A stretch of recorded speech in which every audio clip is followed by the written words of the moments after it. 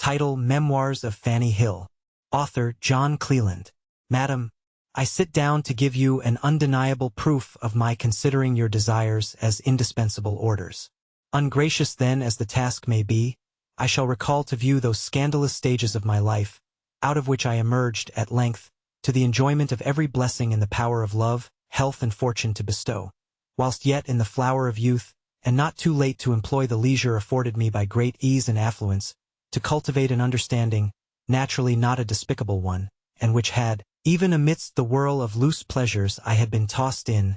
exerted more observation on the characters and manners of the world than what is common to those of my unhappy profession,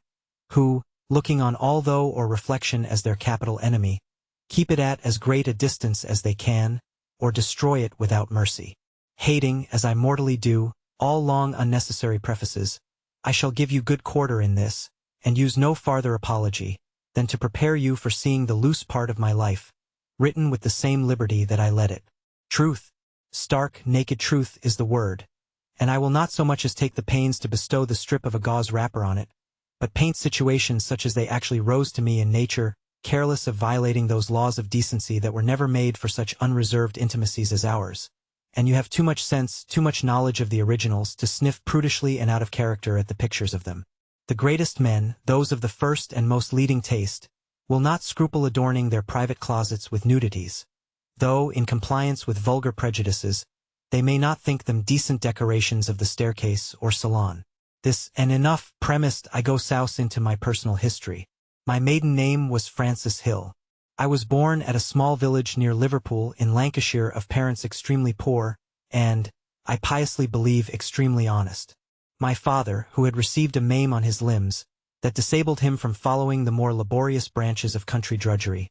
got, by making nets, a scanty subsistence, which was not much enlarged by my mother's keeping a little day school for the girls in her neighborhood. They had had several children, but none lived to any age except myself, who had received from nature a constitution perfectly healthy. My education, till past 14, was no better than very vulgar.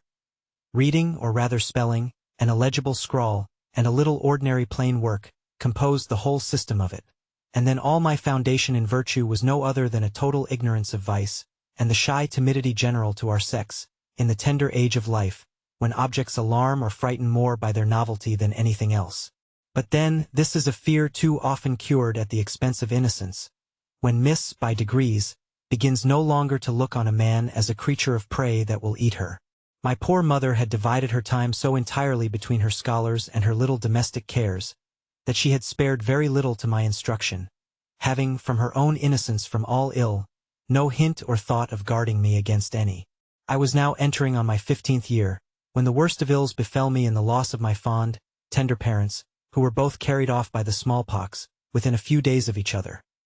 My father dying first, and thereby by hastening the death of my mother, so that I was now left an unhappy friendless orphan, for my father's coming to settle there was accidental, he being originally a Kentisserman. That cruel distemper which had proved so fatal to them, had indeed seized me, but with such mild and favorable symptoms, that I was presently out of danger, and what then I did not know the value of, was entirely unmarked. I skip over here an account of the natural grief and affliction which I felt on this melancholy occasion. A little time and the giddiness of that age dissipated too soon my reflections on that irreparable loss, but nothing contributed more to reconcile me to it, than the notions that were immediately put into my head of going to London, and looking out for a service in which I was promised all assistance and advice from one Esther Davis, a young woman that had beer down to see her friends, and who, after the stay of a few days, was returned to her place. As I had now nobody left alive in the village who had concern enough about what should become of me, to start any objections to this scheme, and the woman who took care of me after my parents' death rather encouraged me to pursue it, I soon came to a resolution of making this launch into the wide world, by repairing to London in order to seek my fortune, a phrase which, by the by, has ruined more adventurers of both sexes, from the country, than ever it made or advanced. Nor did Esther Davis a little comfort and inspirit me to venture with her, by piquing my childish curiosity with the fine sights that were to be seen in London. The tombs, the lions, the king, the royal family, the fine plays and operas, and, in short, all the diversions which fell within her sphere of life to come at. The detail of all which perfectly turned the little head of me. Nor can I remember, without laughing, the innocent admiration, not without a spice of envy, with which we poor girls, whose church-going clothes did not rise above dowlas shifts and stuff gowns, beplaced with silver, all which we imagined grew in London, and entered for a great deal into my determination of trying to come in for my share of them. The idea, however, of having the company of a townswoman with her, was the trivial, and all the motives that engaged Esther to take charge of me during my journey to town, where she told me, after the manner and style, as how several maids out of the country had made themselves and all their kind forever, that by preserving their virtue, some had taken so with their masters, that they had married them and kept them coaches, and lived vastly grand and happy, and some, mayhap, came to be duchesses. Luck was all, and why not I, as well as another? With other almanacs to this purpose, which set me a tiptoe to begin this promising journey, and to leave a place which, though my native one, contained no relations that I had reason to regret, and was grown insupportable to me, from the change of the tenderest usage into a cold air of charity, with which I was entertained, even at the only friend's house that I had the least expectation of care and protection from. She was, however, so just to me, as to manage the turning into money the little matters that remained to me after the debts and burial charges were allowed for, and, at my departure, put my whole fortune into my hands, which consisted of a very slender wardrobe, packed up in a very portable box, and 8 guineas, with 17 shillings in silver, stowed in a spring pouch, which was a greater treasure than I ever had seen together, and which I could not conceive there was a possibility of running out. And indeed, I was so entirely taken up with the joy of seeing myself mistress of such an immense sum,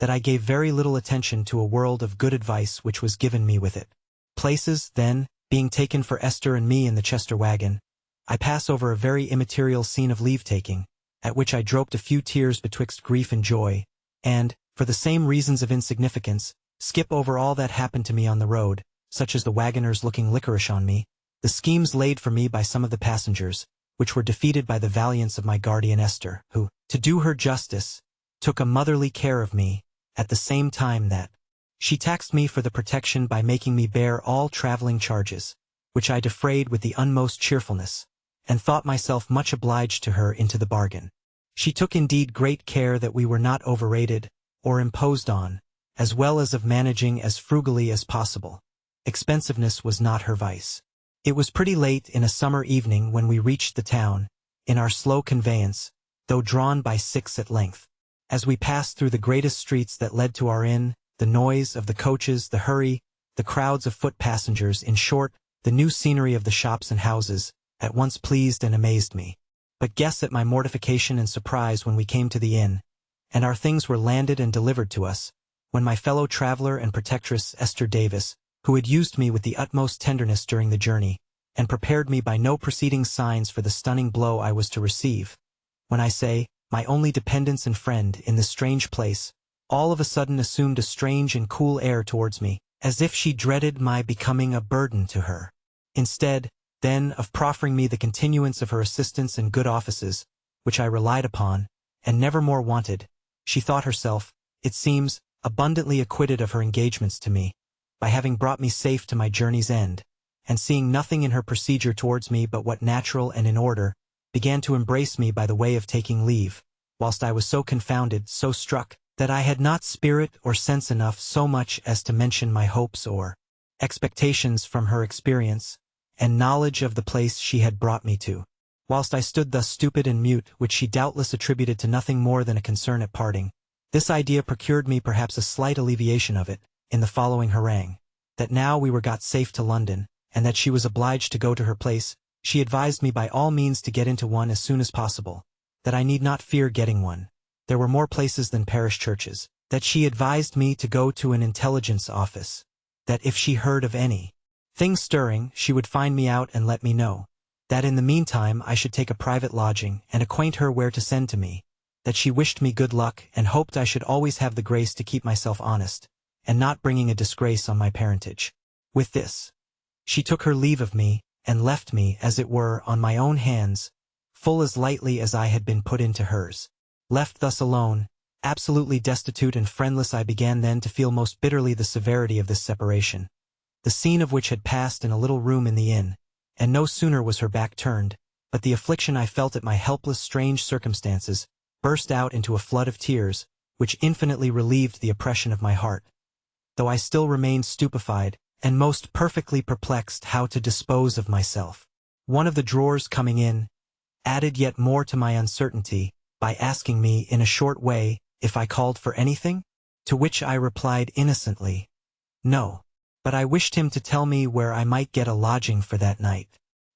He said he would go and speak to his mistress, who accordingly came and told me drily, without entering in the least into the distress she saw me in, that I might have a bed for a shilling, and that, as she supposed I had some friends in town, there I fetched a deep sigh in vain, I might provide for myself in the morning. It is incredible what trifling consolations the human mind will seize in its greatest afflictions. The assurance of nothing more than a bed to lie on that night calmed my agonies, and being ashamed to acquaint the mistress of the inn that I had no friends to apply to in town, I proposed to myself to proceed, the very next morning, to an intelligence office, to which I was furnished with written directions on the back of a ballad Esther had given me. There I counted on getting information of any place that such a country girl as I might be fit for, and where I could get into any sort of being before my little stock should be consumed. And as to a character, Esther had often repeated to me that I might depend on her managing me one. Nor, however affected I was at her leaving me thus, did I entirely cease to rely on her, as I began to think, good-naturedly, that her procedure was all in course, and that was only my ignorance of life that had made me take it in the light I at first did. Accordingly, the next morning I dressed myself as clean and as neat as my rustic wardrobe would permit me, and having left my box with special recommendation with the landlady, I ventured out by myself, and without any more difficulty than can be supposed of a young country girl, barely 15, and to whom every sign or shop was a gazing trap, I got to the wished-for intelligence office. It was kept by an elderly woman, who sat at the receipt of custom, with a book before her in great form and order, and several scrolls made out of directions for places. I made up then to this important personage, without lifting up my eyes or observing any of the people round me, who were attending there on the same errand as myself, and dropping her curtsies 9 deep, just made a shift to stammer out my business to her. Madame heard me out with all the gravity and brow of a petty minister of state, and seeing at one glance over my figure what I was, made me no answer, but to ask me the preliminary shilling, on receipt of which she told me places for women too slight built for hard work, but that she would look over her book and see what was to be done for me, desiring me to stay a little, till she had dispatched some other customers. On this I drew back a little, most heartily mortified at a declaration which carried with it a killing uncertainty, that my circumstances could not well endure. Presently, assuming more courage and seeking some diversion from my uneasy thoughts, I ventured to lift up my head a little, and sent my eyes on a course round the room, where they met full tilt with those of a lady, for such my extreme innocence pronounced her, sitting in a corner of the room, dressed in a velvet mantle in the midst of summer, with her bonnet off, squat, fat, red-faced, and at least 50. She looked as if she would devour me with her eyes, staring at me from head to foot, without the least regard to the confusion and blushes her eyeing me so fixedly put me to, and which were to her, no doubt, the strongest recommendation and marks of my being fit for her purpose. After a little time, in which my air, person and whole figure had undergone a strict examination, which I had, on my part, tried to render favorable to me, by primming, drawing up my neck, and setting my best looks, she advanced and spoke to me with the greatest demureness. "Sweetheart, do you want a place?" "Yes, and please you," with a curtsy down to the ground. Upon this she acquainted me she was actually come to the office herself, to look out for a servant, that she believed I might do with a little of her instruction, that she could take my very looks for a sufficient character, that London was a very wicked, vile place, that she hoped I would be tractable and keep out of bad company. In short, she said all to me that an old experienced practitioner in town could think of, and which was much more than was necessary to take in an artless, inexperienced country maid, who was even afraid of becoming a wanderer about the streets, and therefore gladly jumped at the first offer of a shelter, especially from so grave and matron-like a lady, for such my flattering fancy assured me this new mistress of mine was, I being actually hired under the nose of the good woman that kept the office, whose shrewd smiles and shrugs I could not help observing, and innocently interpreted them as marks of being pleased at my getting into place so soon. But, as I afterwards came to know, these beldams understood one another very well, and this was a market where Mrs. Brown, my mistress, frequently attended, on the watch for any fresh goods that might offer there, for the use of her customers and her own profit. Madame was, however, so well pleased with her bargain that, fearing, I presume, lest better advice or some accident might occasion my slipping through her fingers, she would officiously take me in a coach to my inn, where, calling herself for my box, it was, I being present, delivered without the least scruple or explanation as to where I was going. This being over, she bid the coachman drive to a shop in St. Paul's churchyard, where she bought a pair of gloves, which she gave me, and thence renewed her directions to the coachman to drive to her house in Street, who accordingly landed us at the door, after I had been cheered up and entertained by the way with the most plausible flams, without one syllable from which I could conclude anything but that I was, by the greatest luck, fallen into the hands of kindest mistress, not to say friend, that the vast world could afford, and accordingly I entered her doors with most complete confidence and exultation, promising myself that, as soon as I could be a little settled, I would acquaint Esther Davis with my rare good fortune. You may be sure the good opinion of my place was not lessened by the appearance of a very handsome back parlor, into which I was led and which seemed to me magnificently furnished, who had never seen better rooms than the ordinary ones in inns upon the road. There were 2 gilt pier glasses, and a buffet on which a few pieces of plate, set out to the most dazzled, and altogether persuaded me that I must be got into a very reputable family. Here my mistress first began her part, with telling me that I must have good spirits, and learn to be free with her, that she had not taken me to be a common servant, to do domestic drudgery, but to be a kind of companion to her, and that if I would be a good girl, she would do more than 20 mothers for me, to all which I answered only by the profoundest and the awkwardest curtsies, and a few monosyllables such as yes, no, to be sure. Presently my mistress touched the bell, and in came a strapping maidservant, who had let us in. "Here, Martha," said Mrs. Brown, "I have just hired this young woman to look after my linen. So step up and show her her chamber, and I charge you to use her with as much respect as you would myself, for I have taken a prodigious liking to her, and I do not know what I shall do for her." Martha, who was an archjade and, being used to this decoy, had her cue perfect, made me a kind of half curtsy, and asked me to walk up with her, and accordingly showed me a neat room, 2 pair of stairs backwards, in which there was a handsome bed, where Martha told me I was to lie with a young gentlewoman, a cousin of my mistress, who she was sure would be vastly good to me. Then she ran out into such affected encomiums on her good mistress, her sweet mistress, and how happy I was to light upon her, and that I could not have bespoke a better, with other the like gross stuff, such as would itself have started suspicions in any but such an unpractised simpleton, who was perfectly new to life, and who took every word she said in the very sense she laid out for me to take it. But she readily saw what a penetration she had to deal with, and measured me very rightly in her manner of whistling to me, so as to make me pleased with my cage, and blind to the wires. In the midst of these false explanations of the nature of my future service, we were rung for down again, and I was reintroduced into the same parlor, where there was a table laid with 3 covers, and my mistress had now got with her one of her favorite girls, a notable manager of her house, and whose business it was to prepare and break such young fillies as I was to the mounting block, and she was accordingly, in that view, allotted me for a bedfellow, and, to give her the more authority, she had the title of cousin conferred on her by the venerable president of this college. Here I underwent a second survey, which ended in the full approbation of Mrs. Phoebe Ayres, the name of my tutoress elect, to whose care and instruction I was affectionately recommended. Dinner was now set on table, and in pursuance of treating me as a companion, Mrs. Brown, with a tone to cut off all dispute, soon overruled my most humble and most confused protestations against sitting down with her ladyship, which my very short breeding just suggested to me could not be right, or in the order of things. At table, the conversation was chiefly kept up by the 2 madams and carried on in double-meaning expressions, interrupted every now and then by kind assurances to me, all tending to confirm and fix my satisfaction with my present condition. Augment it they could not, so very a novice was I then. It was here agreed that I should keep myself up and out of sight for a few days, till such clothes could be procured for me as were fit for the character I was to appear in, of my mistress's companion, observing withal, that on the first impressions of my figure much might depend, and, as they rightly judged, the prospect of exchanging my country clothes for London finery made the clause of confinement digest perfectly well with me. But the truth was, Mrs. Brown did not care that I should be seen or talked to by any, either of her customers or her does, as they called the girls provided for them, till she secured a good market for my maidenhead, which I had at least all the appearances of having brought into her ladyship's service. To slip over minutes of no importance to the main of my story,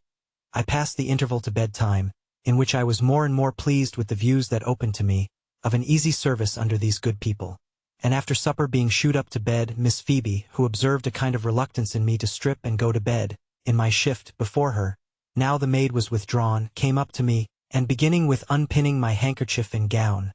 soon encouraged me to go on with undressing myself, and, blushing at now seeing myself naked to my shift, I hurried to get under the bedclothes out of sight. Phoebe laughed, and was not long before she placed herself by my side. She was about 25 by her most suspicious account, in which, according to all appearances, she must have sunk at least 10 good years. Allowance, too, being made for the havoc which a long course of hackneyship and hot waters must have made of her constitution, and which had already brought on, upon the spur, that stale stage in which those of her profession are reduced to think of showing company, instead of seeing it. No sooner then was this precious substitute of my mistress laid down, but she, who was never out of her way when any occasion of lewdness presented itself, turned to me, embraced and kissed me with great eagerness. This was new, this was odd, but imputing it to nothing but pure kindness, which, for aught I knew, it might be the London way to express in that manner,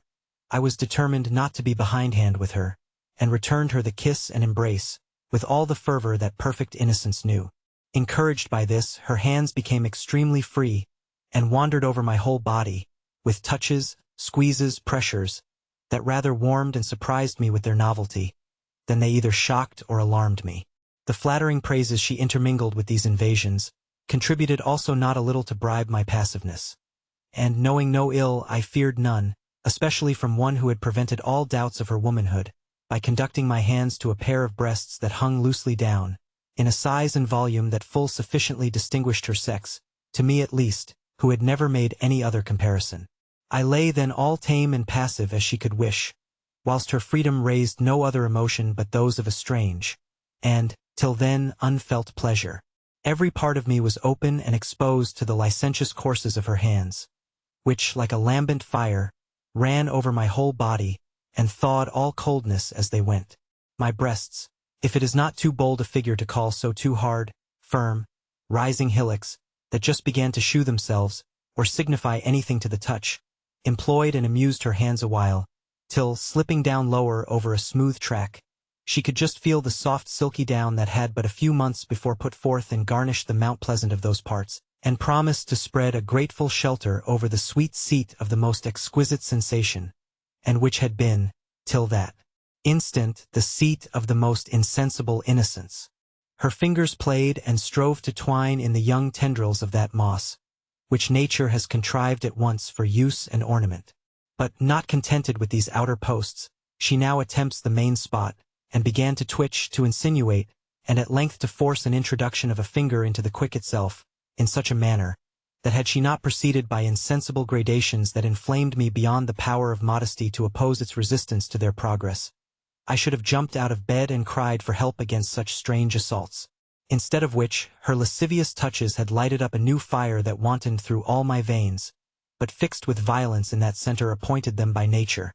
where the first strange hands were now busied in feeling, squeezing, compressing the lips, then opening them again with a finger between, till an O expressed her hurting me, where the narrowness of the unbroken passage refused it entrance to any depth. In the meantime, the extension of my limbs, languid stretching, sighs, short heavings, all conspired to assure that experienced wanton that I was more pleased than offended at her proceedings,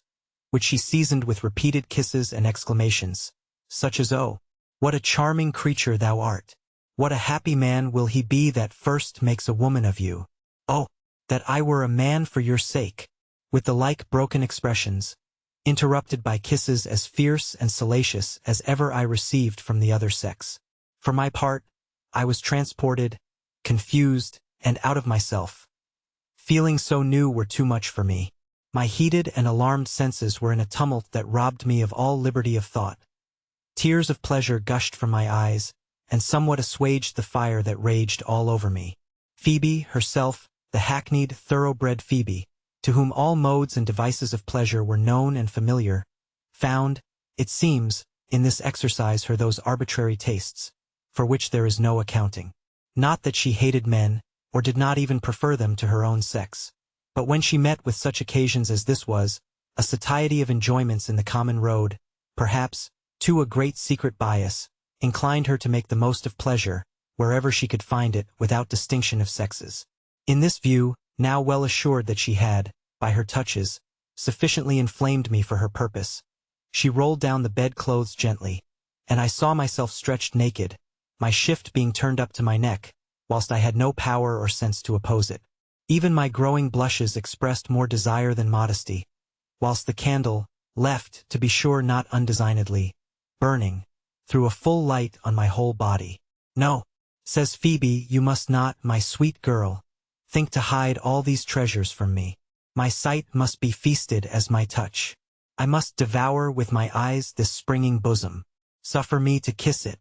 I have not seen it enough. Let me kiss it once more. What firm, smooth white flesh is here. How delicately shaped. Then this delicious down. Oh, let me view the small, dear, tender cleft. This is too much. I cannot bear it. I must. Here she took my hand, and in a transport carried it where you will easily guess. But what a difference in the state of the same thing. A spreading thicket of bushy curls marked the full-grown, complete woman. Then the cavity to which she guided my hand easily received it, and as soon as she felt it within her, she moved herself to and fro with so rapid a friction, that I presently withdrew it, wet and clammy, when instantly Phoebe grew more composed, after 2 or 3 sighs and heart-fetched ohs, and giving me a kiss that seemed to exhale her soul through her lips, she replaced the bedclothes over us. What pleasure she had found I will not say. But this I know, that the first sparks of kindling nature, the first ideas of pollution, were caught by me that night, and that the acquaintance and communication with the bad of our sex is often as fatal to innocence as all the seductions of the other. But to go on. When Phoebe was restored to that calm, which I was far from the enjoyment of myself, she artfully sounded me on all the points necessary to govern the designs of my virtuous mistress on me, and by my answers, drawn from pure undissembled nature, she had no reason but to promise herself all imaginable success, so far as it depended on my ignorance, easiness, and warmth of constitution. After a sufficient length of dialogue, my bedfellow left me to my rest, and I fell asleep, through pure weariness, from the violent emotions I had been led into, when nature, which had been too warmly stirred and fermented to subside without allaying by some means or other, relieved me by one of those luscious dreams, the transports of which are scarce inferior to those of waking real action. In the morning I awoke about 10, perfectly gay and refreshed. Phoebe was up before me, and asked me in the kindest manner how I did, how I had rested, and if I was ready for breakfast, carefully, at the same time, avoiding to increase the confusion she saw I was in, at looking her in the face, by any hint of the night's bed scene. I told her if she pleased I would get up, and begin any work she would be pleased to set me about. She smiled. Presently the maid brought in the tea equipage, and I just huddled my clothes on, when in waddled my mistress. I expected no less than to be told of, if not chid for, my late rising, when I was most agreeably disappointed by her compliments on my pure and fresh looks. I was a bud of beauty, this was her style, and how vastly all the fine men would admire me, to all which my answers did not, I can assure you, wrong my breeding. They were as simple and silly as they could wish, and, no doubt, flattered them infinitely more than had they proved me enlightened by education and a knowledge of the world. We breakfasted, and the tea things were scarce removed, when in were brought 2 bundles of linen and wearing apparel. In short, all the necessaries for rigging me out, as they termed it, completely. Imagine to yourself, madam, how my little coquette heart fluttered with joy at the sight of a white lute-string, flowered with silver, scoured indeed, but passed on me for spick and span new, a Brussels lace cap, braid shoes, and the rest in proportion, all second-hand finery, and procured instantly for the occasion, by the diligence and industry of the good Mrs. Brown, who had already a chapman for me in the house, before whom my charms were to pass in review. For he had not only, in course, insisted on a previous sight of the premises, but also on immediate surrendering to him in case of his agreeing for me, concluding very wisely that such a place as I was in was of the hottest to trust the keeping of such a perishable commodity in as a maidenhead. The care of dressing and tricking me out for the market was then left to Phoebe, who acquitted herself, if not well, at least perfectly to the satisfaction of everything but my impatience of seeing myself dressed. When it was over and I viewed myself in the glass, I was no doubt too natural, too artless, to hide my childish joy at the change. A change in the real truth, for much the worse, since I must have much better become the neat, easy simplicity of my rustic dress than the awkward, untoward, tawdry finery that I could not conceal my strangeness to. Phoebe's compliments, however, in which her own share in dressing me was not forgot, did not a little confirm me in the first notions I had ever entertained concerning my person, which, be it said without vanity, was then tolerable to justify a taste for me, and of which it may not be out of place here to sketch you an unflattered picture. I was tall, yet not too tall for my age, which, as I before remarked, was barely turned to 15. My shape perfectly straight, thin-waisted, and light and free without owing anything to stays. My hair was a glossy auburn, and as soft as silk, flowing down my neck in natural curls, and did not a little to set off the whiteness of a smooth skin. My face was rather too ruddy, though its features were delicate, and the shape was a roundish oval, except where a pit on my chin had far from a disagreeable effect. My eyes were as black as can be imagined, and rather languishing than sparkling, except on certain occasions, when I have been told they struck fire fast enough. My teeth, which I ever carefully preserved, were small, even and white. My bosom was finely raised, and one might then discern rather the promise than the actual growth of the round, firm breast, that in a little time made that promise good. In short, all the points of beauty that are most universally in request, I had, or at least my vanity forbid me to appeal from the decision of our sovereign judges the men, who all that I ever knew at last, gave it thus highly in my favor, and I met with, even in my own sex, some that were above denying me that justice, whilst others praised me yet more unsuspectedly, by endeavoring to detract from me, in points of person and figure that I obviously excelled in. This is, I own, too strong of self-praise, but I should be ungrateful to nature, and to a form to which I owe such singular blessings of pleasure and fortune, were I to suppress, through an affectation of modesty, the mention of such valuable gifts. Well then, dressed I was, and little did it then enter into my head that all this gay attire was no more than decking the victim out for sacrifice, whilst I innocently attributed all to mere friendship and kindness in the sweet good Mrs. Brown, who, I was forgetting to mention, had, under pretence of keeping my money safe, got from me, without the least hesitation, the driblet, so I now call it, which remained to me after the expenses of my journey. After some little time most agreeable I spent before the glass, in scarce self-admiration, since my new dress had by much the greatest share in it, I was sent for down to the parlor, where the old lady saluted me, and wished me joy of my new clothes, which she was not ashamed to say, fitted me as if I had worn nothing but the finest all my lifetime.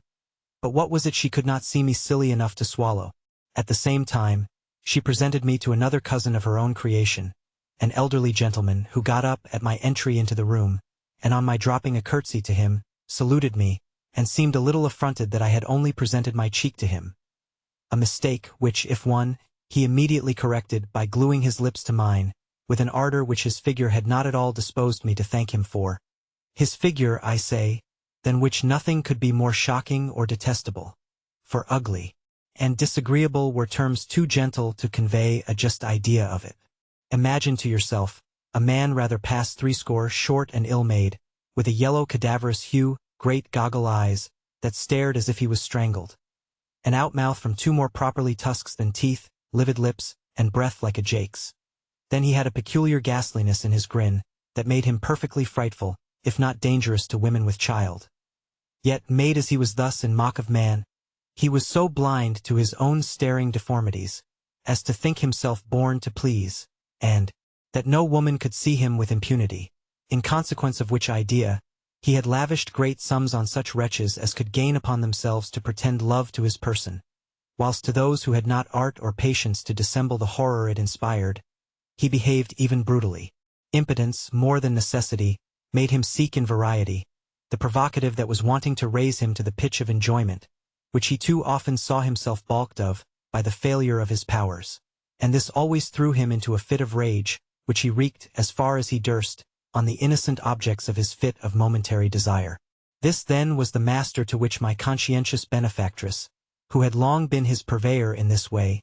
had doomed me, and sent for me down purposely for his examination. Accordingly she made me stand up before him, turned me round, unpinned my handkerchief, remarked to him the rise and fall, the turn and whiteness of a bosom just beginning to fill,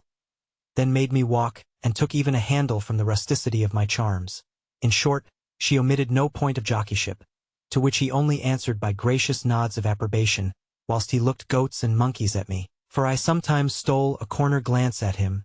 and encountering his fiery, eager stare, looked another way from pure horror and affright, which he, characteristically, attributed to nothing more than maiden modesty, or at least the affectation of it. However, I was soon dismissed and reconducted to my room by Phoebe, who stuck close to me, not leaving me alone, and at leisure to make such reflections as might naturally rise to anyone, not an idiot, on such a scene as I had just gone through. But to my shame be it confessed, that just was my invincible stupidity, or rather portentous innocence, that I did not yet open my eyes to Mrs. Brown's designs, and saw nothing in this titular cousin of hers but a shockingly hideous person, which did not at all concern me, unless that my gratitude for my benefactress made me extend my respect to all her cousinhood. Phoebe, however, began to sift the state and pulses of my heart toward this monster, asking me how I should approve of such a fine gentleman for a husband. Fine gentleman, I suppose she called him, from his being daubed with lace. I answered her very naturally, that I had no thoughts of a husband, but that if I was to choose one, it should be among my own degree, sure. So much had my aversion to that wretch's hideous figure indisposed me to all fine gentlemen, and confounded my ideas, as if those of that rank had been necessarily cast in the same mold that he was. But Phoebe was not to be put off so, but went on with her endeavors to melt and soften me for the purposes of my reception into that hospitable house. And whilst she talked of the sex in general, she had no reason to despair of a compliance, which more than one reason showed her would be easily enough obtained of me. But then she had too much experience not to discover that my particular fixed aversion to that frightful cousin would be a block not so readily to be removed,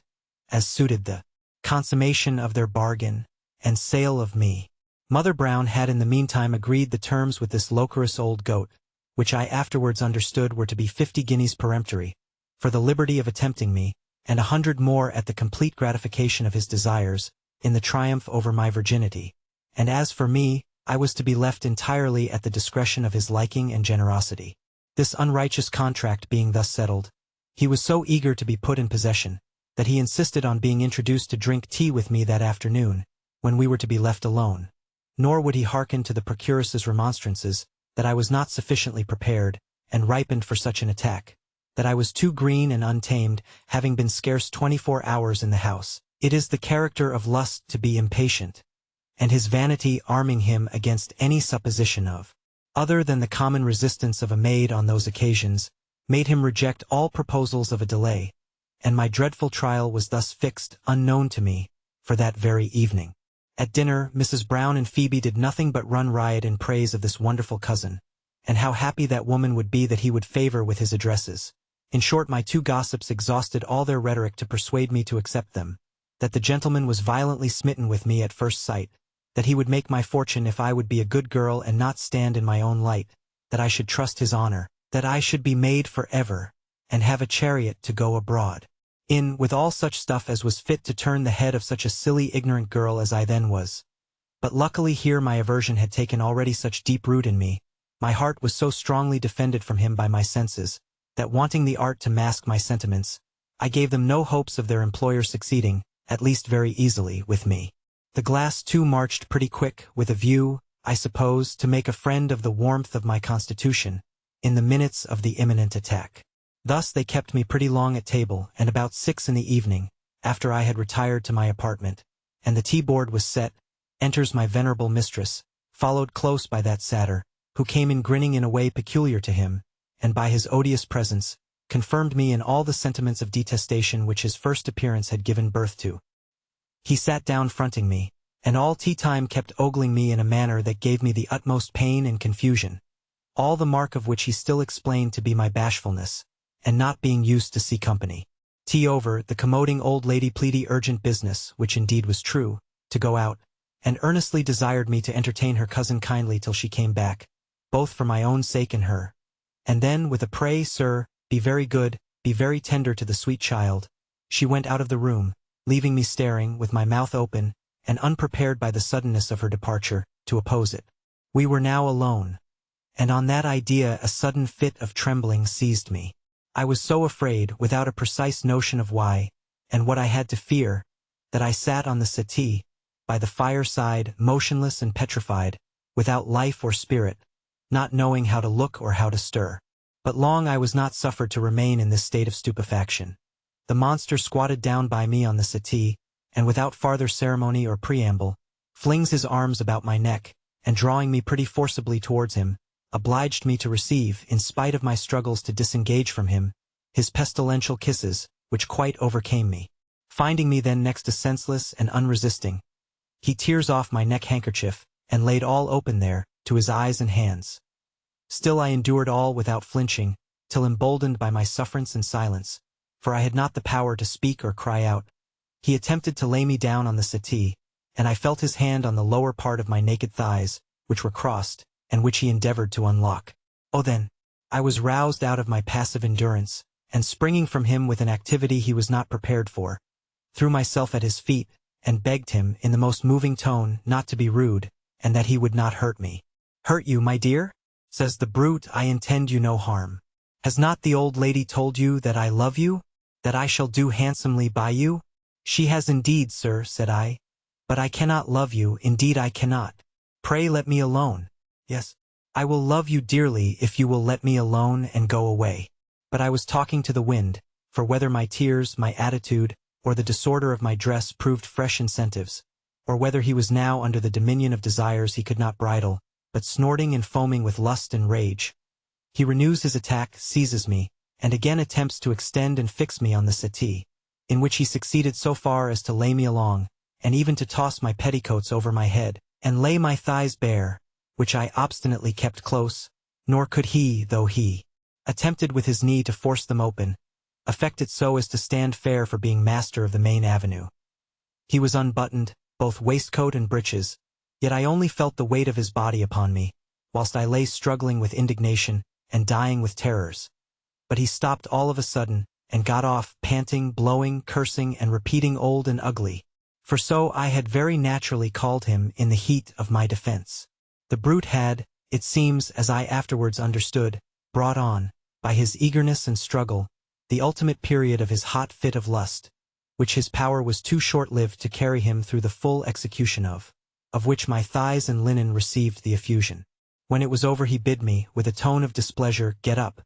that he would not do me the honor to think of me any more, that the old B.H. might look out for another cully, that he would not be fooled so by ever a country mock modesty in England, that he supposed I had left my maidenhead with some hobnail in the country, and was come to dispose of my skim-milk in town with a volley of the like abuse, which I listened to with more pleasure than ever fond woman did to protestations of love from her darling minion. For, incapable as I was of receiving any addition to my perfect hatred and aversion to him, I looked on this railing as my security against his renewing his most odious caress. Yet, plain as Mrs. Brown's views were now come out, I had not the heart or spirit to open my eyes to them. Still I could not part with my dependence on that beldam, so much did I think myself hers, soul and body, or rather, I sought to deceive myself with the continuation of my good opinion of her, and choose to wait the worst at her hands, sooner than be turned out to starve in the streets, without a penny of money or a friend to apply to. These fears were my folly. While this confusion of ideas was passing in my head, and I sat pensively by the fire, with my eyes brimming with tears, my neck still bare, and my cap fallen off in the struggle, so that my hair was in the disorder you may guess, the villain's lust began, I suppose, to be again in flow, at the sight of all that bloom of youth which presented itself to his view, a bloom yet unenjoyed, and of course not yet indifferent to him. After some pause, he asked me with a tone of voice mightily softer, whether I would make it up with him before the old lady returned, and all should be well.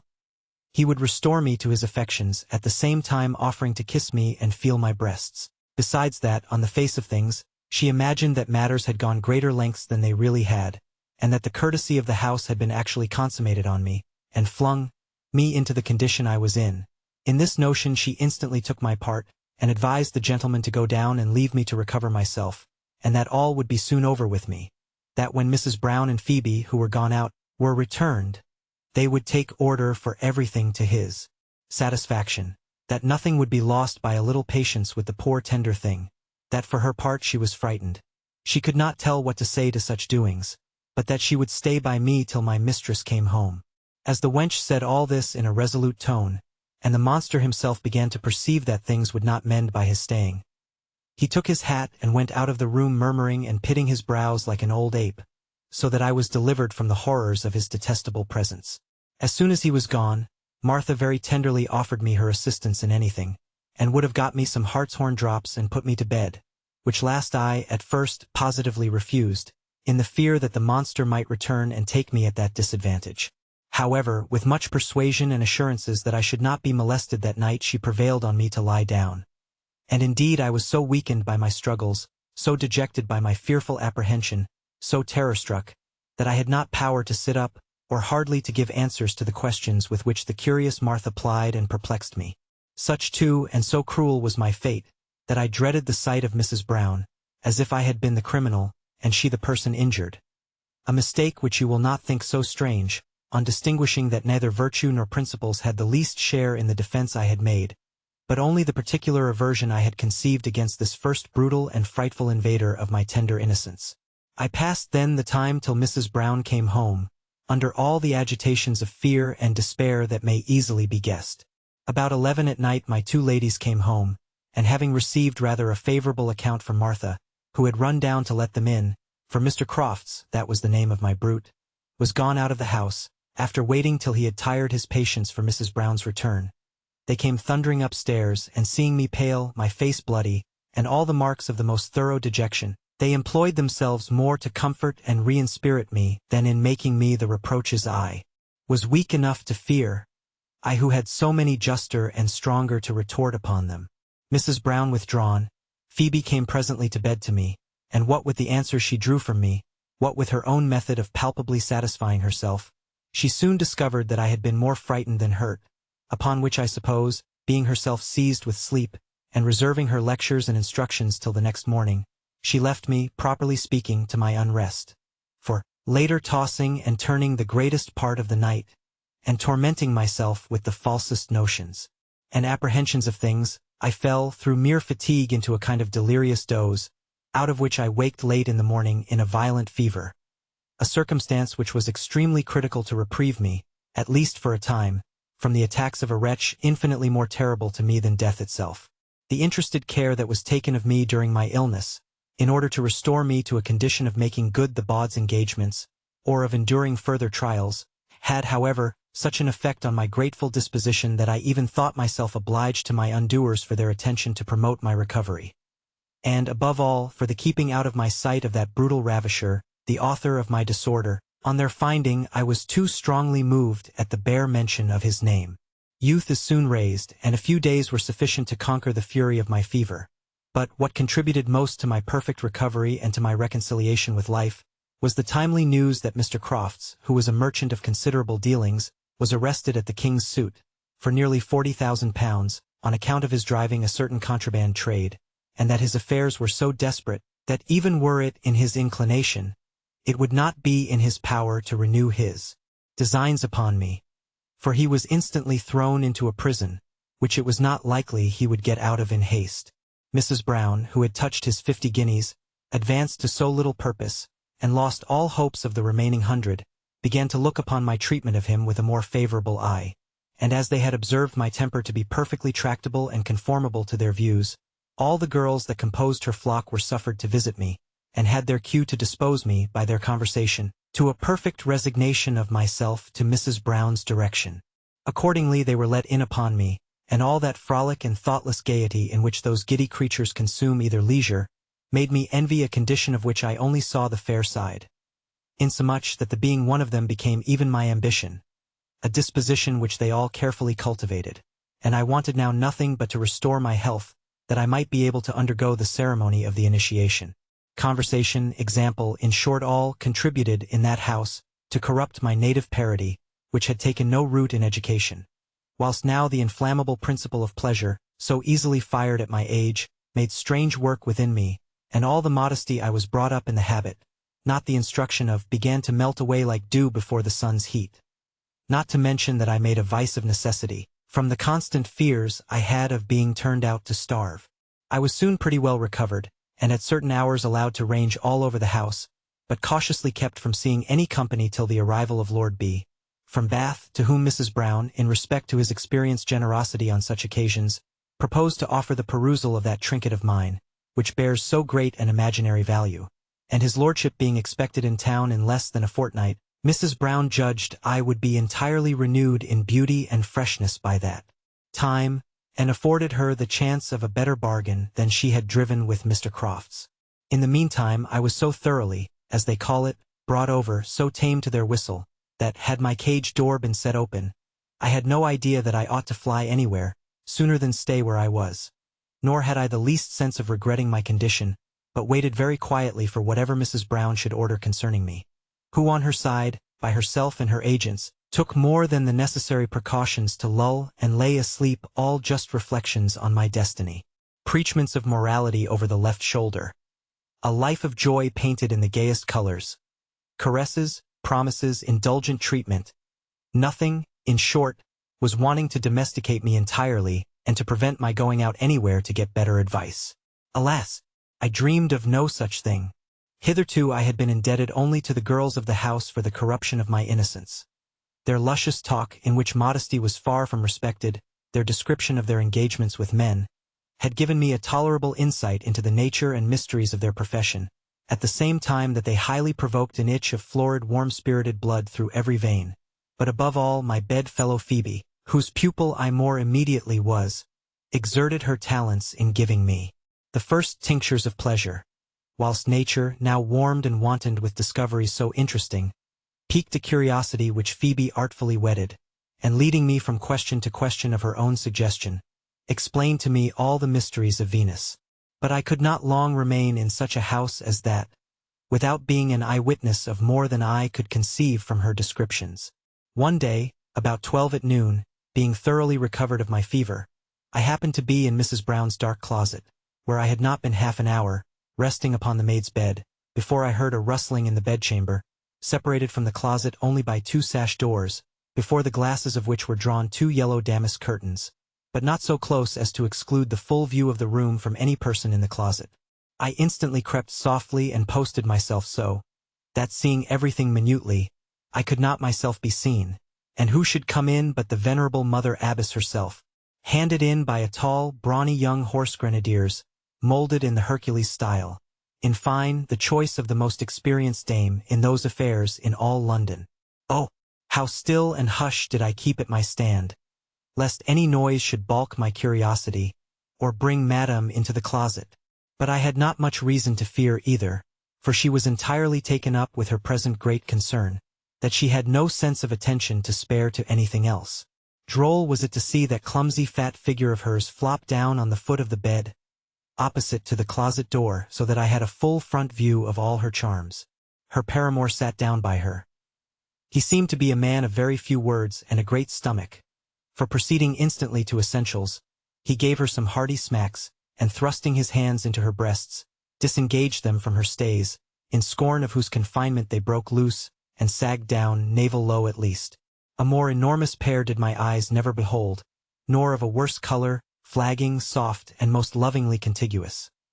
Yet such as they were, this great beef-eater seemed to paw them with a most unenviable lust, seeking in vain to confine or cover one of them with a hand scarce less than a shoulder of mutton. After toying with them thus some time, as if they had been worth it, he laid her down pretty briskly, and canting up her petticoats, made barely a mask of them to her broad red face, that blushed with nothing but brandy. As he stood on one side, unbuttoning his waistcoat and breeches, her fat brawny thighs hung down, and the whole greasy landscape lay fairly open to my view. A wide open-mouthed gap, overshaded with a grizzly bush, seemed held out like a beggar's wallet for its provision. But I soon had my eyes called off by a more striking object that entirely engrossed them. Her sturdy stallion had now unbuttoned, and produced naked, stiff and erect, that wonderful machine, which I had never seen before, and which, for the interest my own seat of pleasure began to take furiously in it, I stared at with all the eyes I had. However, my senses were too much flurried, too much concentred in that now burning spot of mine, to observe anything more than in general the make and turn of that instrument, from which the instinct of nature, yet more than all I had heard of it, now strongly informed me I was to expect that supreme pleasure which she had placed in the meeting of those parts so admirably fitted for each other. Long, however, the young spark did not remain before giving it 2 or 3 shakes, by way of brandishing it. He threw himself upon her, and his back being now towards me, I could only take his being engulfed for granted, by the directions he moved in, and the impossibility of missing so staring a mark. And now the bed shook, the curtains rattled so that I could scarce hear the sighs and murmurs, the heaves and pantings that accompanied the action, from the beginning to the end, the sound and sight of which thrilled to the very soul of me, and made every vein of my body circulate liquid fires. The emotion grew so violent that it almost intercepted my respiration. Prepared then, and disposed as I was by the discourse of my companions, and Phoebe's minute detail of everything, no wonder that such a sight gave the last dying blow to my native innocence. Whilst they were in the heat of the action, guided by nature only, I stole my hand up my petticoats, and with fingers on fire, seized and yet more inflamed that center of all my senses. My heart palpitated, as if it would force its way through my bosom. I breathed with pain.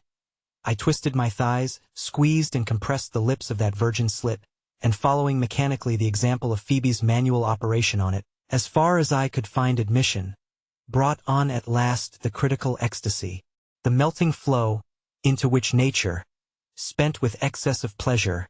dissolves and dies away, after which, my senses recovered coolness enough to observe the rest of the transaction between this happy pair. The young fellow had just dismounted, when the old lady immediately sprung up, with all the vigor of youth, derived, no doubt, from her late refreshment,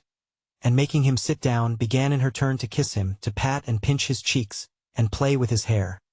all which he received with an air of indifference and coolness that showed him to be much altered from what he was when he first went on to the breach. My pious governess, however, not being above calling in auxiliaries, unlocks a little case of cordials that stood near the bed, and made him pledge her in a very plentiful dram. After which, and a little amorous parley, Madame set herself down upon the same place at the bed's foot, and the young fellow standing sidewise by her, she, with the greatest effrontery imaginable, unbuttons his breeches, and removing his shirt, draws out his affair, so shrunk and diminished, that I could not but. The opportunity, however, did not offer till next morning, for Phoebe did not come to bed till long after I was gone to sleep. As soon then as we were both awake, it was but in course to bring our bed chat to hand, on the subject of my uneasiness, to which a recital of the love scene I had thus, by chance, been spectatress of, served for a preface. Phoebe could not hear it to the end without more than one interruption by peals of laughter, and my ingenuous way of relating matters did not a little heighten the joke to her. But, on her sounding me how the sight had affected me, without mincing or hiding the pleasurable emotions it had inspired me with, I told her at the same time that one remark had perplexed me, and that very considerably. "Ay," says she, "what was that?" "Why," replied I, having very curiously and attentively compared the size of that enormous machine, which did not appear, at least to my fearful imagination, less than my wrist, and at least 3 of my handfuls long, to that of the tender small part of me which was framed to receive it,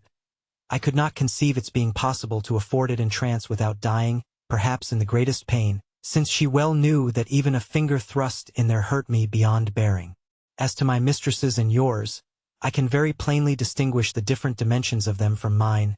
palpable to the touch and visible to the eye, so that, in short, great as the promised pleasure may be, I am afraid of the pain of the experiment. Phoebe at this redoubled her laugh, and whilst I expected a very serious solution of my doubts and apprehensions in this matter, only told me that she never heard of a mortal wound being given in those parts, by that terrible weapon, and that some she knew younger, and as delicately made as myself, had outlived the operation. That she believed, at the worst, I should take a great deal of liking. That true it was, there was a great diversity of sizes in those parts, owing to nature, childbearing, frequent overstretching with unmerciful machines, but that at a certain age and habit of body, even the most experienced in those affairs could not well distinguish between the maid and the woman, supposing too an absence of all artifice, in their natural situation. But that since chance had thrown in my way one sight of that sort, she would procure me another, that should feast my eyes more delicately, and go a great way in the cure of my fears from that imaginary disproportion. On this she asked me if I knew Polly Phillips? "Undoubtedly," says I, "the fair girl which was so tender of me when I was sick, and has been, as you told me, but 2 months in the house. The same, says Phoebe. You must know then, she is kept by a young Genoese merchant, whom his uncle, who is immensely rich, and whose darling he is, on a pretext of settling some accounts, but in reality to humor his inclinations for traveling, and seeing the world. He met casually with this Polly once in company, and taking a liking to her, makes it worth her while to keep entirely to him. He comes to her here twice or thrice a week, and she receives him in the light closet up one pair of stairs, where he enjoys her in a taste, I suppose, peculiar to the heat, or perhaps the caprices of his own country. I say no more, but tomorrow being his day, you shall see what passes between them, from a place only known to your mistress and myself. You may be sure, in the ply I was now taking, I had no objection to the proposal, and was rather a tiptoe for its accomplishments. At 5 in the evening next day, Phoebe, punctual to her promise, came to me as I sat alone in my own room, and beckoned me to follow her. We went down the back stairs very softly, and opening the door of a dark closet, where there was some old furniture kept and some cases of liquor, she drew me in after her and fastened the door upon us. We had no light but what came through a long crevice in the partition between ours and the light closet, where the scene of action lay. So that sitting on those low cases we could, with the greatest ease as well as clearness, see all objects, ourselves unseen, only by applying our eyes. Close to the crevice where the molding of a panel had warped, or started a little on the other side. The young gentleman was the first person I saw, with his back directly towards me, looking at a print. Polly was not yet come. In less than a minute, though, the door opened and she came in, and at the noise the door made he turned about, and come to meet her, with an air of the greatest tenderness and satisfaction. After saluting her, he led her to a coach that fronted us, where they both sat down, and the young Genoese helped her to a glass of wine, with some Naples biscuits on a salver. Presently, when they had exchanged a few kisses and questions in broken English on one side, he began to unbutton and, in fine, stripped unto his shirt,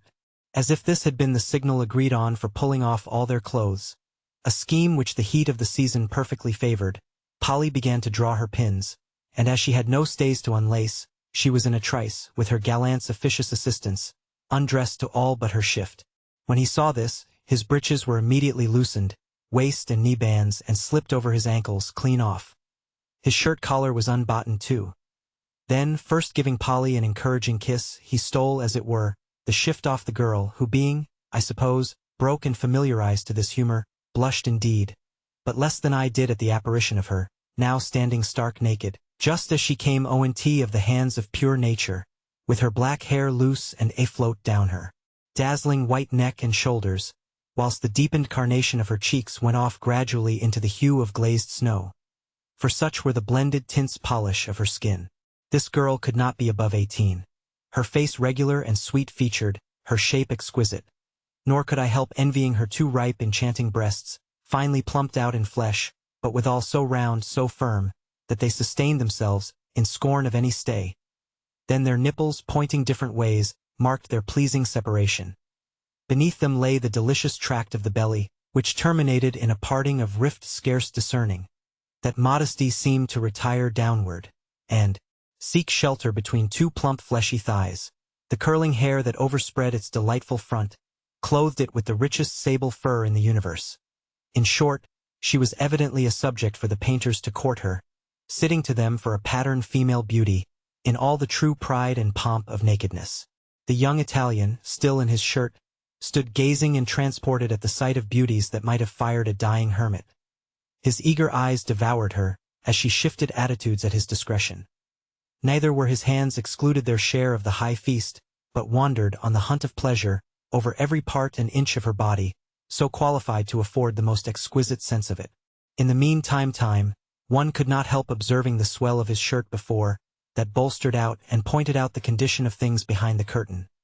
But he soon removed it by slipping his shirt over his head, and now, as to nakedness, they had nothing to reproach one another. The young gentleman, by Phoebe's guess, was about 22, tall and well-limbed. His body was finely formed, and of a most vigorous make, square-shouldered and broad-chested. His face was not remarkable any way, but for a nose inclining to the Roman, eyes large, black, and sparkling, and a ruddiness in his cheeks that was the more a grace. For his complexion was of the brownest, not of that dusky dun color which excludes the idea of freshness, but of that clear olive gloss, which glowing with life, dazzles perhaps less than fairness, and yet pleases more, when it pleases at all. His hair being too short to tie fell no lower than his neck, in short easy curls, and he had a few sprigs about his paps, that garnished his chest in a style of strength and manliness. Then his grand movement, which seemed to rise out of a thicket of curling hair, that spread from the root all over his thighs and belly up to the navel, stood stiff and upright, but of a size to frighten me, by sympathy for the small tender part which was the object of its fury, and which now lay exposed to my fairest view. For he had, immediately on stoppings off his shirt, gently pushed her down on the couch, which stood conveniently to break her willing fall. Her thighs were spread out to their utmost extension, and discovered between them the mark of the sex, the red-centered cleft of flesh, whose lips vermilioning inwards, expressed a small ruby line in sweet miniature, such as guides touch or coloring could never attain to the life or delicacy of. Phoebe, at this, gave me a gentle jog, to prepare me for a whisper question. Whether I thought my little maidenhead was much less, but my attention was too much engrossed, too much enwrapped with all I saw, to be able to give her any answer. By this time the young gentleman had changed her posture from lying breadth to lengthwise on the coach, but her thighs were still spread, and the mark lay fair for him, who now kneeling between them, displayed to us a side view of that fierce erect machine of his, which threatened no less than splitting the tender victim, who lay smiling at the uplifted stroke, nor seemed to decline it. He looked upon his weapon himself with some pleasure, and guiding it with his hand to the inviting slit, drew aside the lips and lodged it after some thrusts, which Polly seemed even to assist about halfway. But there it stuck, I suppose from its growing thickness. He draws it again, and just wetting it with spittle re-enters, and with ease sheathed it now up to the hilt, at which Polly gave a deep sigh, which was quite another tone than one of pain.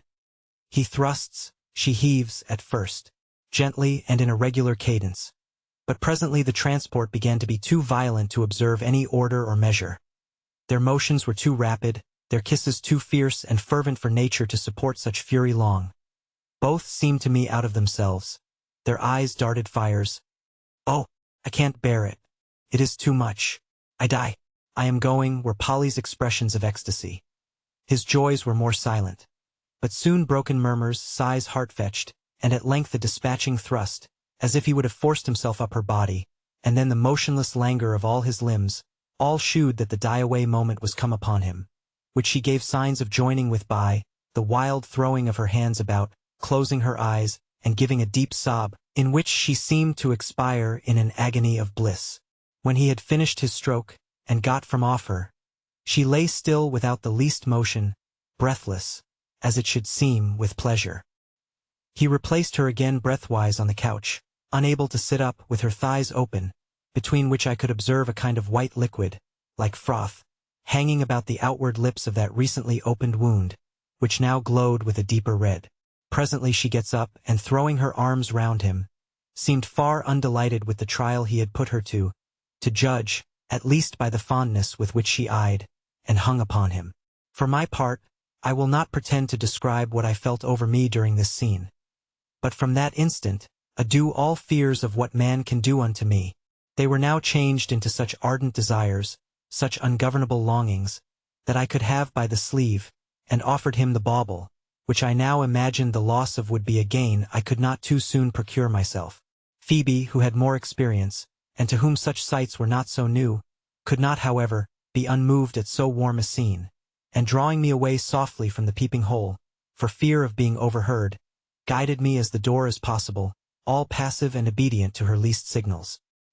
Here was no room either to sit or lie, but making me stand with my back towards the door, she lifted up my petticoats, and with her busy fingers fell to visit and explore that part of me, where I was perfectly sick and ready to die with desire. That the bare touch of her finger, in that critical place, had the effect of a fire to a train, and her hand instantly made her sensible to what a pitch I was wound up, and melted by the sight she had thus procured me. Satisfied then with her success, in allaying a heat that would have made me impatient of seeing the continuation of the transactions between our amorous couple, she brought me again to the crevice, so favorable to our curiosity. We had certainly been but a few instants away from it, and yet on our return we saw everything in good forwardness for recommencing the tender hostilities. The young foreigner was sitting down, fronting us on the coach with Polly upon one knee, who had her arms round his neck, whilst the extreme whiteness of her skin was not undelightfully contrasted by the smooth glossy brown of her lover's. But who could count the fierce, unnumbered kisses given and taken, in which I could often discover their mouths were double-tongued, and seemed to favor the mutual insertion with the greatest gust and delight. In the meantime, his red-headed champion, that had so lately fled the pit, quelled and abashed, was now recovered to the top of his condition, perked and crested up between Polly's thighs, who was not wanting, on her part, to coax and keep it in good humor, stroking it with her head down and receiving even its velvet tip between the lips of not its proper mouth. Whether it was to render it more glib and easy of entrance, I could not tell, but it had such an effect, that the young gentleman seemed by his eyes, that sparkled with more excited luster, and his inflamed countenance, to receive increase of pleasure. He got up and taking Polly in his arms, embraced her, and said something too softly for me to hear, leading her withal to the foot of the couch, and taking delight to slap her thighs and posteriors with that stiff sinew of his, which hit them with a spring that he gave it with his hand, and made them resound again, but her about as much as he meant to hurt her, for she seemed to have as frolic a taste as himself. But guess my surprise, when I saw the lazy young rogue lie down on his back, and gently pull down Polly upon him, who giving way to his humor, straddled, and with her hands conducted her blind favorite to the right place, and following her impulse, ran directly upon the flaming point of this weapon of pleasure, which she staked herself upon, up-pierced, and infixed to the extremest hair-breadth of it. Thus she sat on him a few instants, enjoying and relishing her situation, whilst he toyed with her provoking breasts. Sometimes she would stoop to meet his kiss, but presently the sting of pleasure spurred them up to fiercer action. Then began the storm of heaves, which, from the undermost combatant, were thrust at the same time, he crossing his hands over her, and drawing her home to him with a sweet violence. The inverted strokes of anvil over hammer soon brought on the critical period, in which all the signs of a close conspiring ecstasy informed us of the point they were at. For me, I could bear to see no more. I was so overcome, so inflamed at the second part of the same play, that, mad to an intolerable degree, I clasped Phoebe, as if she had wherewithal to relieve me. Pleased, however, with, and pitying the taking she could feel me in, she drew towards the door, and opening it softly as she could, we both got off undiscovered, and reconducted me to my own room, where, unable to keep my legs in the agitation I was in, I instantly threw myself down on the bed, where I lay transported, though ashamed at what I felt. Phoebe lay down by me, and asked me archly, if, now that I had seen the enemy, and fully considered him, I was still afraid of him, or did I think I could come to a close engagement with him? To all which not a word on my side. I sighed, and could scarcely breathe. She takes hold of my hand, and having rolled up her own petticoats, forced it half-strivingly, towards those parts, where, now grown more knowing, I missed the main object of my wishes, and finding not even the shadow of what I wanted, where everything was so flat or so hollow, in the vexation I was in at it, I should have withdrawn my hand, but for fear of disobliging her. Abandoning it then entirely to her management, she made use of it as she thought proper, to procure herself rather the shadow than the substance of any pleasure. For my part, I now pined for more solid food, and promised tacitly to myself that I would not be put off much longer with this foolery of woman to woman. Of Mrs. Brown did not soon provide me with the essential specific. In short, I had all the air of not being able to wait the arrival of my Lord B, though he was now expected in a very few days. Nor did I wait for him, for love itself took charge of the disposal of me, in spite of interest or gross lust. It was now 2 days after the closet scene, that I got up about 6 in the morning, and leaving my bedfellow fast asleep, stole down, with no other thought than of taking a little fresh air in a small garden, which our back parlor opened into, and from which my confinement debarred me, at the times company came to my house. But now sleep and silence reigned all over it. I opened the parlor door, and well surprised was I at seeing, by the side of a fire half out, a young gentleman in the old lady's elbow chair, with his legs laid upon another, fast asleep, and left there by his thoughtless companions, who had drank him down, and then went off with every one but his mistress, whilst he stayed behind by the courtesy of the old matron. who would not disturb or turn him out in that condition at 1 in the morning. And beds, it is more than probable there were none to spare. On the table still remained the punch bowl and glasses, stewed about in their usual disorder after a drunken revel. But when I drew nearer, to view the sleeping estray, heavens, what a sight! No term of years, no turn of fortune could ever erase the lightning-like impression his form made on me. Yes, dearest object of my earliest passion, I command for ever the remembrance of thy first appearance to my ravished eyes. It calls thee up, present, and I see thee now. Figure to yourself, madam, fair stripling between 18 and 19, with his head reclined on one of the sides of the chair, his hair disordered curls, irregularly shading a face, on which all the roseate bloom of youth and all the manly graces conspired to fix my eye-sand heart. Even the languor and paleness of his face, in which the momentary triumph of the lily over the rose was owing to the excesses of the night, gave an inexpressible sweetness to the finest features imaginable. His eyes, closed in sleep, displayed the meeting edges of their lids beautifully bordered with long eyelashes, over which no pencil could have described two more regular arches than those that graced his forehead, which was high, perfectly white and smooth. Then a pair of vermilion lips, pouting and swelling to the touch, as if a bee had freshly stung them, seemed to challenge me to get the gloves off this lovely sleeper, had not the modesty and respect, which in both sexes are inseparable from a true passion, checked my impulses. But on seeing his shirt collar unbuttoned, and bosom whiter than a drift of snow, the pleasure of considering it could not bribe me to lengthen it, at the hazard of a health that began to be my life's concern. Love, that made me timid, taught me to be tender too. With a trembling hand I took hold of one of his, and waking him as gently as possible, he started and, looking at first a little wildly, said with a voice that sent its harmonious sound to my heart,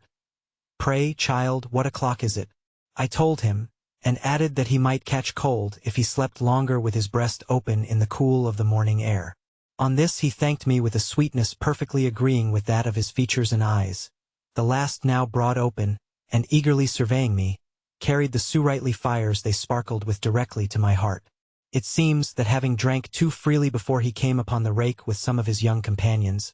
he had put himself out of a condition to go through all the weapons with them, and crown the night with a getting a mistress. So that seeing me in a loose undress, he did not doubt but I was one of the misses of the house, sent in to repair his loss of time. But though he seized that notion, and a very obvious one it was, without hesitation, yet, whether my figure made a more than ordinary impression on him, or whether it was his natural politeness, he addressed me in a manner far from rude, though still on the foot of one of the house-pliers come to amuse him, and giving me the first kiss that I ever relished from man in my life, asked me if I could favor him with my company, assuring me that he would make it worth my while. But had not even newborn love, that true refiner of lust, opposed so sudden a surrender, the fear of being surprised by the house was a sufficient bar to my compliance. I told him then, in a tone set by love itself, that for reasons I had not time to explain to him, I could not stay with him, and might even ever see him again. With a sigh at these words,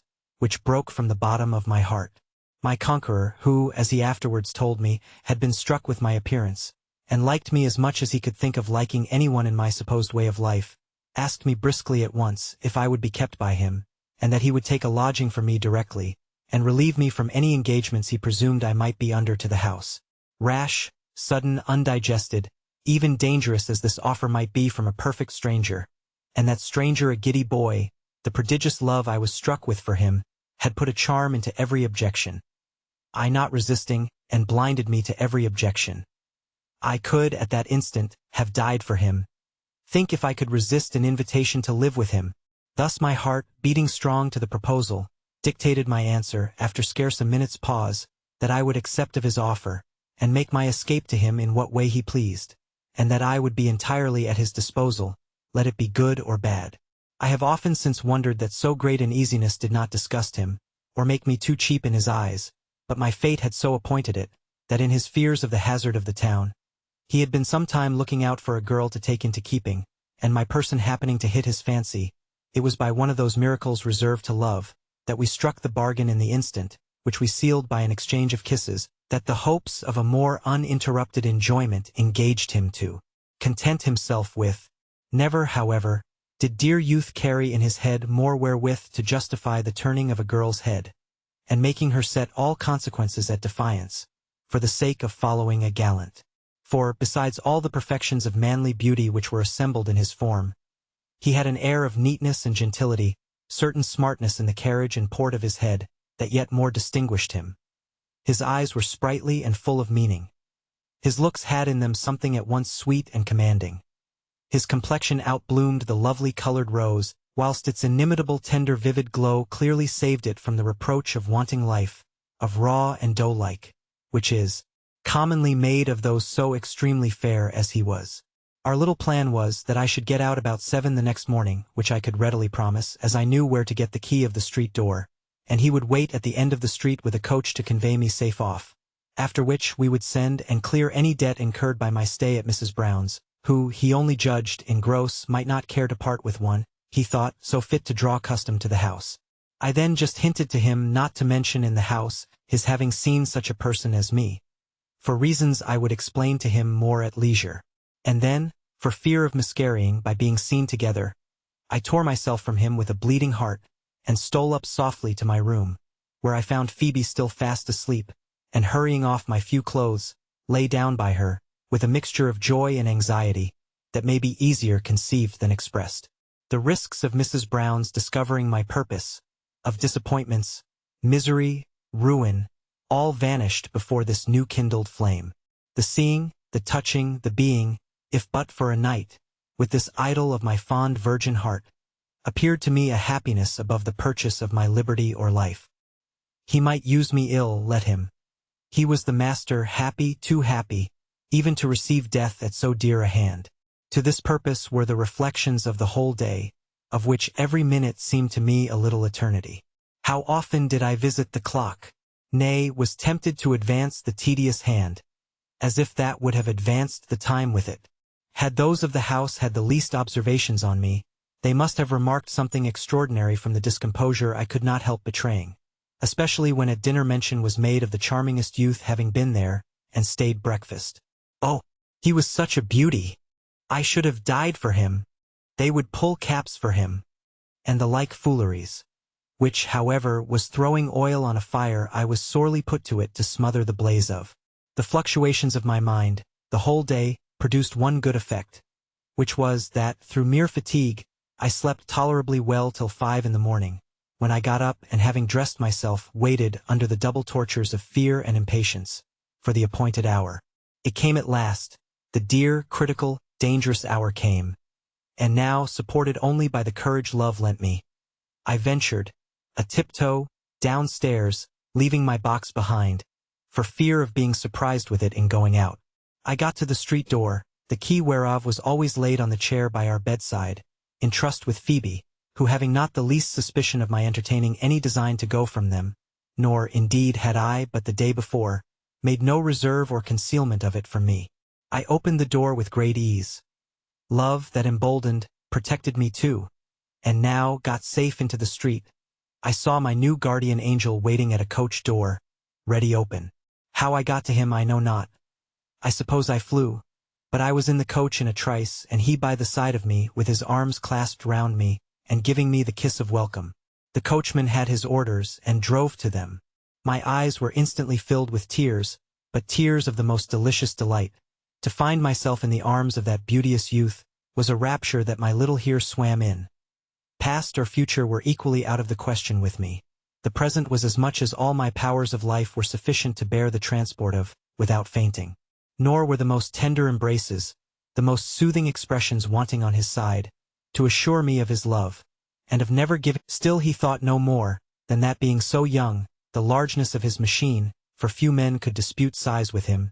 made all the difficulty, and that possibly I had not been enjoyed by any so advantageously made in that part as himself.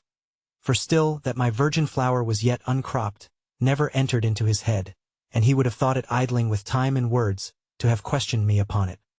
He tried again, still no admittance, still no penetration. But he had hurt me yet more, while my extreme love made me bear extreme pain, almost without a groan. At length, after repeated fruitless trials, he lay down panting by me, kissed my falling tears, and asked me tenderly what was the meaning of so much complaining, and if I had not borne it better from other than I did from him. I answered, with a simplicity framed to persuade, that he was the first man that ever served me so. Truth is powerful, and it is not always that we do not believe what we eagerly wish. Charles, already disposed by the evidence of his senses to think my pretenses to virginity not entirely apocryphal, smothers me with kisses, begs me, in the name of love, to have a little patience, and that he wilt be as tender of hurting me as he would be of himself. Alas! It was enough I knew his pleasure to submit joyfully to him, whatever pain I foresaw it would cost me. He now resumes his attempts in more form. First, he put one of the pillows under me, to give the blank of his aim a more favorable elevation, and another under my head in ease of it. Then spreading my thighs and placing himself standing between them, made them rest upon his. Applying then the point of his machine to the slit into which he sought entrance, it was so small, he could scarce assure himself of its being rightly pointed. He looks, he feels, and satisfies himself. Their driving on with fury, its prodigious stiffness, thus impacted wedge-like, breaks the union of those parts, and gained him just the insertion of the tip of it lip-deep, which being sensible of, he improved his advantage, and following well his stroke in a straight line, forcibly deepens his penetration, but put me to such intolerable pain, from the separation of the sides of that soft passage by a hard thick body, I could have screamed out. But, as I was unwilling to alarm the house, I held in my breath, and crammed my petticoat, which was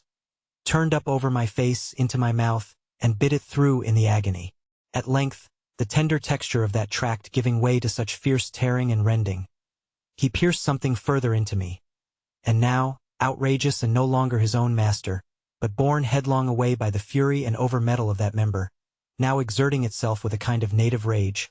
he breaks in, carries all before him, and one violent merciless lunge, sent it, imbrued, and reeking with virgin blood, up to the very hilt in me. Then all my resolution deserted me.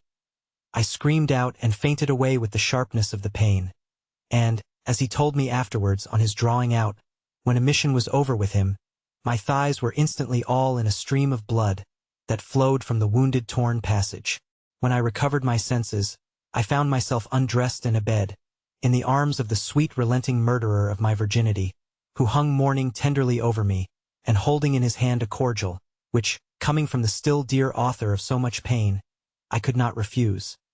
My eyes, however, moistened with tears, and languishingly turned upon him, seemed to reproach him with his cruelty, and ask him, if such were the rewards of love. But Charles, to whom I was now infinitely endeared by his complete triumph over a maidenhead, where he so little expected to find one, in tenderness to that pain which he had put me to, in procuring himself the height of pleasure, smothered his exultation, and employed himself with so much sweetness, so much warmth, to soothe, to caress, and comfort me in my soft complainings, which breathed, indeed, more love than resentment, that I presently drowned all sense of pain in the pleasure of seeing him, of thinking that I belonged to him, he who was now the absolute disposer of my happiness, and, in one word, my fate. The sore was, however, too tender, the wound too bleeding fresh, for Charles's good nature to put my patience presently to another trial. But as I could not stir or walk across the room, he ordered the dinner to be brought to the bedside, where it could not be otherwise than my getting down the wing of a fowl, and 2 or 3 glasses of wine, since it was my adored youth who both served, and urged them on me, with that sweet, irresistible authority with which love had invested him over me. After dinner, and everything but the wine was taken away, Charles very impudently asks a leave. He might read the grant of in my eyes, to come to bed to me, and accordingly falls to undressing, which I could not see the progress of without strange emotions of fear and pleasure. He is now in bed with me the first time, and in broad day, but when thrusting up his own shirt and my shift, he laid his naked glowing body to mine. Oh, insupportable delight! Oh, superhuman rapture! What pain could stand before a pleasure so transporting? I felt no more the smart of my wounds below, but curling round him like the tendril of a vine, as if I feared any part of him should be untouched or unpressed by me,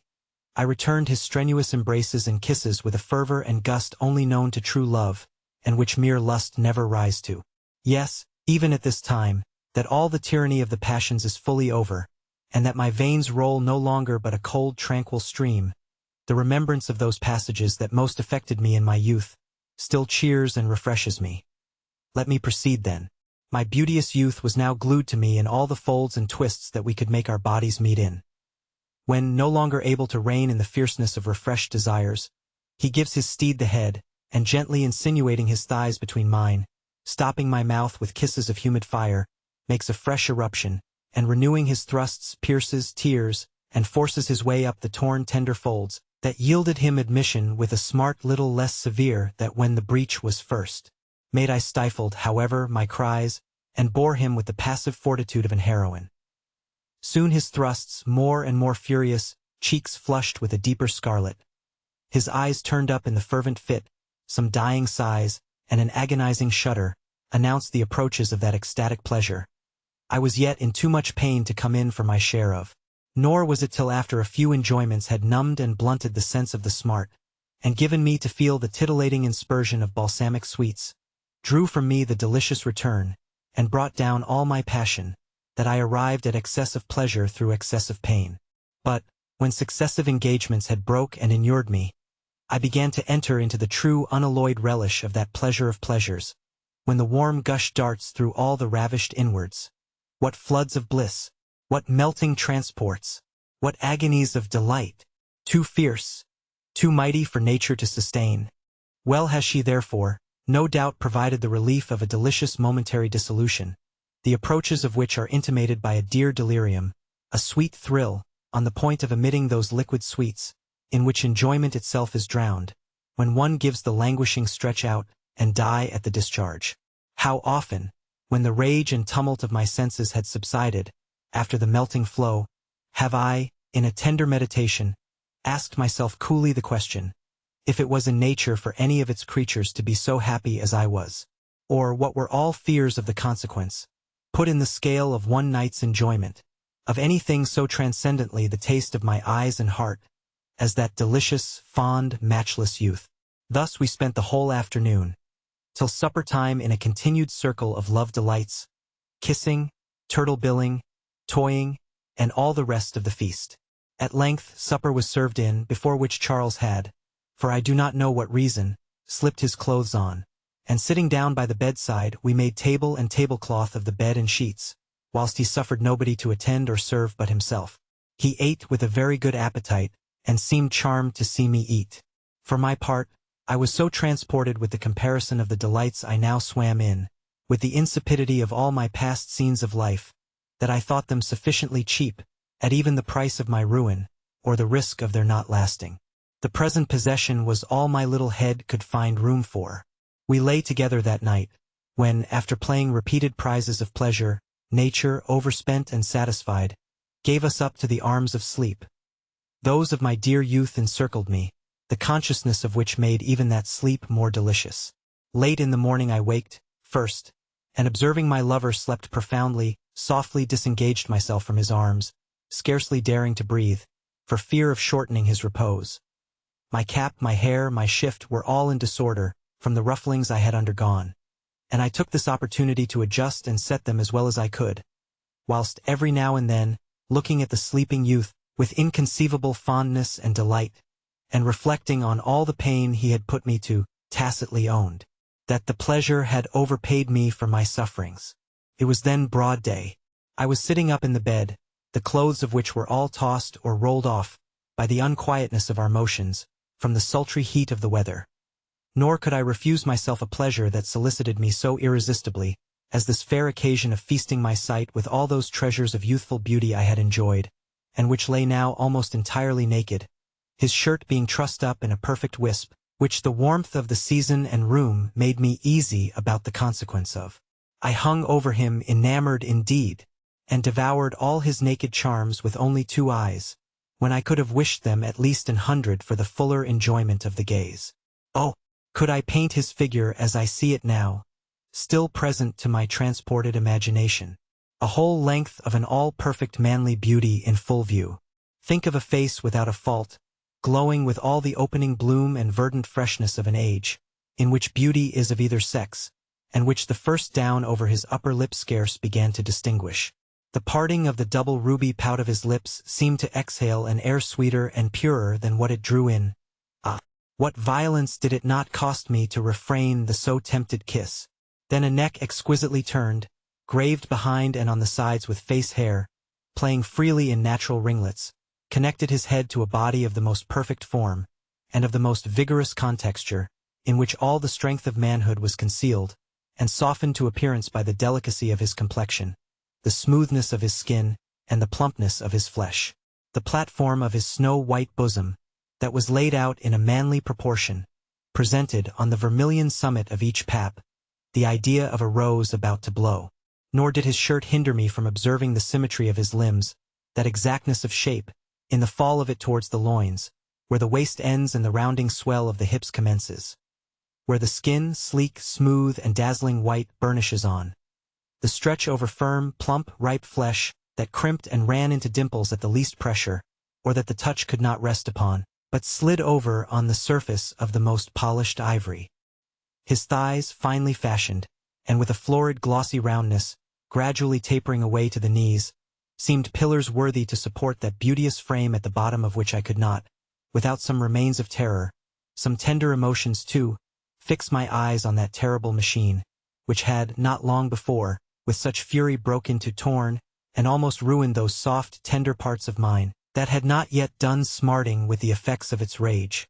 But behold it now, crestfallen, reclining its half-caped vermilion head over one of his thighs, quiet, pliant, and to all appearances incapable of the mischiefs and cruelty it had committed. Then the beautiful growth of the hair, in short and soft curls round its roots, its whiteness, branched veins, the supple softness of the shaft, as it lay foreshortened, rolled and shrunk up into a squat thickness, languid, and borne up from between his thighs, by its globular appendage, that wondrous treasure bag of nature's sweets, which revelled round, and pursed up in the only wrinkles that are known to please, perfected the prospect, and altogether formed the most interesting moving picture in nature, and surely infinitely superior to those nudities furnished by the painters, statuaries, or any art, which are purchased at immense prices, whilst the sight of them in actual life is scarce sovereignly tasted by any but the few whom nature has endowed with a fire of imagination, warmly pointed by a truth of judgment to the spring-head,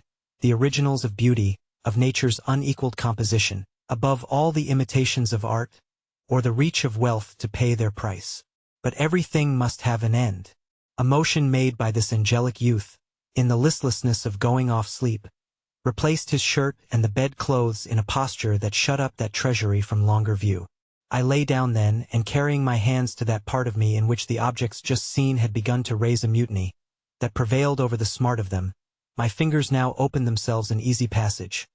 But long I had not time to consider the wide difference there, between the maid and the now finished woman, before Charles waked, and turning towards me, kindly inquired how I had rested, and scarce giving me time to answer, imprinted on my lips one of his burning rapture kisses, which darted a flame to my heart, that from thence radiated to every part of me. And presently, as if he had proudly meant revenge for the survey I had smuggled of all his naked beauties, he spurns off the bed-clothes, and trussing up my shift as high as it would go, took his turn to feast his eyes on all the gifts nature had bestowed on my person. His busy hands, too, ranged intemperately over every part of me, the delicious austerity and hardness of my yet unripe budding breasts, the whiteness and firmness of my flesh, the freshness and regularity of my features, the harmony of my limbs, all seemed to confirm him in his satisfaction with his bargain. But when curious to explore the havoc he had made in the center of his over-fierce attack, he not only directed his hands there, but with a pillow put under, placed me favorably for his wanton purpose of inspection. Then, who can express the fire his eyes glistened, his hands glowed with, whilst sighs of pleasure, and tender broken exclamations,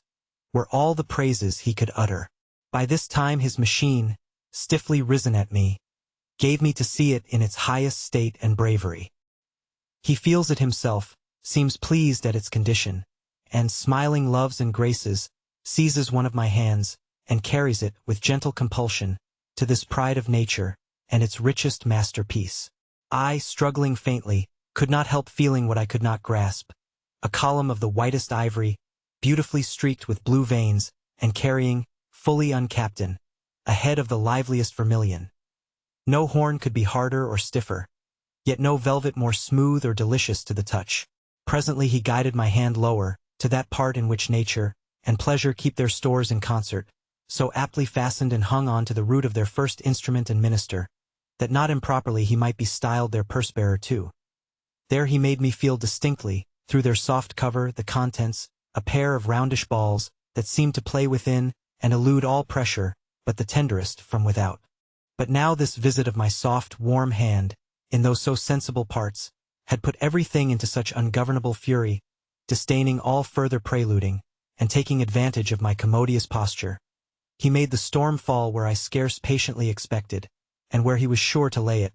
Presently, then, I felt the stiff intersection bet when the yielding, divided lips of the wound, now open for life, where the narrowness no longer put me to intolerable pain, and afforded my lover no more difficulty than what heightened his pleasure, in the strict embrace of that tender, warm sheath, round the instrument it was so delicately adjusted to, and which now cased home, so gorged me with pleasure, that it perfectly suffocated me and took away my breath. Then the killing thrusts, the unnumbered kisses, every one of which was a joy inexpressible, and that joy lost in a crowd of yet greater blisses. But this was a disorder too violent in nature to last long. The vessels, so stirred and intensely heated, soon boiled over, and for that time put out the fire. Meanwhile all this dalliance and disport had so far consumed the morning, that it became a kind of necessity to lay breakfast and dinner into one. In our calmer intervals Charles gave the following account of himself, every tittle of which was true. He was the only son of a father who, having a small post in the revenue, rather overlived his income, and had given this young gentleman a very slender education. No profession had he bred him up to, but designed to provide for him in the army, by purchasing him an ensign's commission, that is to say, provided he could raise the money, or procure it by interest, either of which clauses was rather to be wished than hoped for by him. On no better a plan, however, had his improvident father suffered this youth, a youth of great promise, to run up to the age of manhood, or near it at least, in next to idleness, and had, besides, taken no sort of pains to give him even the common premonitions against the vices of the town, and the dangers of all sorts which wait the unexperienced and unwary in it. He lived at home and at discretion with his father, who himself kept a mistress, and for the rest, provided Charles did not ask him for money, he was indolently kind to him. He might lie out when he pleased, any excuse would serve, and even his reprimands were so slight, that they carried with them rather an air of connivance at the fault, than any serious control or constraint. But, to supply his calls for money, Charles, whose mother was dead, had, by her side, a grandmother who doted upon him. She had a considerable annuity to live on, and very regularly parted with every shilling she could spare, to this darling of hers, to the no little heartburn of his father, who was vexed, not that she, by this means, fed his son's extravagance, but that she preferred Charles to himself, and we shall too soon see what a fatal turn such a mercenary jealousy could operate on the breast of a father. Charles was, however, by the means of his grandmother's lavish fondness, very sufficiently enabled to keep a mistress, so easily contented as my love made me, and my good fortune, for such I must ever call it, threw me in his way, in the manner above related, just as he was on the lookout for one. As to temper, the even sweetness of it made him seem born for domestic happiness. Tender, naturally polite and gentle-mannered. It could never be his fault, if ever jars or animosities ruffled a calm he was so qualified every way to maintain or restore. Without those great or shining qualities that constitute a genius, or are fit to make a noise in the world, he had all those humble ones that compose the softer social merit. Plain common sense, set off with every grace of modesty and good nature, made him, if not admired, what is much happier, universally beloved and esteemed. But, as nothing but the beauties of his person had at first attracted my regard and fixed my passion, neither was I then a judge of the internal merit, which I had afterwards full occasion to discover, and which, perhaps, in that season of giddiness and levity, would have touched my heart very little, had it been lodged in a person less the delight of my eyes, and idol of my senses. But to return to our situation. After dinner, which we ate abed in most voluptuous disorder, Charles got up, and taking a passionate leave of me for a few hours, went to town, where concerting matters with a young sharp lawyer, they went together to my late venerable mistress's, from whence I had, but the day before, made my elopement, and with whom he was determined to settle accounts, in a manner that should cut off all after-reckonings from that quarter. Accordingly they went. But by the way, the Templar, his friend, on thinking over Charles's information, saw reason to give their visit another turn, and, instead of offering satisfaction, to demand it. On being let in, the girls of the house flocked round Charles, whom they knew, and from the earliness of my escape, and their perfect ignorance of his ever having so much as seen me, not having the least suspicion of his being accessory to my flight,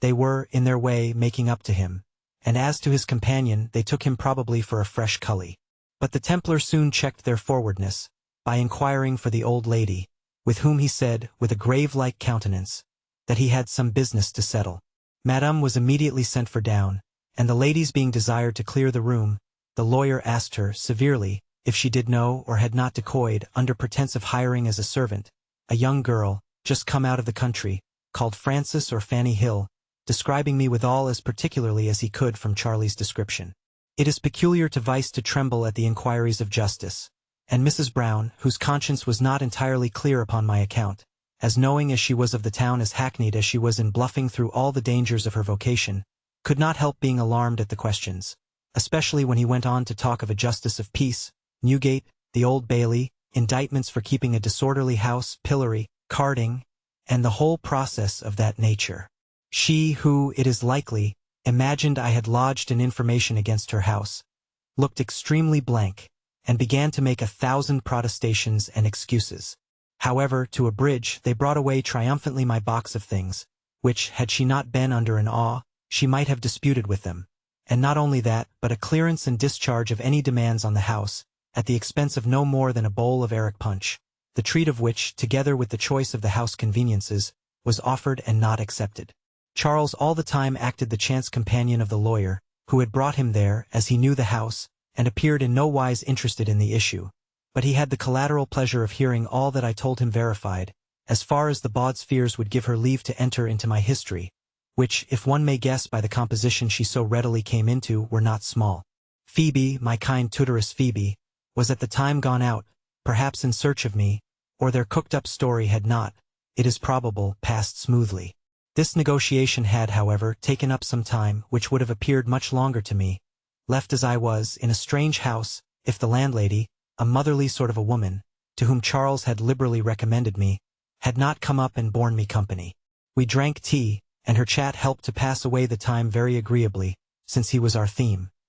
But as the evening deepened, and the hour set for his return was elapsed, I could not dispel the gloom of impatience, and tender fears which gathered upon me, and which our timid sex are apt to feel in proportion to their love. Long, however, I did not suffer.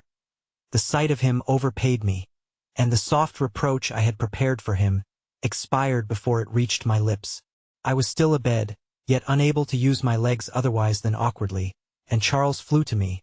catches me in his arms, raised and extending mine to meet his dear embrace, and gives me an account, interrupted by many a sweet parenthesis of kisses, of the success of his measures. I could not help laughing at the fright of the old woman had been put into,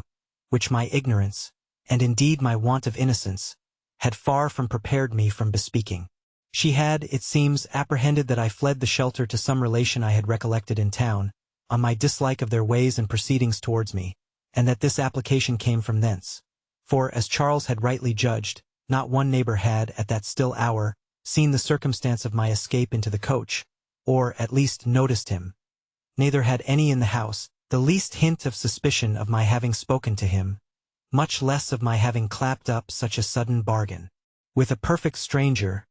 Thus the greatest improbability is not always what we should most mistrust. We supped with all the gaiety of two young giddy creatures at the top of their desires, and as I had given up to Charles the whole charge of my future happiness, I thought of nothing beyond the exquisite pleasure of possessing him. He came to bed in due time, and this second night, the pain being pretty well over, I tasted, in full draught, all the transports of perfect enjoyment. I swam, I bathed in bliss, till both fell asleep, through the natural consequences of satisfied desires and appeased flames. Nor did we wake but to renewed raptures. Thus, making the most of love and life did we stay in this lodging in Chelsea about 10 days, in which time Charles took care to give his excursions from home a favorable gloss, and to keep his footing with his fond indulgent grandmother, from whom he drew constant and sufficient supplies for the charge I was to him, and which was very trifling in comparison with his former less regular course of pleasure. Charles removed me then to a private ready-furnished lodging in D. Street, St. James's, where he paid half a guinea a week for 2 rooms and a closet on the 2nd floor, which he had been some time looking out for, and was more convenient for the frequency of his visits, than where he had at first placed me, in a house which I cannot say but I left with regret, as it was infinitely endeared to me by the first possession of my Charles, and the circumstance of losing there that jewel which can never be twice lost. The landlord, however, had no reason to complain of anything, but of a procedure in Charles too liberal not to make him regret the loss of us. Arrived at our new lodging, I remember I thought them extremely fine, though ordinary enough even at that price. But, had it been a dungeon that Charles had brought me to, his presence would have made a little Versailles. The landlady, Mrs. Jones, waited on us to our apartment and with great volubility of tongue, explained to us all its conveniences. That her own maid should wait on us, that the best of quality had lodged at her house, that her first floor was let to a foreign secretary of an embassy, and his lady, that I looked like a very good-natured lady. At the word lady, I blushed out of flattered vanity. This was strong for a girl of my condition, for though Charles had the precaution of dressing me in a less tawdry flaunting style than were the clothes I escaped to him in, and of passing me for his wife, that she had secretly married and kept private the old story, on account of his friends, I dare swear this appeared extremely apocryphal to a woman who knew the town so well as she did. But that was the least of her concern. It was impossible to be less scruple-ridden than she was, and the advantage of letting her rooms being her sole object, the truth itself would have far from scandalized her, or broke her bargain. A sketch of her picture and personal history will dispose you to account for the part she is to act in my concern. She was about 46 years old, tall, meager, red-haired, with one of those trivial ordinary faces you meet with everywhere, and go about unheeded and unmentioned. In her youth she had been kept by a gentleman, who, dying, left her £40 a year during her life, in consideration of a daughter he had by her, which daughter, at the age of 17, she sold, for not a very considerable sum neither, to a gentleman who was going on envoy abroad, and took his purchase with him, where he used her with the utmost tenderness, and it is thought, was secretly married to her, but had constantly made a point of her not keeping up the least correspondence with a mother base enough to make a market of her own flesh and blood. However, as she had not nature, nor indeed any passion but that of money, this gave her no further uneasiness. Then, as she thereby lost a handle of squeezing presents, or other after advantages, out of the bargain. Indifferent then, by nature of constitution, to every other pleasure but that of increasing the lump, by any means whatever, she commenced a kind of private procuress, for which she was not amiss fitted, by her grave decent appearance, and sometimes did a job in the matchmaking way. In short, there was nothing that appeared to her under the shape of gain, that she would not have undertaken. She knew most of the ways of the town, having not only herself been upon, but kept up constant intelligences in promoting a harmony between the two sexes, in private pawnbroking, and other profitable secrets. She rented the house she lived in and made the most of it by letting it out in lodgings. Though she was worth at least near £3,000 or £4,000, she would not allow herself even the necessaries of life, and pinned her subsistence entirely on what she could squeeze out of her lodgers. When she saw such a young pair come under her roof, her immediate notions, doubtless, were how she should make the most money of us, by every means that money might be made, and which, she rightly judged, our situations and inexperience would soon beget her occasions of. In this hopeful sanctuary, and under the clutches of this harpy, did we pitch our residence. It will not be might material to you, or very pleasant to me, to enter into a detail of all the petty cutthroat ways and means with which she used to fleece us, all which Charles indolently chose to bear with, rather than take the trouble of removing, the difference of expense being scarce attended to by a young gentleman who had no ideas of stint, or even economy, and a raw country girl who knew nothing of the matter. Here, however, under the wings of my sovereignly beloved, did the most delicious hours of my life flow on. My Charles the First had, and in him, everything my fond heart could wish or desire. He carried me to plays, operas, masquerades, and every diversion of the town. All which pleased me, indeed, but pleased me infinitely the more for his being with me, and explaining everything to me, and enjoying, perhaps, the natural impressions of surprise and admiration, which such sights, at the first, never fail to excite in a country girl, new to the delights of them. But to me, They sensibly proved the power and dominion of the sole passion of my heart over me, a passion in which soul and body were concentered, and left me no room for any other relish of life but love. As to the men I saw at those places, or at any other, they suffered so much in the comparison my eyes made of them with my all-perfect Adonis, that I had not the infidelity even of one wandering thought to reproach myself with upon his account. He was the universe to me, and all that was not him was nothing to me. My love, in fine, was so excessive, that is arrived at annihilating every suggestion or kindling spark of jealousy. For one idea only tending that way gave me such exquisite torment, that my self-love, and dread of worse than death, made me forever renounce and defy it. Nor had I, indeed, occasion. For, were I to enter here on the recital of several instances wherein Charles sacrificed to me women of much greater importance than I dare hint, which, considering his form, was no such wonder, I might, indeed, give you full proof of his unshaken constancy to me, but would not you accuse me of warming up against a feast, which my vanity ought long ago to have been satisfied with? In our cessations from active pleasure, Charles framed himself one in instructing me, as far as his own lights reached, in a great many points of life, that I was, in consequence of my no education, perfectly ignorant of. Nor did I suffer one word to fall in vain from the mouth of my lovely teacher.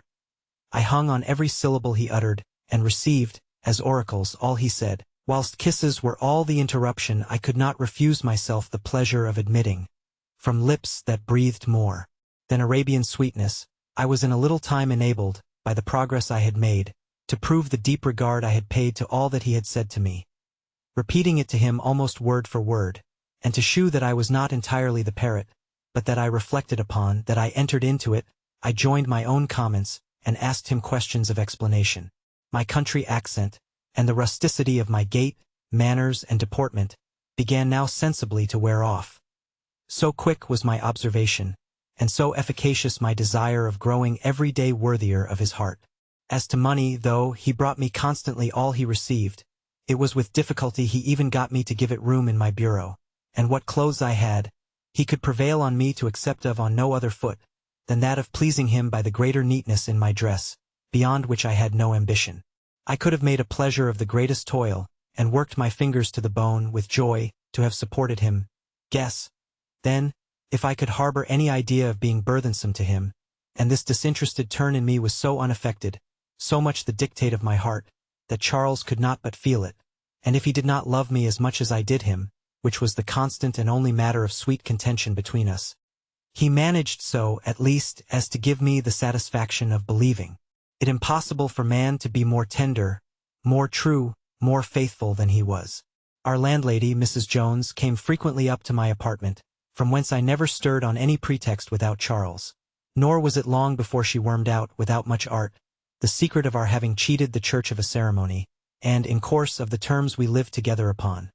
A circumstance which far from displeased her, considering the design she had upon me, and which, alas, she will have too soon room to carry into execution. But in the meantime, her own experience of life let her see, that any attempt, however indirect or disguised, to divert or break, at least presently, so strong a cement of hearts as ours was, could only end in losing two lodgers, of whom she had made very competent advantages, if either of us came to smoke her commission. For a commission she had from one of her customers either to debauch, or get me away from my keeper at any rate. But the barbarity of my fate soon saved her the task of disuniting us. I had now been 11 months with this life of my life, which had passed in one continued rapid stream of delight.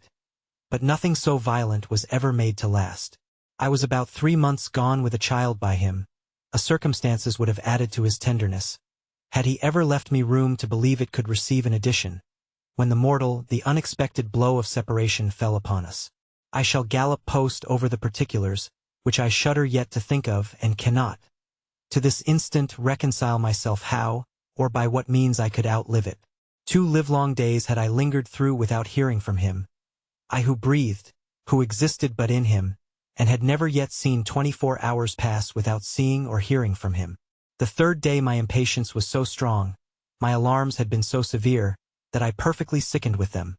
and being unable to support the shock longer, I sunk upon the bed, and ringing for Mrs. Jones, who had far from comforted me under my anxieties, she came up, and I had scarce breath and spirit enough to find words to beg of her, if she would save my life, to fall upon some means of finding out, instantly, what was become of its only prop and comfort. She pitied me in a way that rather sharpened my affliction than suspended it, and went out upon this commission. For she had but to go to Charles's house, who lived but an easy distance, in one of the streets that run into Covent Garden. There she went into a public house, and from thence sent for a mid-servant, whose name I had given her, as the properest to inform her. The maid readily came, and as readily, when Mrs. Jones inquired of her what had become of Mr. Charles, or whether he was gone out of town, acquainted her with the disposal of her master's son,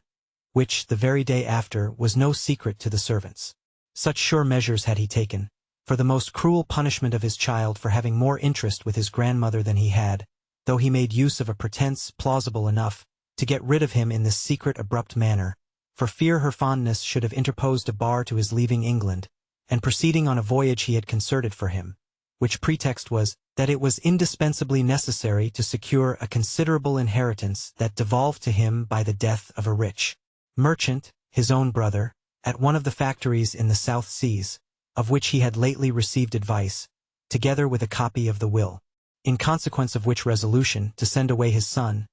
he had, unknown to him, made the necessary preparations for fitting him out, struck a bargain with the captain of a ship, whose punctual execution of his orders he had secured, by his interest with his principal owners and patron, and, in short, concerted his measures so secretly and effectually, that whilst the son thought he was going down to the river, that would take him a few hours, he was stopped on board of a ship, debarred from writing, and more strictly watched than a state criminal. Thus was the idol of my soul torn from me, and forced on a long voyage, without taking leave of one friend, or receiving one line of comfort, except a dry explanation and instructions, from his father, how to proceed when he should arrive at his destined port, enclosing, withal, some letters of recommendation to a factor there. All these particulars I did not learn minutely till some time after. The maid, at the same time, added, that she was sure this usage of her sweet young master would be the death of his grandmamma, as indeed it proved true. For the old lady, on hearing it, did not survive the news a whole month, and as her fortune consisted in an annuity, out of which she had laid up no reserves, she left nothing worth mentioning to her so fatally envied darling, but absolutely refused to see his father before she died. When Mrs. Jones returned, and I observed her looks, they seemed so unconcerned, and even nearest to pleased, that I half flattered myself she was going to set my tortured heart at ease, by bringing me good news. But this, indeed, was a cruel delusion of hope. The barbarian, with all the coolness imaginable, stabs me to the heart, in telling me, succinctly, that he was sent away at least on a 4 years' voyage. Here she stretched maliciously, and that I could not expect, in reason, ever to see him again. And all this with such pregnant circumstances, that I could not escape giving them credit, as they were, indeed, too true. She had hardly finished her report before I fainted away, and after several successive fits, all the while wild and senseless, I miscarried of the dear pledge of my Charles's love. But the wretched never die when it is fittest they should die, and women are hard-lived. To a proverb, the cruel and interested care taken to recover me, saved an odious life, which, instead of the happiness and joys it had overflower in, all of a sudden presented no view before me of anything but the depth of misery, horror, and the sharpest affliction. Thus I lay 6 weeks, in the struggles of youth and constitution, against the friendly efforts of death, which I constantly invoked to my relief and deliverance, but which proved too weak for my wish. I recovered at length, but into a state of stupefaction and despair, that threatened me with the loss of my senses, and a madhouse. Time, however, that great comforter in ordinary, began to assuage the violence of my suffering, and to numb my feeling of them. My health returned to me, though I still retained an air of grief, dejection, and languor, which, taking off from the ruddiness of my country complexion, rendered it rather more delicate and affecting. The landlady had all this while officiously provided, and seen that I wanted for nothing, and as soon as she saw me retrieved into a condition of answering her purpose, one day, after we had dined together, she congratulated me on my recovery, the merit of which she took entirely to herself, and all this by way of introduction to a most terrible and scurvy epilogue. You are now, says she, Miss Fanny, tolerably well, and you are very welcome to stay in these lodgings as long as you please. You see, I have asked you for nothing this long time, but truly I have a call to make up a sum of money, which must be answered. And with that, presents me with a bill of arrears for rent, diet, apothecary's charges, nurse, etc., sum total £23, 17 and sixpence. Towards discharging of which I had not in the world, which she well knew, more than 7 guineas, left by chance of my dear Charles's common stock with me. At the same time, she desired me to tell her what course I would take for payment. I burst out into a flood of tears, and told her my condition, that I would sell what few clothes I had, and that, for the rest, would pay her as soon as possible. But my distress, being favorable to her view, only stiffened her the more. She told me very coolly that she was indeed sorry for my misfortunes, but that she must do herself justice, though it would go to the very heart of her to send such a tender young creature to prison. At the word prison, every drop of my blood chilled, and my fright acted so strongly upon me, that, turning as pale and faint as a criminal at the first sight of his place of execution, I was on the point of swooning. My landlady, who wanted only to terrify me to a certain point, and not to throw me into a state of body inconsistent with her designs upon it, began to soothe me again, and told me, in a tone composed to more pity and gentleness, that it would be my own fault if she was forced to proceed to such extremities. But she believed there was a friend to be found in the world, who would make up matters to both our satisfactions, and that she would bring him to drink tea with us that very afternoon, when she hoped we would come to a right understanding in our affairs. To all this, not a word of answer. I sat mute, confounded, terrified. Mrs. Jones, however, judging rightly that it was time to strike while the impressions were so strong upon me,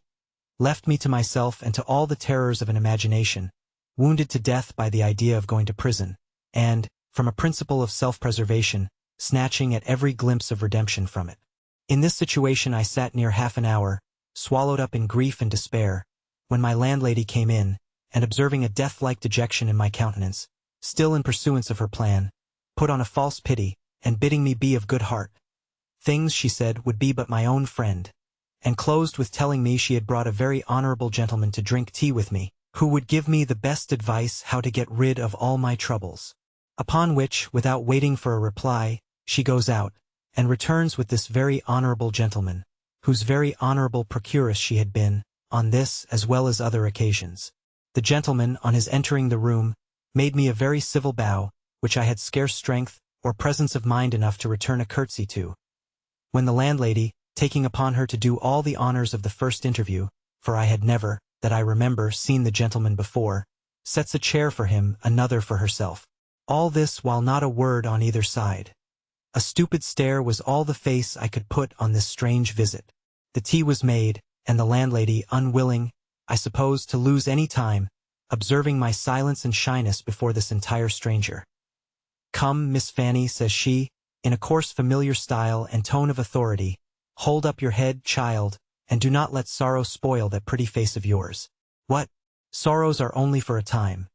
Come, be free. Here is a worthy gentleman who has heard of your misfortunes, and is willing to serve you. You must be better acquainted with him. Do not you now stand upon your punctilios, and this and that, but make your market while you may." At this so delicate and eloquent harangue, the gentleman, who saw I looked frightened and amazed, and indeed incapable of answering, took her up for breaking things in so abrupt a manner, as rather to shock than incline me to an acceptance of the good he intended me then, addressing himself to me, told me he was perfectly acquainted with my whole story, and every circumstance of my distress, which he owned was a cruel plunge for one of my youth and beauty to fall into, that he had long taken a liking to my person, for which he appealed to Mrs. Jones, there present. But finding me so deeply engaged to another, he had lost all hopes of succeeding, till he had heard the sudden reverse of fortune that had happened to me, on which he had given particular orders to my landlady to see that I should want for nothing, and that, had he not been forced abroad to The Hague, on affairs he could not refuse himself to, he would himself have attended me during my sickness. That on his return, which was the day before, he had, on learning my recovery, desired my landlady's good offices to introduce him to me, and was as angry, at least, as I was shocked at the manner in which she had conducted herself towards obtaining him that happiness. But that to show me how much he disdained her procedure, and how far he was from taking any ungenerous advantage of my situation, and from exacting any security for my gratitude,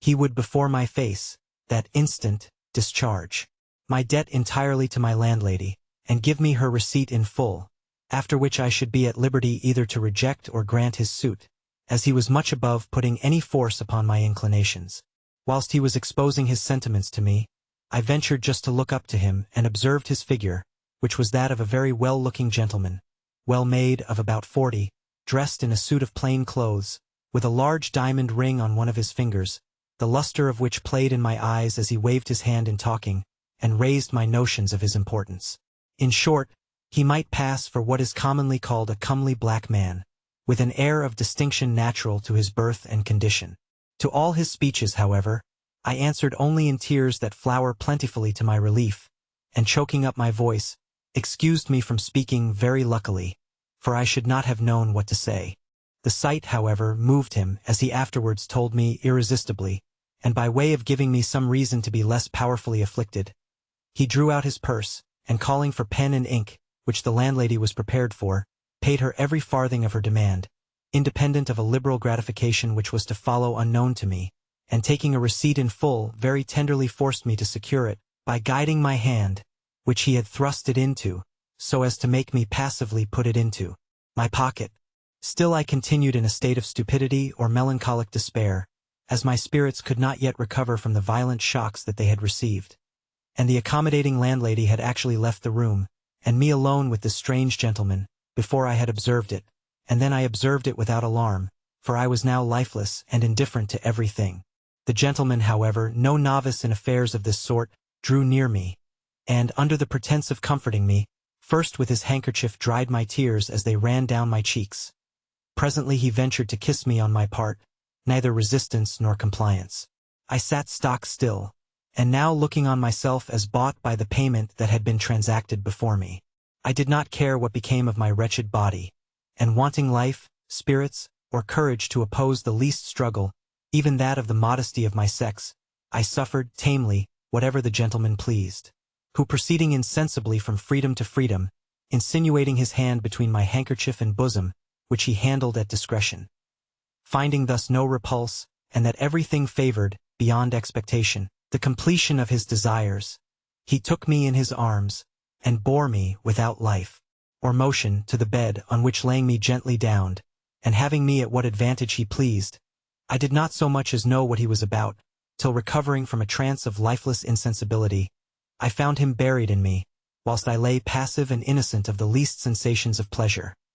A death-cold corpse could scarce have less life or sense in it. As soon as he had thus pacified a passion which had too little respected the condition I was in, he got off, and after recomposing the disorder of my clothes, employed himself with the utmost tenderness to calm the transports of remorse and madness at myself, with which I was seized too late, I confess, for having suffered on that bed, the embraces of an utter stranger. I tore my hair, wrung my hands, and beat my breast like a mad woman. But when my new master, for in that light I then viewed him, applied himself to appease me, as my whole rage was levelled at myself, no part of which I thought myself permitted to aim at him, I begged of him with more submission than anger, to leave me alone, that I might, at least, enjoy my affliction in quiet. This he positively refused, for fear, as he pretended, I should do myself a mischief. Violent passions seldom last long, and those of women least of any. A dead still calm succeeded the storm,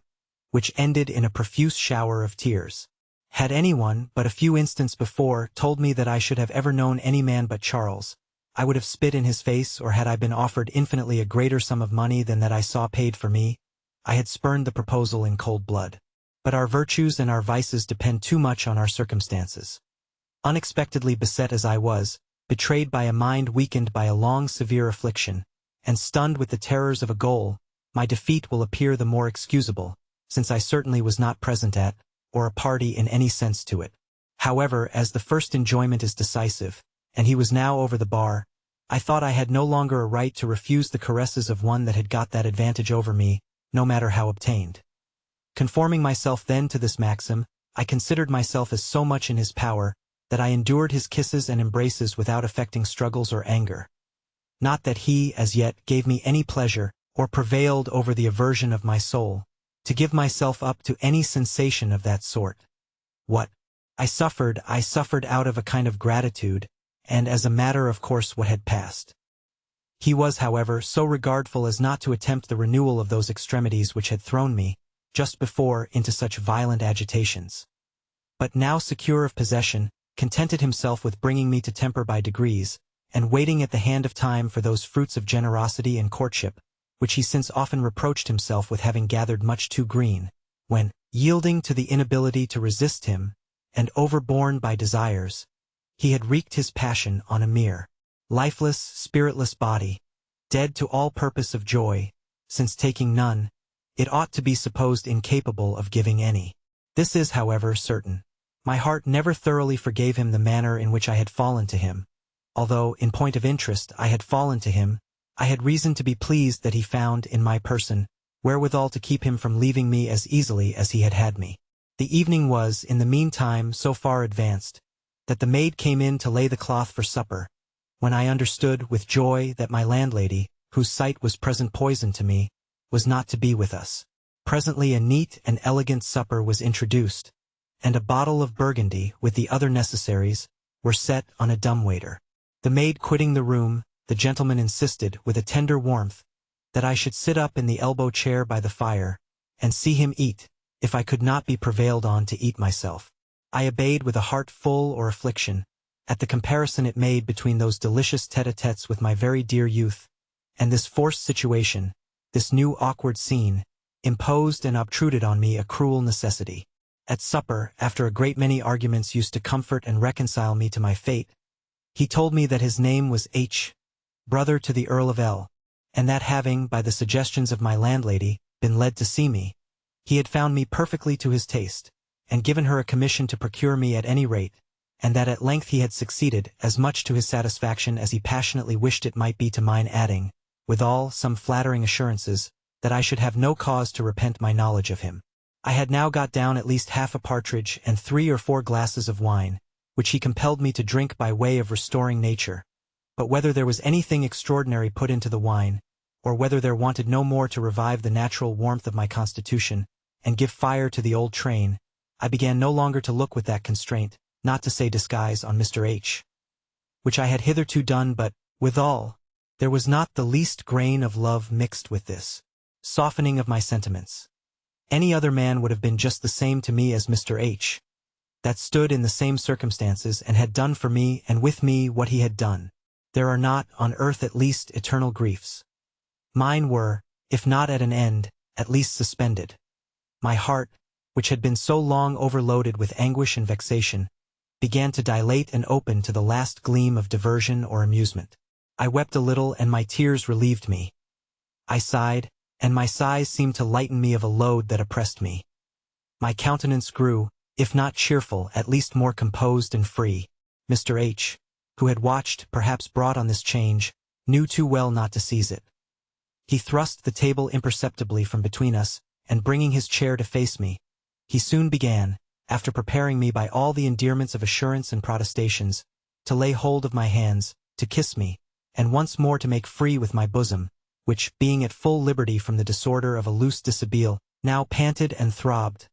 less with indignation than with fear and bashfulness, at being used so familiarly by still a stranger. But he soon gave me greater occasion to exclaim, by stooping down and slipping his hands above my garters. Thence he strove to regain the pass, which he had before found so open and unguarded. But now he could not unlock the twist of my thighs. I gently complained, and begged him to let me alone. Told him I was not well. However, he saw there was more form and ceremony in my resistance than good earnest. He made his conditions for desisting from pursuing his point, that I should be put instantly to bed, whilst he gave certain orders to the landlady, and that he would return in an hour, when he hoped to find me more reconciled to his passion for me than I seemed at present. I neither assented nor denied, but my air and manner of receiving his proposal gave him to see that I did not think myself enough my own mistress to refuse it. Accordingly he went out and left me, when a minute or two after, before I could recover myself into any composure for thinking, the maid came in with her mistress's service, and a small silver oringar of what she called a bridal posset, and desired me to eat it as I went to bed, which consequently I did, and felt immediately a heat, a fire run like a hue and cry through every part of my body. I burnt, I glowed, and wanted even little of wishing for any man. The maid, as soon as I was lain down, took the candle away, and wishing me a good night, went out of the room and shut the door after her. She had hardly time to get downstairs, before Mr. H. opened my room door softly and came in, now undressed, in his nightgown and cap, with 2 lighted wax candles, and bolting the door, gave me, though I expected him, some sort of alarm. He came a tiptoe to the bedside, and saying with a gentle whisper, "Pray, my dear, do not be startled. I will be very tender and kind to you." He then hurried off his clothes and leaped into bed, having given me openings enough, whilst he was stripping, to observe his brawny structure, strong-made limbs and rough shaggy breast. The bed shook again when it received this new load. He lay on the outside, where he kept the candles burning, no doubt for the satisfaction of every sense, for as soon as he had kissed me, he rolled down the bedclothes, and seemed transported with the view of all my person at full length, which he covered with a profusion of kisses, sparing no part of me. Then, being on his knees between my thighs, he drew up his shirt, and bared all his hairy thighs, and stiff staring truncheon, red top, and rooted into a thicket of curls, which covered his belly to the navel, and gave it the air of a flesh brush. And soon I feel it joining close to mine, when he had drove the nail up to the head, and left no partition but the intermediate hair on both sides. I had it now, I felt it now, and, beginning to drive, he soon gave nature such a powerful summons down to her favorite quarters, that she could no longer refuse repairing thither.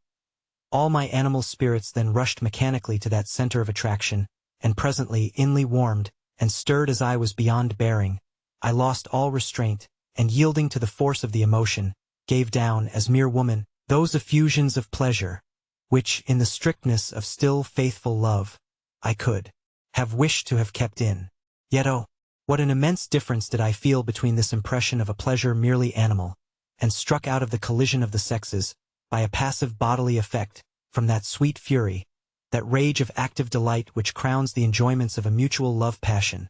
where 2 hearts, tenderly and truly united, club to exalt the joy, and give it a spirit and soul that bids defiance to that end which mere momentary desires generally terminate in, when they die of a surfeit of satisfaction. Mr. H., whom no distinctions of that sort seemed to distract, scarce gave himself or me breathing time from the last encounter, but, as if he had tasked himself to prove that the appearances of his vigor were no signs hung out in vain, in a few minutes he was in a condition for renewing the onset, to which, preluding with a storm of kisses, he drove the same course as before with unabated fervor, and thus, in repeated engagements, kept me constantly in exercise, till dawn of morning in all, which time he made me fully sensible of the virtues of his firm texture of limbs, his square shoulders, broad chest, compact hard muscles, in short a system of manliness, that might pass for no bad image of our ancient sturdy barons, whose race is now so thoroughly refined and frittered away into the more delicate and modern-built frame of our pap-nerved softlings, who are as pale, as pretty, and almost as masculine as their sisters. Mr. H., content, however, with having the day break upon his triumph, resigned me up to the refreshment of a rest we both wanted, and we soon dropped into a profound sleep. Though he was some time awake before me, yet he did not offer to disturb a repose he had given me so much occasion for. But on my first stirring, which was not till past 10 o'clock, I was obliged to endure one more trial of his manhood. About 11, in came Mrs. Jones, with 2 basins of the richest soup, which her experience in these matters had moved her to prepare. I pass over the fulsome compliments, the cant of the decent procuress, with which she saluted us both. But though my blood rose at the sight of her, I suppressed my emotions, and gave all my concern to reflections on what would be the consequence of this new engagement. But Mr. H., who penetrated my uneasiness, did not suffer me to languish under it, and acquainted me, that having taken a solid sincere affection to me, he would begin by giving me one leading mark of it, in removing me out of a house which must, for many reasons, be irksome and disagreeable to me, into convenient lodgings, where he would take all imaginable care of me, and desiring not to have any explanations with my landlady, or be impatient till he returned, he dressed and went out, having left me a purse with 22 guineas in it, being all he had about him, as he expressed it, to keep my pocket still further supplied. As soon as he was gone, I felt the usual consequence of the first launch into vice, for my love attachment to Charles never appeared to me in that light. I was instantly borne away down the stream without making back to the shore. My dreadful necessities, my gratitude, and above all, to say the plain truth, the dissipation and diversion I began to find in this new acquaintance, from the black corroding thoughts my heart had been a prey to, ever since the absence of my dear Charles, concurred to stun all my contrary reflections. If I now thought of my first, my only charmer, it was still with the tenderness and regret of the fondest love, embittered with the consciousness that I was no longer worthy of him. I could have begged my bread with him all over the world, but wretch that I was, I had neither the virtue or courage requisite not to outlive my separation from him. Yet, had not my heart been thus pre-engaged, Mr. H. might probably have been the sole master of it. But the place was full, and the force of conjectures alone had made him the possessor of my person, the charms of which had, by the by, been his sole object and passion, and were, of course, no foundation for a love either very delicate or very durable. He did not return till 6 in the evening, to take me away to my new lodgings, and my movables being soon packed and conveyed into a hackney coach, it cost me but little regret to take my leave of a landlady whom I thought I had so much reason not to be overpleased with, and as for her part, she made no other difference to my staying or going, but what that of the profit created. We soon got to the house appointed for me, which was that of a plain tradesman, who, on the score of interest, was entirely at Mr. H.'s devotion, and who let him the first floor, very genteelly furnished, for 2 guineas a week, of which I was instated mistress, with a maid to attend me. He stayed with me that evening, and we had a supper from a neighboring tavern, after which, and a gay glass or two, the maid put me to bed. Mr. H. soon followed, and notwithstanding the fatigues of the preceding night, I found no quarter nor remission from him. He piqued himself, as he told me, on doing the honors of my new apartment. The morning being pretty well advanced, we got to breakfast, and the ice now broke, my heart, no longer engrossed by love, began to take ease, and to please itself with such trifles. Mr. H.'s liberal liking led him to make his court to the usual vanity of our sex. Silks, laces, ear-rings, pearl necklace, gold watch, in short, all the trinkets and articles of dress were lavishly heaped upon me, the sense of which, if it did not create returns of love, forced a kind of grateful fondness, something like love, a distinction which it would be spoiling the pleasure of 9/10 of the keepers in the town to make, and is, I suppose, the very good reason why so few of them ever do make it. I was now established the kept mistress in form, well lodged, with a very sufficient allowance, and lighted up with all the luster of dress. Mr. H. continued kind and tender to me. Yet, with all this, I was far from happy. For, besides my regrets for my dear youth, which, though often suspended or diverted, still returned upon me in certain melancholic moments with redoubled violence, I wanted more society, more dissipation. As to Mr. H., he was so much my superior in every sense, that I felt it too much to the disadvantage of the gratitude I owed him. Thus he gained my esteem, though he could not raise my taste. I was qualified for no sort of conversation with him, except one sort, and that is a satisfaction which leaves tiresome intervals, if not filled up by love or other amusements. Mr. H.,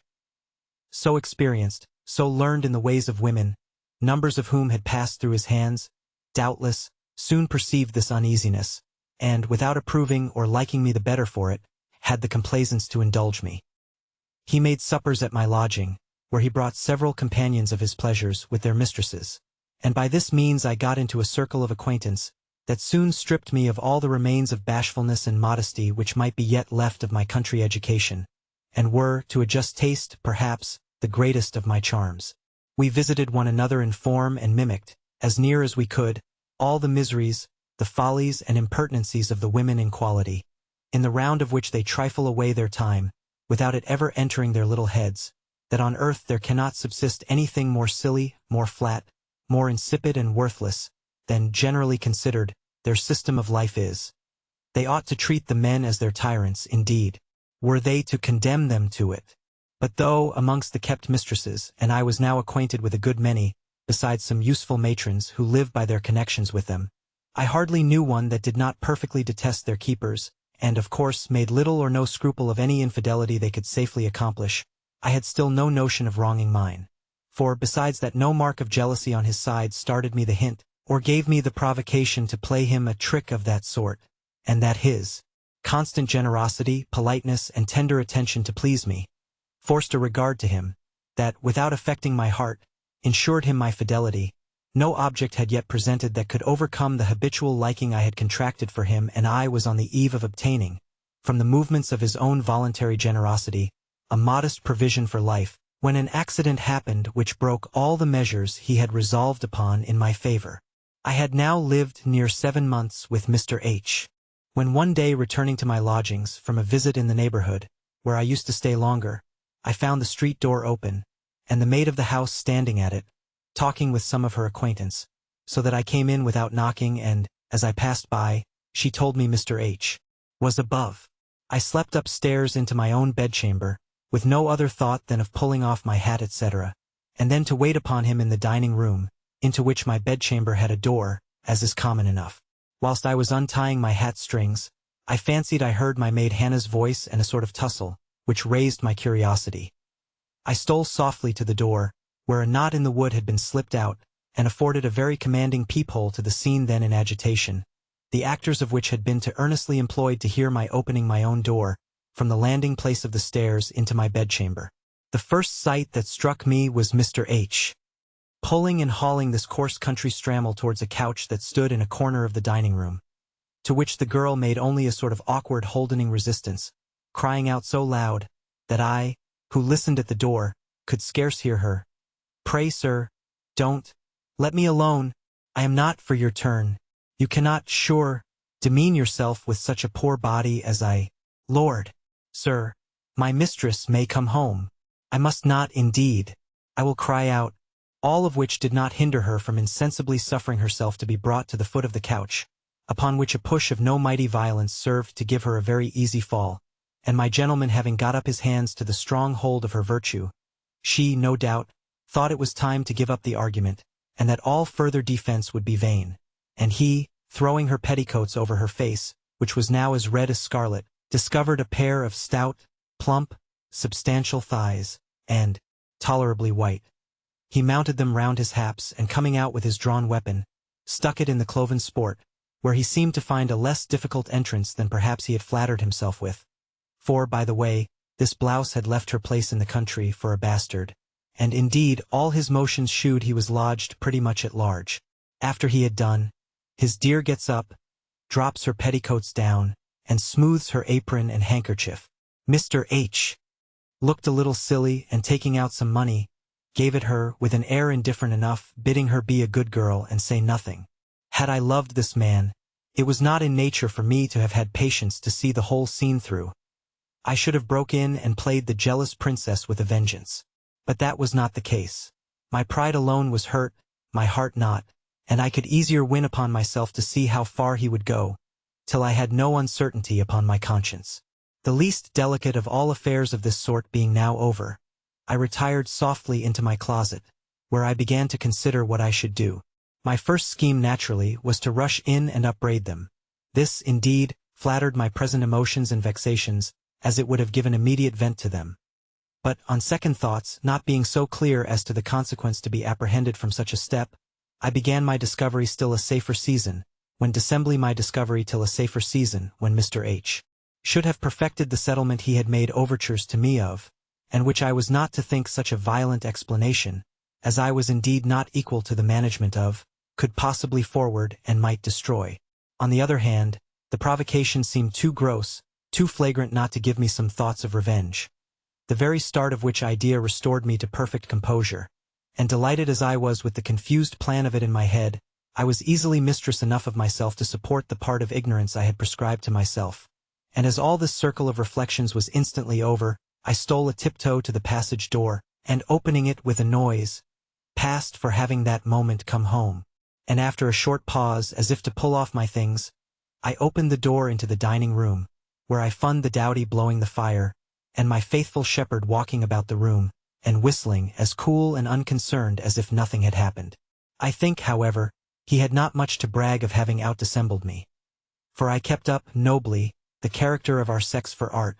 and went up to him with the same open air of frankness as I had ever received him. He stayed but a little while, made some excuse for not being able to stay the evening with me, and went out. As for the wench, she was now spoiled, at least for my servant. And scarce 48 hours were gone round, before her insolence, on what had passed between Mr. H. and her, gave me so fair an occasion to turn her away, at a minute's warning, that not to have done it would have been the wonder, so that he could neither disapprove it nor find in it the least reason to suspect my original motive. What became of her afterwards I know not. But generous as Mr. H. was, he undoubtedly made her amends, though I dare answer that he kept up no further commerce with her of that sort, as his stooping to such a coarse morsel was only a sudden sally of lust, on seeing a wholesome-looking, buxom country wench, and no more strange than hunger, or even a whimsical appetite's making a fling meal of neck beef, for change of diet. Had I considered this escapade of Mr. H. in no more than that light and contented myself with turning away the wench, I had thought and acted right. But, flushed as I was with imaginary wrongs, I should have held Mr. H. to have been cheaply off, if I had not pushed my revenge farther, and repaid him as exactly as could for the soul of me in the same coin. Nor was this worthy act of justice long delayed. I had it too much at heart. Mr. H. had, about a fortnight before, taken into his service a tenant's son, just come out the country, a very handsome young lad, scarce turned of 19, fresh as a rose, well sharped and clear-limbed. In short, a very good excuse for any woman's liking, even though revenge had been out of the question. Any woman, I say, who was disprejudiced and that wit and spirit enough to prefer a point of pleasure to a point of pride. Mr. H. had clapped a livery upon him, and his chief employ was, after being shown my lodgings, to bring and carry letters or messages between his master and me, and as the situation of all kept ladies is not the fittest to inspire respect, even to the meanest of mankind, and perhaps less of it from the most ignorant, I could not help observing that this lad, who was, I suppose, acquainted with my relation to his master by his fellow servants, used to eye me in that bashful, confused way, more expressive, more moving and readier caught at by our sex, than any other declarations whatever. My figure had, it seems, struck him, and modest and innocent as he was, he did not himself know that the pleasure he took in looking at me was love or desire. But his eyes, naturally wanton, and now inflamed with passion, spoke a great deal more than he durst have imagined they did. Hitherto, indeed, I had only taken notice of the comeliness of the youth, but without the least design. My pride alone would have guarded me from a thought that way, had not Mr. H.'s condescension with my maid, where there was not half the temptation, in point of person, set me a dangerous example. But now I began to look on this stripling as every way a delicious instrument of my designed retaliation upon Mr. H., of an obligation for which I should have made a conscience to die in his debt. In order then to pave the way for the accomplishment of my scheme, for 2 or 3 times that the young fellow came to me with messages, I managed so, or without affectation, to have him admitted to my bedside, or brought to me at my toilet where I was dressing, and by carelessly shewing or letting him, as if without meaning or design, sometimes my bosom rather more bare than it should be, sometimes my hair, of which I had a very fine head, in the natural flow of it while combing, sometimes a neat leg that had unfortunately slipped its garter, which I made no scruple of tying before him, easily gave him the impressions favorable to my purpose, which I could perceive to sparkle in his eyes, and glow in his cheeks. Then certain slight squeezes by the hand, as I took letters from him, did his business completely. When I saw him thus moved, and fired for my purpose, I inflamed him yet more, by asking him several leading questions, such as, had he a mistress? Was she prettier than me? Could he love such a one as I was? And the like. To all which the blushing simpleton answered to my wish, in a strain of perfect nature, perfect undebauched innocence, but with all the awkwardness and simplicity of country breeding. When I thought I had sufficiently ripened him for the laudable point I had in view, one day that I expected him at a particular hour, I took care to have the coast clear for the reception I designed him, and, as I laid it, he came to the dining-room door, tapped at it, and, in my bidding him come in, he did so and shut the door after him. I desired him, then, to bolt it on the inside, pretending it would not otherwise keep shut. I was then lying at length upon that very couch, the scene of Mr. H.'s polite joys, in an undress, which was with all the art of negligence flowing loose, and in a most tempting disorder. No stays, no hoop, no encumbrance whatever. On the other hand, he stood at a little distance, that gave me a full view of a fine-featured, shapely, healthy country lad, breathing the sweets of fresh blooming youth. His hair, which was of a perfect shining black, played to his face in natural side curls, and was set out with a smart tuck-up behind. New buckskin breeches, that, clipping close, shewed the shape of a plump, well-made thigh.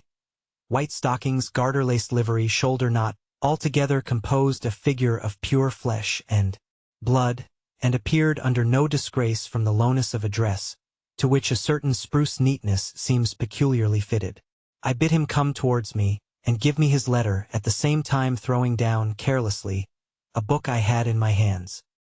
He colored, and came within reach of delivering me the letter, which he held out, awkwardly enough, for me to take, with his eyes rivet on my bosom, which was, through the designed disorder of my handkerchief, sufficiently bare and rather than hid. I, smiling in his face, took the letter, and immediately catching hold of his shirt sleeve, drew him towards me, blushing and almost trembling. For surely his extreme bashfulness and utter inexperience called for, at least, all the advances to encourage him. His body was now conveniently inclined toward me, and just softly chucking his beardless chin, I asked him if he was afraid of a lady, and with that took, and carrying his hands to my breasts, I pressed it tenderly to them. They were now finely furnished, and raised in flesh, so that, panting with desire, they rose and fell, in quick heaves under his touch. At this, the boy's eyes began to lighten with all the fires of inflamed nature, and his cheeks flushed with a deep scarlet. Tongue-tied with joy, rapture, and bashfulness, he could not speak, but then his looks, his emotion, sufficiently satisfied me that my train had taken, and that I had no disappointment to fear. My lips, which I threw in his way, so that he could not escape kissing them, fixed, fired, and emboldened him. And now, glancing my eyes towards that part of his dress which covered the essential object of enjoyment, I plainly discovered the swell and commotion there.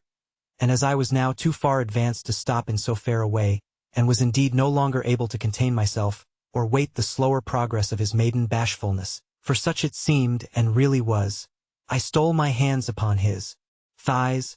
down one of which I could both see and feel a stiff hard body, confined by his breeches, that my fingers could discover no end to. Curious then, and eager to unfold so alarming a mystery, playing as it were with his buttons, which were bursting ripe from the active force within, those of his waistband and foreflap flew open at a touch, when out it started. And now, disengaged from the shirt, I saw, with wonder and surprise, what? Not the plaything of a boy, not the weapon of a man, but a maypole of so enormous a standard,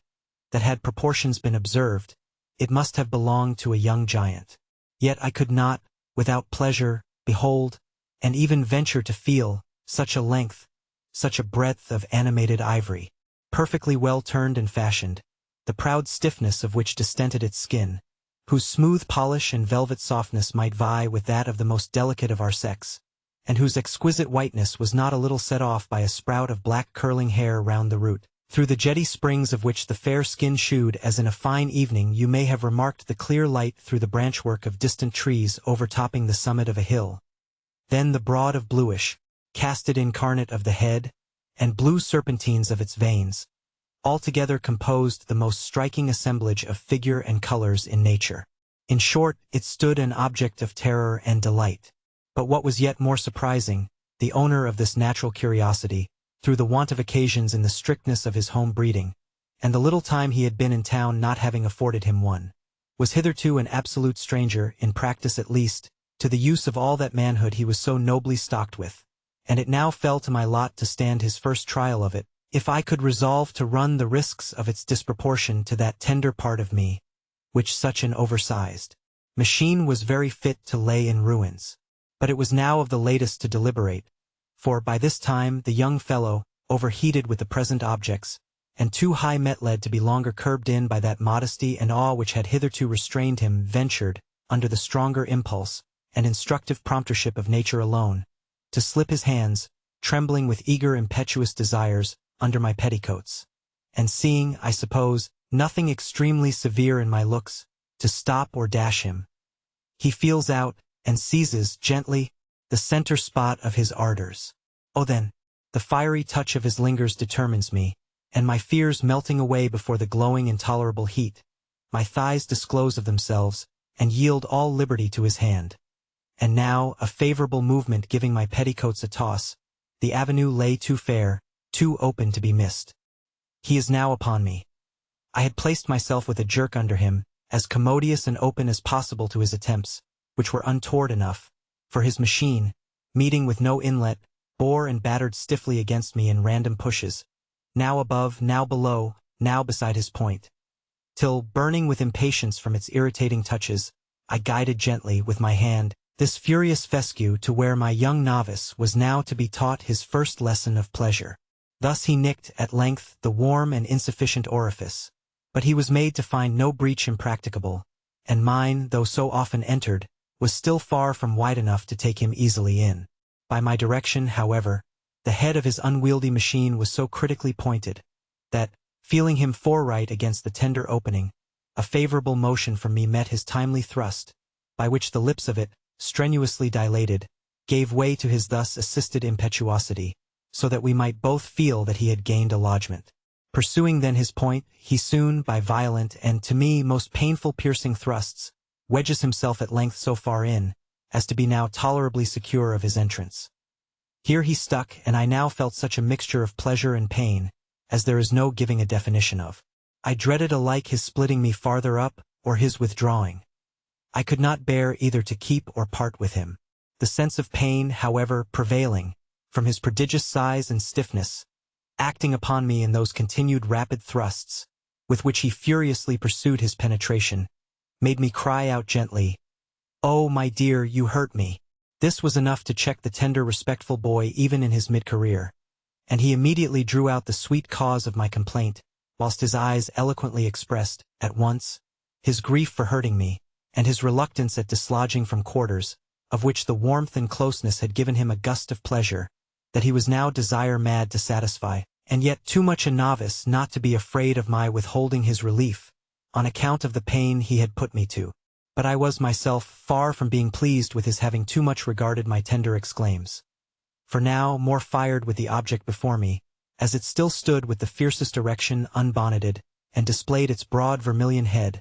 I first gave the youth a re-encouraging kiss, which he repaid me with a fervor that seemed at once to thank me, and bribe my further compliance, and soon replaced myself in a posture to receive, at all risk, the renewed invasion, which he did not delay in instant. For, being presently remounted,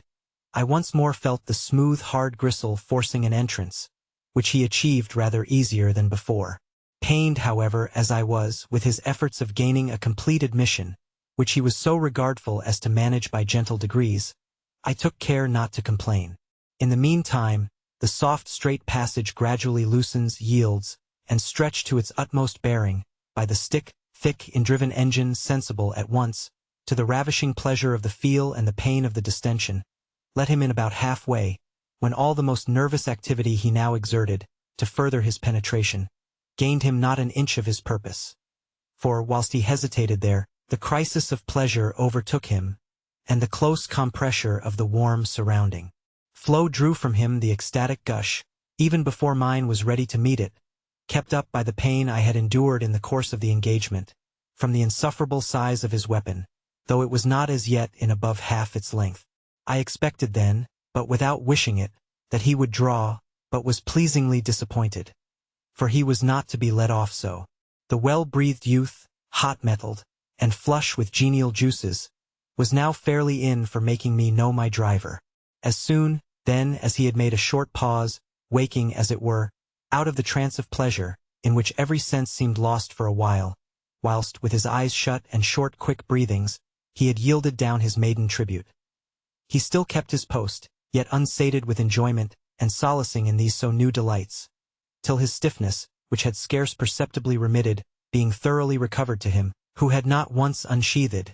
he proceeded afresh to cleave and open to himself an entire entry into me, which was not a little made easy to him by the balsamic injection, with which he had just plentifully moistened the whole internals of the passage. Redoubling, then, the active energy of his thrusts, favored by the fervid appetency of my motions,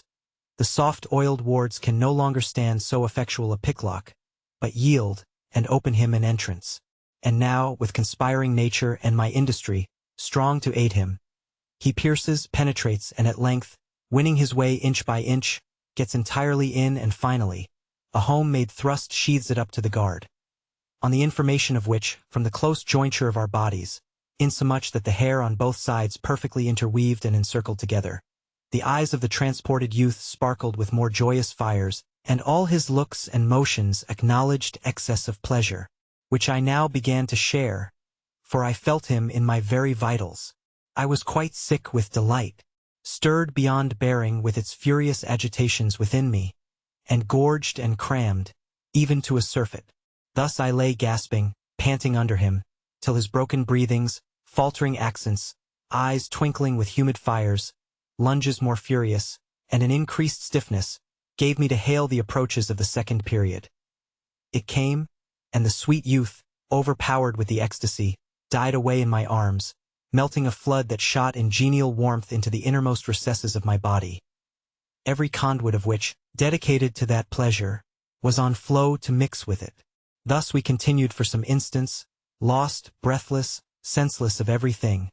and in every part but those favorite ones of nature, in which all that we enjoyed of life and sensation was now totally concentred. When our mutual trance was a little over, and the young fellow had withdrawn that delicious stretcher, with which he had most plentifully drowned all thoughts of revenge, in the sense of actual pleasure, the widened wounded passage refunded a stream of pearly liquids, which flowed down my thighs, mixed with streaks of blood, the marks of the ravage of that monstrous machine of his, which had now triumphed over a kind of second maidenhead. I stole, however, my handkerchief to those parts, and wiped them as dry as I could,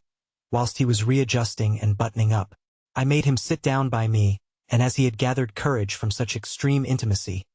he gave me an after-course of pleasure, in a natural burst of tender gratitude and joy, at the new scenes of bliss I had opened to him. Scenes positively new, as he had never before had the least acquaintance with that mysterious mark, the cloven stamp of female distinction, though nobody better qualified than he to penetrate into its deepest recesses, or do it nobler justice. But when, by certain motions, certain unquietness of his hands, that wandered not without design, I found he languished for satisfying a curiosity, natural enough, to view and handle those parts which attract and concentre the warmest force of imagination,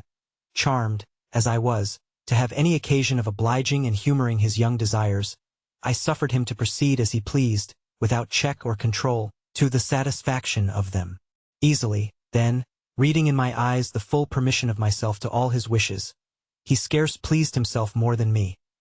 When, having insinuated his hand under my petticoat and shift, he presently removed those bars to the sight, by slyly lifting them upwards, under favor of 1,000 kisses, which he thought, perhaps, necessary to divert my attention from what he was about. All my drapery being now rolled up to my waist, I threw myself into such a posture upon the couch, as gave up to him, in full view, the whole region of delight, and all the luxurious landscape around it. The transported youth devoured everything with his eyes, and tried, with his fingers, to lay more open to his sight the secrets of that dark and delicious deep. He opens the folding lips, the softness of which, yielding entry to anything of a hard body, close round it, and oppose the sight, and feeling further, meets with and wonder at, a soft fleshy excrescence, which, limber and relaxed after the late enjoyment, now grew, under the touch and examination of his fiery fingers, more and more stiff and considerable, till the titillating ardors of that so sensible part made me sigh, as if he had hurt me, on which he withdrew his curious probing fingers, asking me pardon, as it were, in a kiss that rather increased the flame there. Novelty ever makes the strongest impressions, and in pleasures especially. No wonder, then, that he was swallowed up in raptures of admiration of things so interesting by their nature, and now seen and handled for the first time. On my part, I was richly overpaid for the pleasure I gave him, in that of examining the power of those objects thus abandoned to him, naked and free to his loosest wish, over the artless, natural stripling. His eyes streaming fire, his cheeks glowing with a florid red, his fervid frequent sighs, whilst his hands convulsively squeezed, opened, pressed together again the lips and sides of that deep flesh-wound, or gently twitched the overgrowing moss, and all proclaimed the excess, the riot of joys in having his wantonness thus humored. But he did not long abuse my patience, for the objects before him had now put him by all his, and, coming out with that formidable machine of his,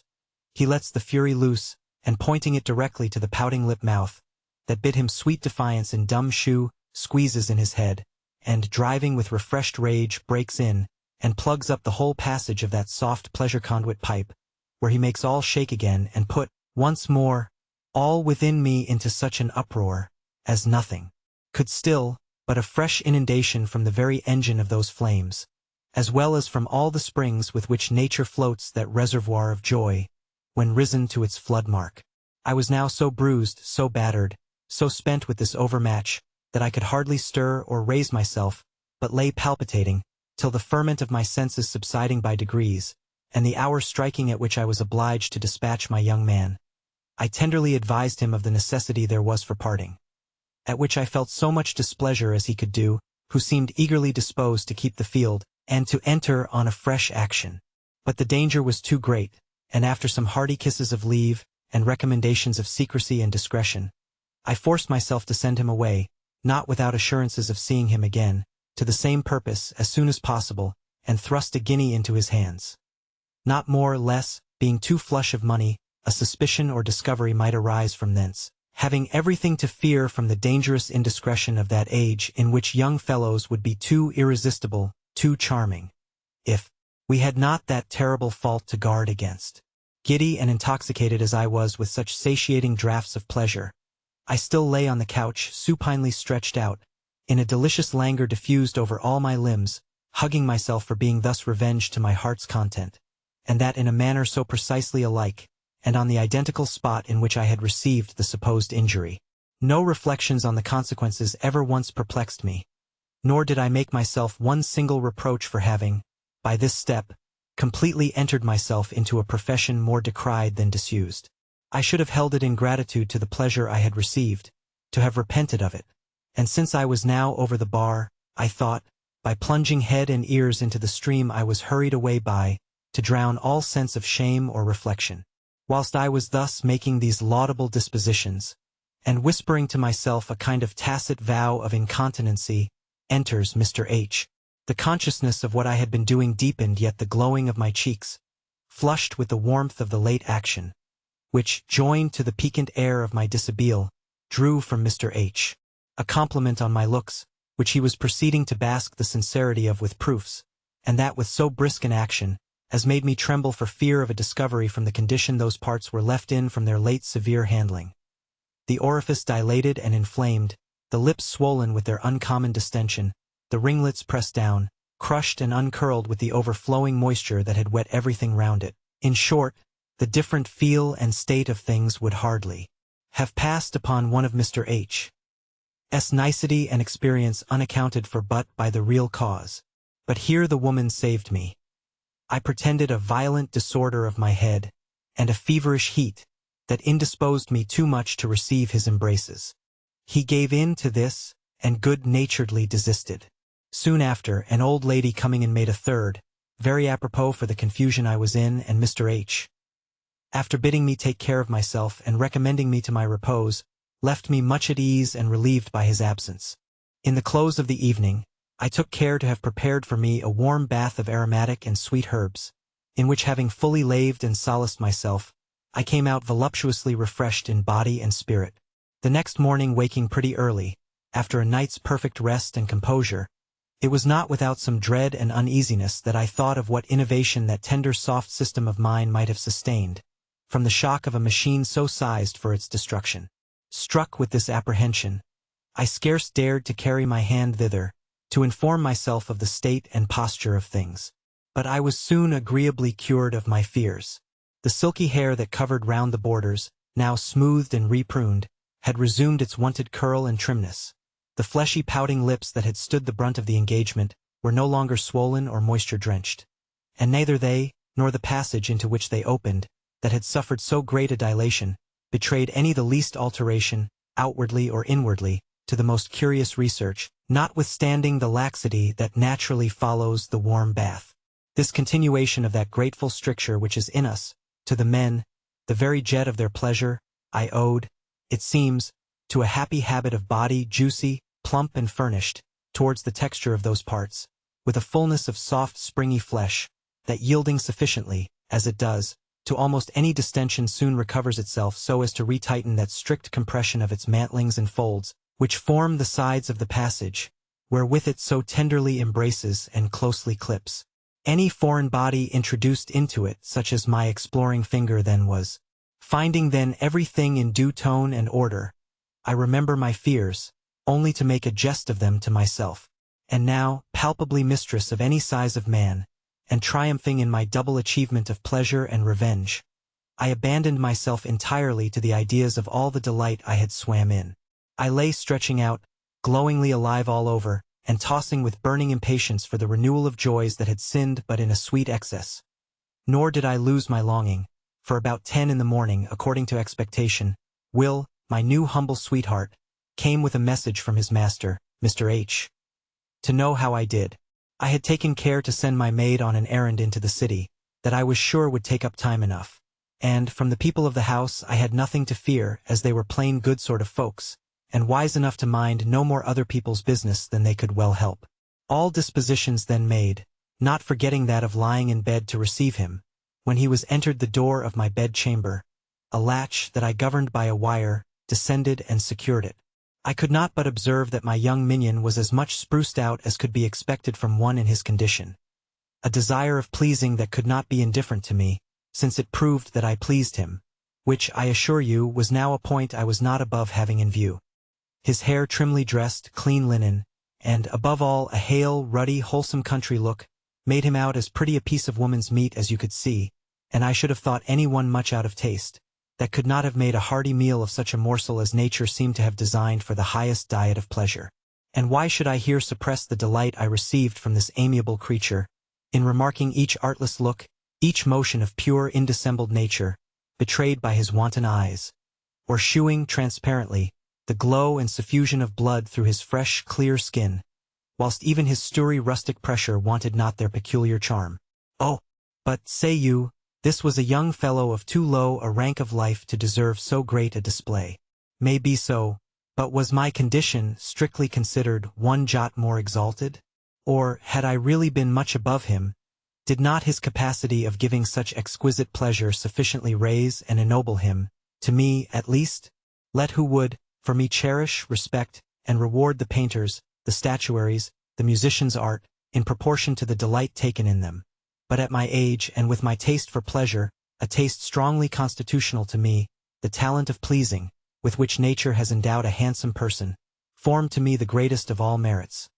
compared to which the vulgar prejudices in favor of titles, dignities, honors, and the like, held a very low rank indeed. Nor perhaps would the beauties of the body be so much affected to be held cheap, were they, in their nature, to be bought and delivered. But for me, whose natural philosophy all resided in the favorite center of sense, and who was ruled by its powerful instinct in taking pleasure by its right handle, I could scarce have made a choice more to my purpose. Mr. H.'s loftier qualifications of birth, fortune, and sense laid me under a sort of subjection and constraint that were far from making harmony in the concert of love. Nor had he, perhaps, thought me worth softening that superiority to. But with this lad, I was more on the level which love delights in. We may say what we please, but those we can be the easiest and freest with are ever those we like, not to say love the best. With this stripling, all whose art of love was the action of it, I could, without check of awe or restraint, give a loose to J, and execute every scheme of dalliance my fond fancy might put me on, in which he was, in every sense, a most exquisite companion. And now my great pleasure lay in humoring all the petulances, all the wanton frolic of a raw novice just fledged, and keen on the burning scent of his game, but unbroken to the sport, and to carry on the figure, who could better read the wood than he, or stand fairer for the heart of the hunt. He advanced then to my bedside, and whilst he faltered out his message, I could observe his color rise, and his eyes lighten with joy, in seeing me in a situation as favorable to his loosest wishes, as if he had bespoke the play. I smiled, and put out my hand towards him, which he kneeled down to,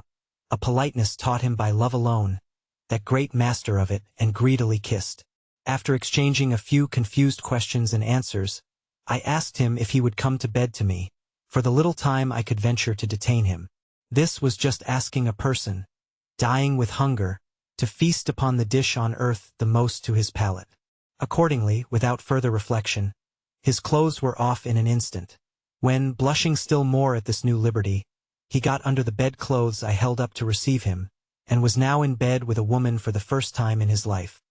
Here began the usual tender preliminaries, as delicious, perhaps, as the crowning act of enjoyment itself, which they often beget an impatience of, that makes pleasure destructive of itself, by hurrying on the final period, and closing that scene of bliss, in which the actors are generally too well pleased with their parts, not to wish them an eternity of duration. When we had sufficiently graduated our advances towards the main point, by toying, kissing, clipping, feeling my breasts, now round and plump,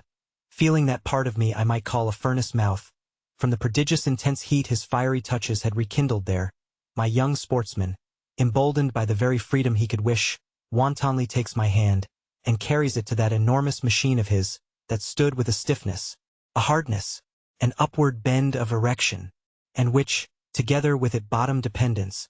the inestimable bulse of ladies' jewels, formed a grand show out of goods indeed. Then its dimensions, mocking either grasp or span,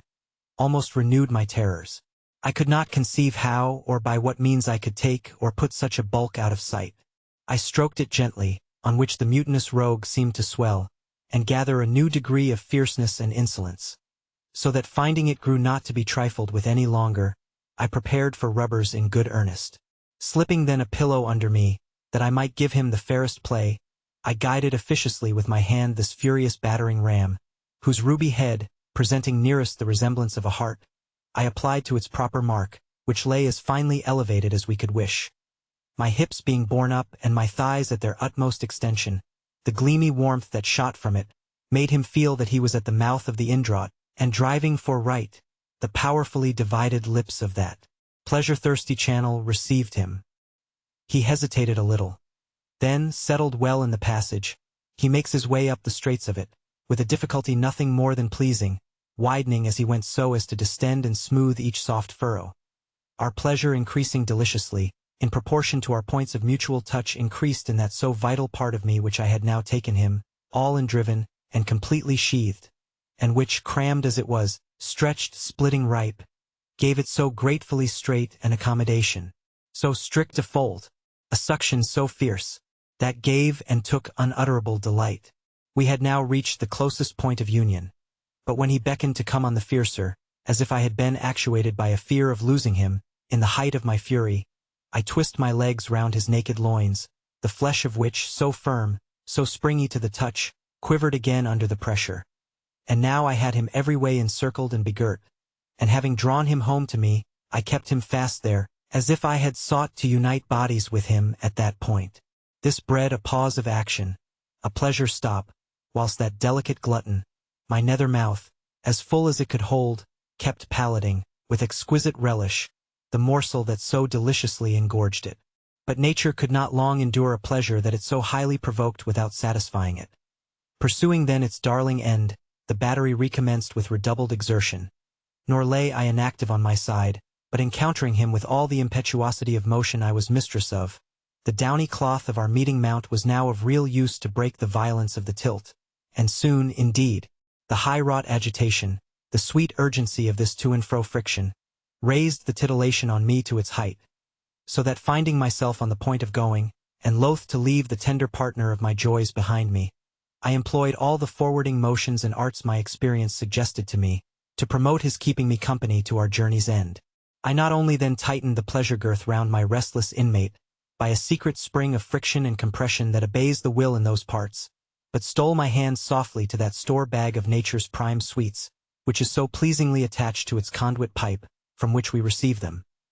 There feeling, and most gently indeed, squeezing those tender globular reservoirs, the magic touch took instant effect, quickened, and brought on upon the spur the symptoms of that sweet agony, the melting moment of dissolution, when pleasure dies by pleasure, and the mysterious engine of it overcomes the titillation it has raised in those parts, by plying them with the stream of a warm liquid, that in itself the highest of all titillations, and which they thirstily express and draw in like the hot-natured leech, which, to cool itself, tenaciously extracts all the moisture within its sphere of execution. Chiming then to me with exquisite consent as I melted away,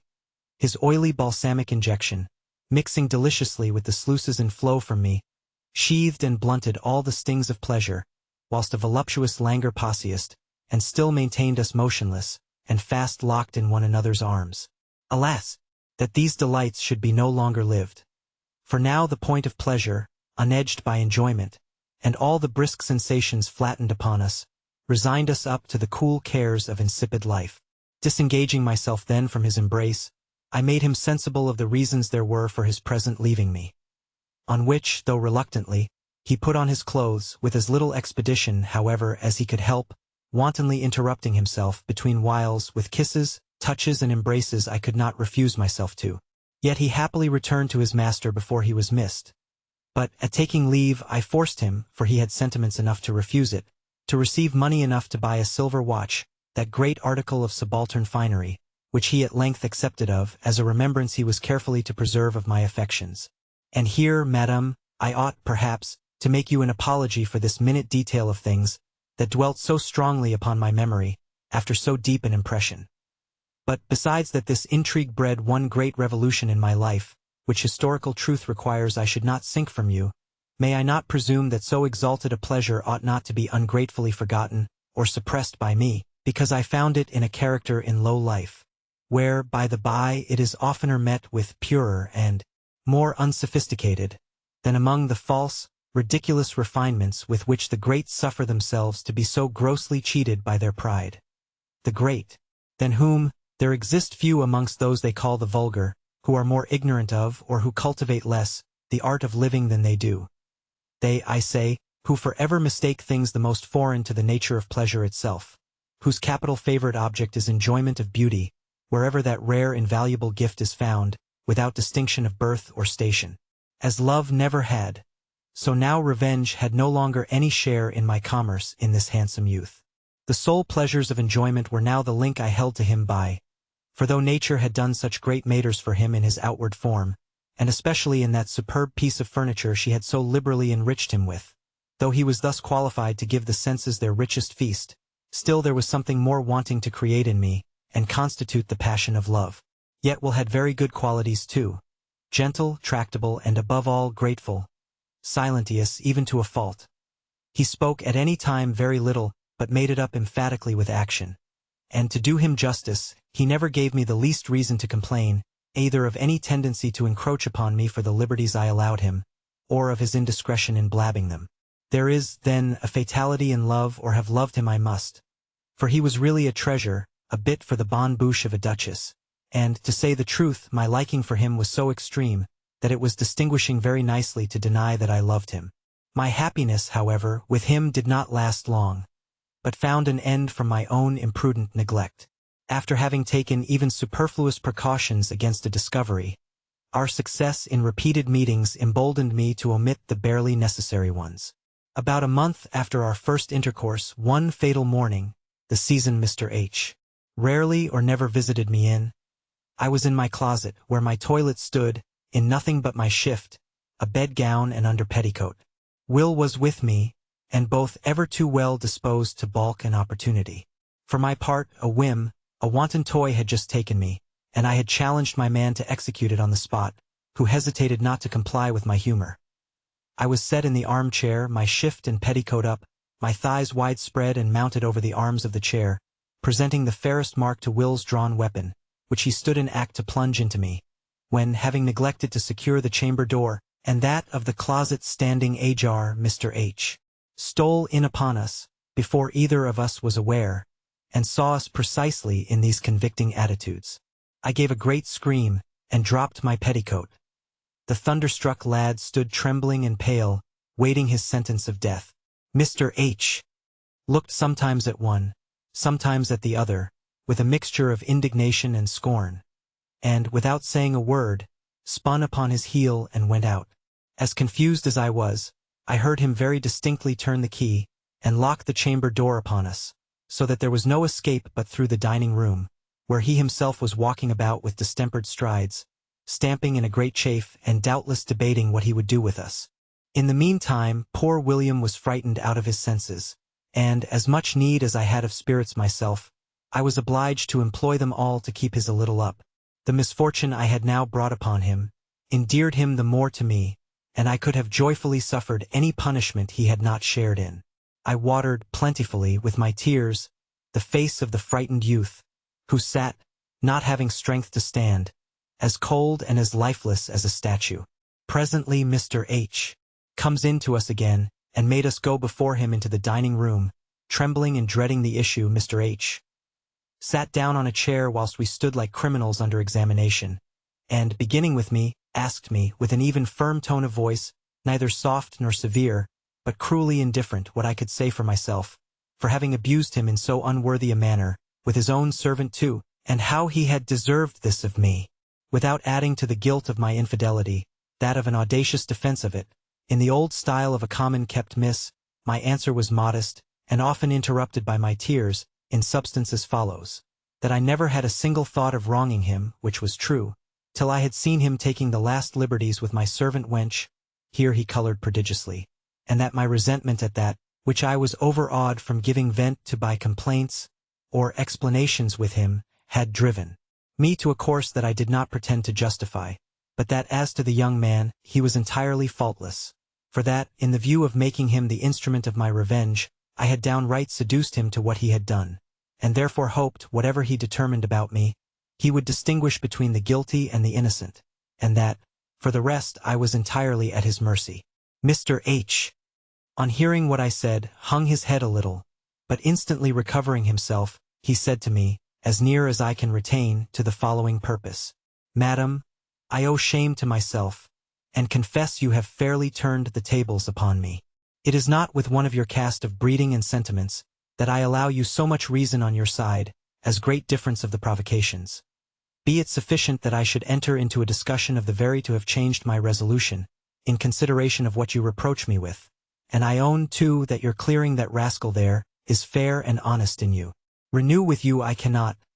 The affront is too gross. I give you a week's warning to get out of these lodgings. Whatever I have given you remains to you, and as I never intend to see you more, the landlord will pay you 50 pieces on my account, with which, and every debt paid, I hope you will own I do not leave you in a worse condition than what I took you up in, or that you deserve of me. Blame yourself only that it is no better." Then, without giving me time to reply, he addressed himself to the young fellow. "For you, Spark, I shall, for your father's sake, take care of you. The town is no place for such an easy fool as thou art, and tomorrow you shall set out under the charge of one of my men, well recommended in my name to your father, not to let you return and be spoiled here." At these words he went out, after my vainly attempting to stop him, by throwing myself at his feet.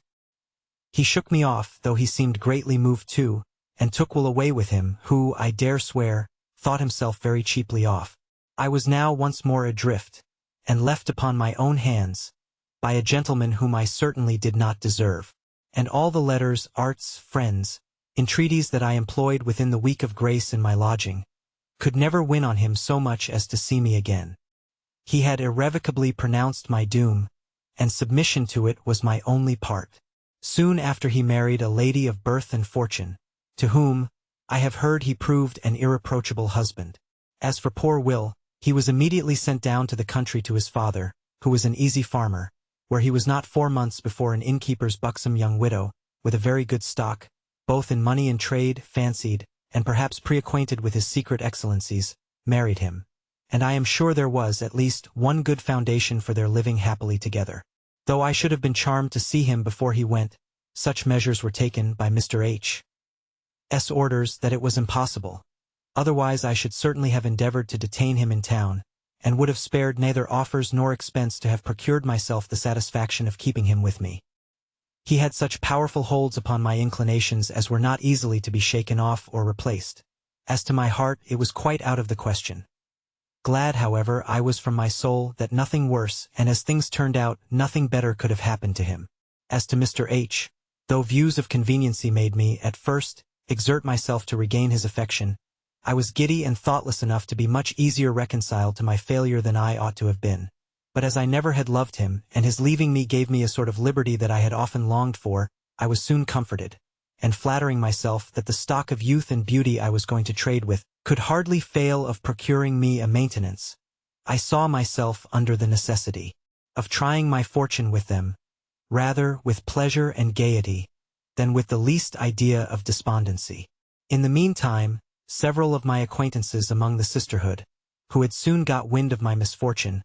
flocked to insult me with their malicious consolations. Most of them had long envied me the affluence and splendor I had been maintained in, and though there was scarce one of them that did not at least deserve to be in my case, and would probably sooner or later come to it, it was equally easy to remark, even in their affected pity, their secret pleasure at seeing me thus discarded, and their secret grief that it was no worse with me. Unaccountable malice of the human heart, and which is not confined to the class of life they were of. But as the time approached for me to come to some resolution how to dispose of myself, and I was considering, round where to shift my quarters to, Mrs. Cole, a middle-aged discreet sort of woman, who had been brought into my acquaintance by one of the misses that visited me, upon learning my situation, came to offer her cordial advice and service to me, and as I had always taken to her more than to any of my female acquaintances, I listened the easier to her proposals. And, as it happened, I could not have put myself into worse, or into better hands in all London. Into worse, because keeping a house of conveniency, there were no lengths in lewdness she would not advise me to go, in compliance with her customers. No schemes or pleasure or even unbounded debauchery, she did not take even a delight in promoting. Into a better, because nobody having had more experience of the wicked part of the town than she had, was fitter to advise and guard one against the worst dangers of our profession, and what was rare to be met with in those of hers, she contented herself with a moderate living profit upon her industry and good offices, and had nothing of their greedy rapacious turn. She was really too a gentlewoman born and bred, but through a train of accidents reduced to this course, which she pursued, partly through necessity, partly through choice, as never woman delighted more in encouraging a brisk circulation of the trade, for the sake of the trade itself, or better understood all the mysteries and refinements of it, than she did. So that she was consummately at the top of her profession, and dealt only with customers of distinction, to answer the demands of whom she kept a competent number of her daughters in constant recruit, so she called those whom their youth and personal charms recommended to her adoption and management, several of whom, by her means, and through her tuition and instructions, succeeded very well in the world. This useful gentlewoman upon whose protection I now threw myself, having her reasons of state respecting Mr. H. for not appearing too much in the thing herself, sent a friend of hers, on the day appointed for my removal, to conduct me to my new lodgings at a brushmaker's in E. Street, Covent Garden, the very next door to her own house, where she had no conveniences to lodge me herself.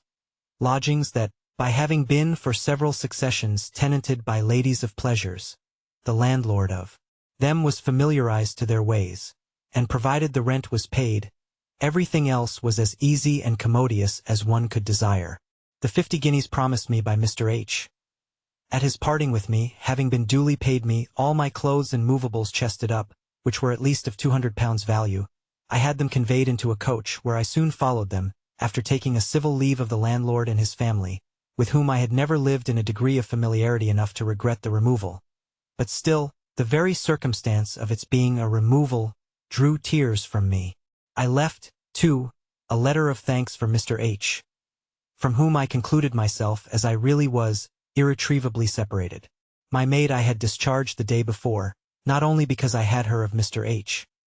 but that I suspected her of having somehow or other been the occasion of his discovering me, in revenge, perhaps, for my not having trusted her with him. We soon got to my lodgings, which, though not so handsomely furnished, nor so showy as those I left, were to the full as convenient, and at half price, though on the first floor. My trunks were safely landed and stowed in my apartments, where my neighbor and now gouvernante, Mrs. Cole, was ready with my landlord to receive me, to whom she took care to set me out in the most favorable light, that of one from whom there was the clearest reason to expect the regular payment of his rent. All the cardinal virtues attributed to me would not have had half the weight of that recommendation alone. I was now settled in lodgings of my own, abandoned to my own conduct, and turned loose upon the town to sink or swim as I could manage with the current of it. And what were the consequences, together with the number of adventures which befell me in the exercise of my new profession, will compose the matter of another letter, for surely it is high time to put a period to this. I am, Madam, yours, etc., etc., etc. The end of the first letter. Letter the second. Madam, if I have delayed the sequel of my history, it has been purely to allow myself a little breathing time, not without some hopes, that, instead of pressing me to a continuation, you would have acquitted me of the task of pursuing a confession, in the course of which my self-esteem has so many wounds to sustain. I imagined, indeed, that you would have been cloyed and tired with uniformity of adventures and expressions, inseparable from a subject of this sort, whose bottom or groundwork being, in the nature of things eternally one and the same, whatever variety of forms and modes the situations are susceptible of. There is no escaping a repetition of near the same images, the same figures, the same expressions, with this further inconvenience added to the disgust it creates, that the words joys, ardors, transports, ecstasies, and the rest of those pathetic terms so congenial to, so received in the practice of pleasure, flatten and lose much of their due spirit and energy by the frequency they indispensably recur with, in a narrative of which that practice professedly composes the whole basis. I must therefore trust to the candor of your judgment, for your allowing for the disadvantage I am necessarily under in that respect, and to your imagination and sensibility, the pleasing tax of repairing it by their supplements where my descriptions flag or fail. The one will readily place the pictures I present before your eyes, the other give life to the colors where they are dull or worn with too frequent handling. What you say besides, by way of encouragement concerning the extreme difficulty of continuing so long in one strain, in a mean tempered with taste, between the revoltingness of gross, rank and vulgar expressions, and the ridicule of mincing metaphors and affected circumlocutions, is so sensible as well as good-natured, that you greatly justify me to myself for my compliance with a curiosity that is to be satisfied so extremely at my expense. Resuming now where I broke off in my last, I am in my way to remark to you, that it was late in the evening before I arrived at my lodgings, and Mrs. Cole, after helping me to range and secure my things, spent the whole evening with me in my apartment, where we supped together, in giving me the best advice and instruction with regard to the new stage of my profession I was now to enter upon, and passing thus from a private devotee to pleasure into a public one, to become a more general good, with all the advantages requisite to put my person out to use, either for interest or pleasure or both. But then, she observed, as I was a kind of new face upon the town, that is, was an established rule and part of trade, for me to pass for a maid and dispose of myself as such on the first good occasion, without prejudice, however, to such diversions as I might have a mind to in the interim, for that nobody could be a greater enemy than she was to the losing of time, that she would, in the meantime, do her best to find out a proper person, and would undertake to manage this nice point for me, if I would accept of her aid and advice to such good purpose, that, in the loss of a fictitious maidenhead, I should reap all the advantages of a native one. As too great a delicacy of sentiments did not extremely belong to my character at that time, I confess, against myself, that I perhaps too readily closed with a proposal which my candor and ingenuity gave me some repugnance to, but not enough to contradict the intention of one to whom I had now thoroughly abandoned the direction of all my steps. For Mrs. Cole had, I do not know how unless by one of those unaccountable invincible sympathies that, nevertheless, from the strongest links, especially of female friendship, won and got entire possession of me. On her side, she pretended that a strict resemblance, she fancied she saw in me, to an only daughter whom she had lost at my age, was the first motive of her taking to me so affectionately as she did. It might be so. There exist a slender motives of attachment, that, gathering force from habit and liking, have proved often more solid and durable than those founded on much stronger reasons. But this I know, that though I had no other acquaintance with her, than seeing her at my lodgings, when I lived with Mr. H., where she had made errands to sell me some millinery ware, she had by degrees insinuated herself so far into my confidence, that I threw myself blindly into her hands, and came, at length, to regard, love, and obey her implicitly. And, to do her justice, I never experienced at her hands other than a sincerity of tenderness, and care for my interest, hardly heard of in those of her profession. We parted that night, after having settled a perfect unreserved agreement, and the next morning Mrs. Cole came, and took me with her to her house for the first time. Here, at the first sight of things, I found everything breathe an air of decency, modesty, and order. In the outer parlor, or rather shop, sat 3 young women, rather demurely employed on millinery work, which was the cover of a traffic in more precious commodities. But 3 beautifuler creatures could hardly be seen. 2 of them were extremely fair, the eldest not above 19, and the third, much about that age, was a piquant brunette, whose black sparkling eyes, and perfect harmony of features and shape, left her nothing to envy in her fairer companions. Their dress too had the more design in it, the less it appeared to have, being in a taste of uniform correct neatness and elegant simplicity. These were the girls that composed the small domestic flock, which my governess trained up with surprising order and management, considering the giddy wildness of young girls once got upon the loose. But then she never continued any in her house, whom, after a due novitiate, she found untractable, or unwilling to comply with the rules of it. Thus she had insensibly formed a little family of love, in which the members found so sensibly their account, in a rare alliance of pleasure and interest, and of a necessary outward decency, with unbounded secret liberty, that Mrs. Cole, who had picked them as much for their temper as their beauty, governed them with ease to herself and them too. To these pupils then of hers, whom she had prepared, she presented me as a new boarder, and one that was to be immediately admitted to all the intimacies of the house, upon which these charming girls gave me all the marks of a welcome reception, and indeed of being perfectly pleased with my figure, that I could possibly expect from any of my own sex. But they had been effectually brought to sacrifice all jealousy, or competition of charms, to a common interest, and considered me a partner that was bringing no despicable stock of goods into the trade of the house. They gathered round me, viewed me on all sides, and as my admission into this joyous troop made a little holiday, the shoe of work was laid aside, and Mrs. Cole, giving me up, with special recommendation, to their caresses and entertainment, went about her ordinary business of the house. The sameness of our sex, age, profession, and views soon increased as unreserved a freedom and intimacy as if we had been for years acquainted. They took and shewed me the house, their respective apartments, which were furnished with every article of convenience and luxury, and above all a spacious drawing-room, where a select revelling band usually met in general parties of pleasure, the girls supping with their sparks, and acting their wanton pranks with unbounded licentiousness,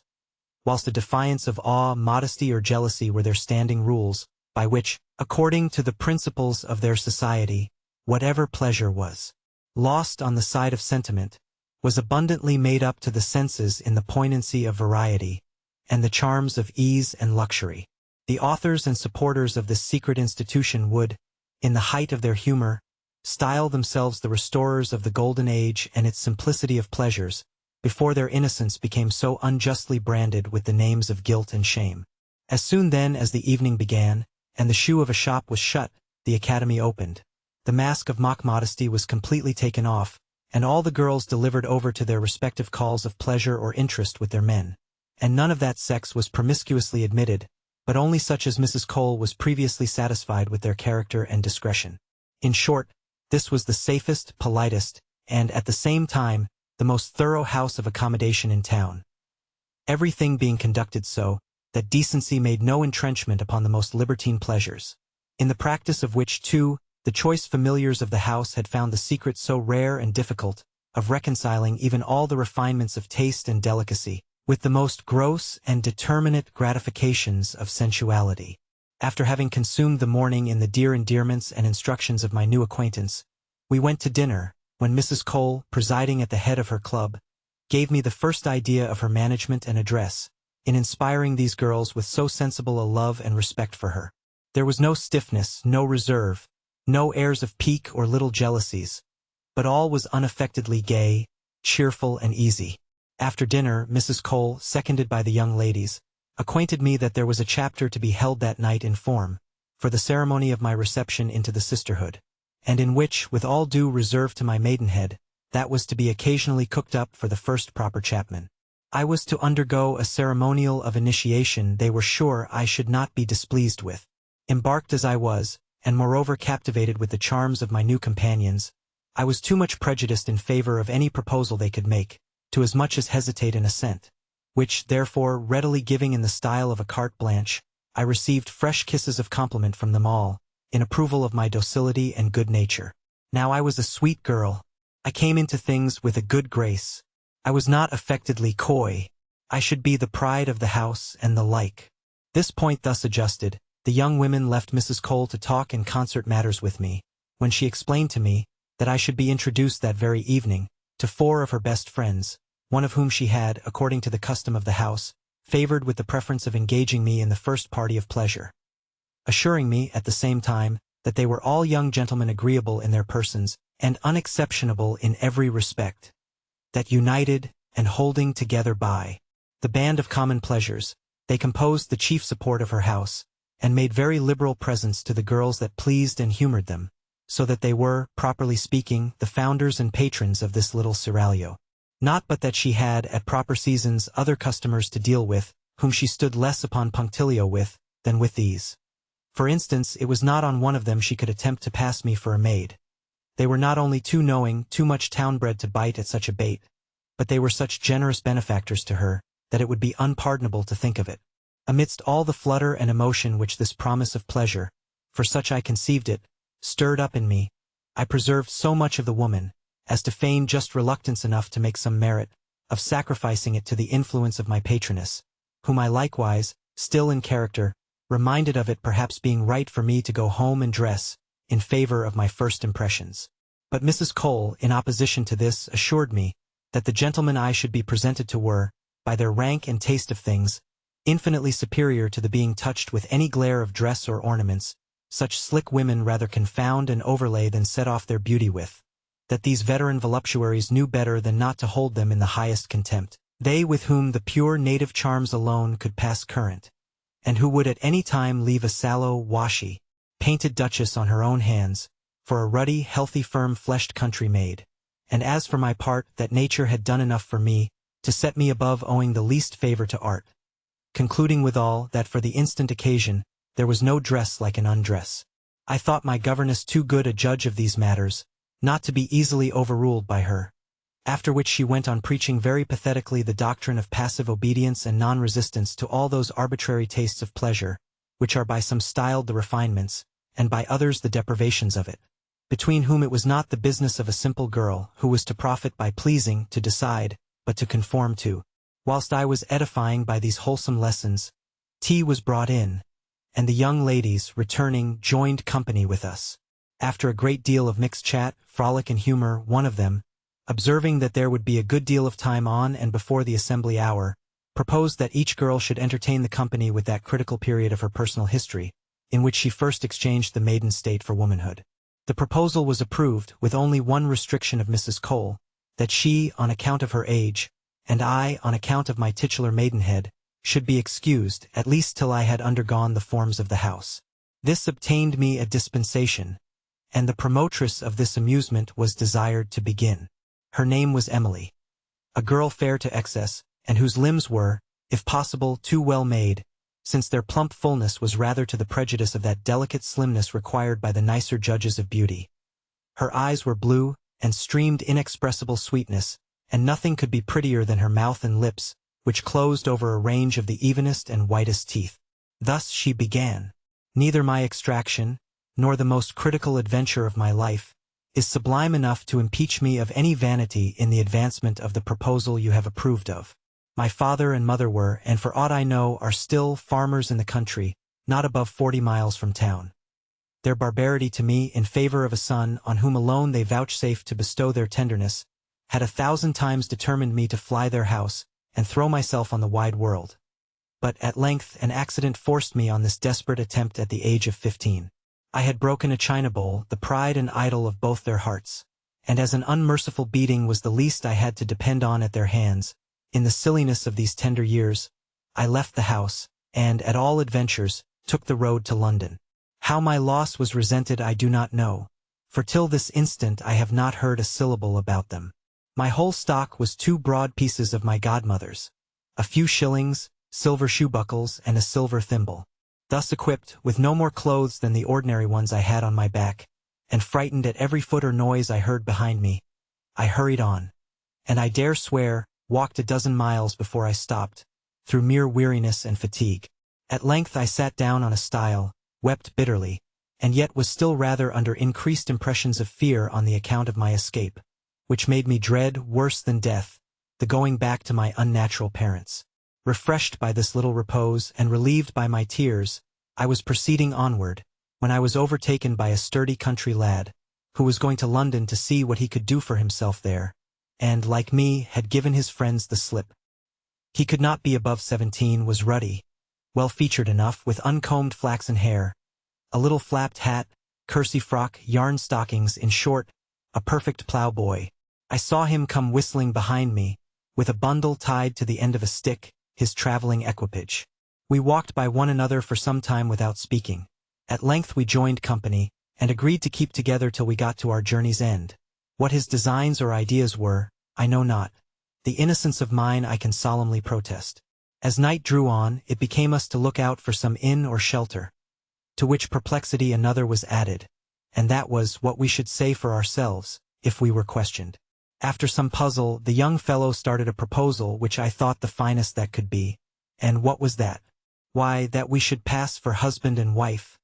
I never dreamed of consequences. We came presently, after having agreed on this notable experience, to one of those hedge accommodations for foot passengers, at the door of which stood an old crazy beldam, who seeing us trudge by, invited us to lodge there. Glad of any cover, we went in, and my fellow traveler, taking all upon him, called for what the house afforded, and we supped together as man and wife, which, considering our figures and ages, could not have passed on anyone but such as anything could pass on. But when bedtime came on, we had neither of us the courage to contradict our first account of ourselves. And what was extremely pleasant, the young lad seemed as perplexed as I was how to evade lying together, which was so natural for the state we had pretended to. Whilst we were in this quandary, the landlady takes the candles, and lights us to our apartment, through a long yard, at the end of which it stood, separate from the body of the house. Thus we suffered ourselves to be conducted, without saying a word in opposition to it. And there, in a wretched room with a bed answerable, we were left to pass the night together, as a thing quite of course. For my part, I was so incredibly innocent, as not even to think much more harm of going into bed with the young man, than with one of our dairy wenches. Nor had he, perhaps, any other notions than those of innocence, till such a fair occasion put them into his head. Before either of us undressed, however, he put out the candle, and the bitterness of the weather made it a kind of necessity for me to go into bed. Slipping then my clothes off, I crept under the bedclothes, where I found the young stripling already nestled, and the touch of his warm flesh rather pleased than alarmed me. I was indeed too much disturbed with the novelty of my condition to be able to sleep. But then I had not the least thought of harm. But oh, how powerful are the instincts of nature! How little is there wanting to set them in action! The young man, sliding his arm under my body, drew me gently towards him, as if to keep himself and me warmer. And the heat I felt from joining our breasts kindled another that I had hitherto never felt, and was, even then, a stranger to the nature of. Emboldened, I suppose, by my easiness, he ventured to kiss me, and I insensibly returned it, without knowing the consequence of returning it.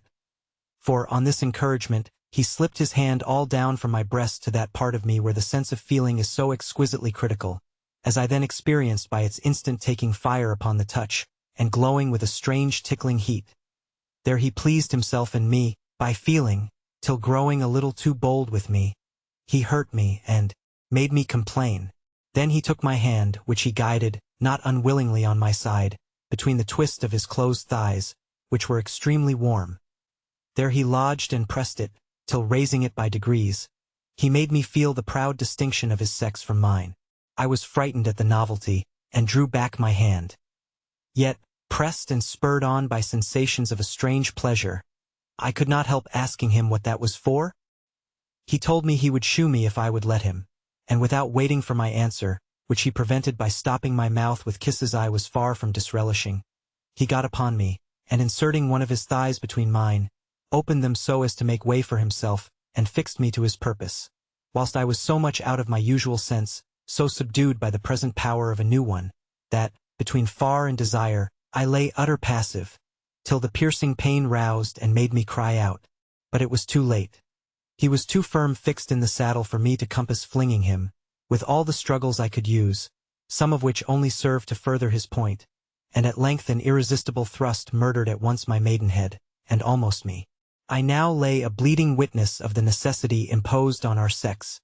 to gather the first honey off the thorns. But the pleasure rising as the pain subsided, I was soon reconciled to fresh trials, and before morning, nothing on earth could be dearer to me than this rifler of my virgin sweets.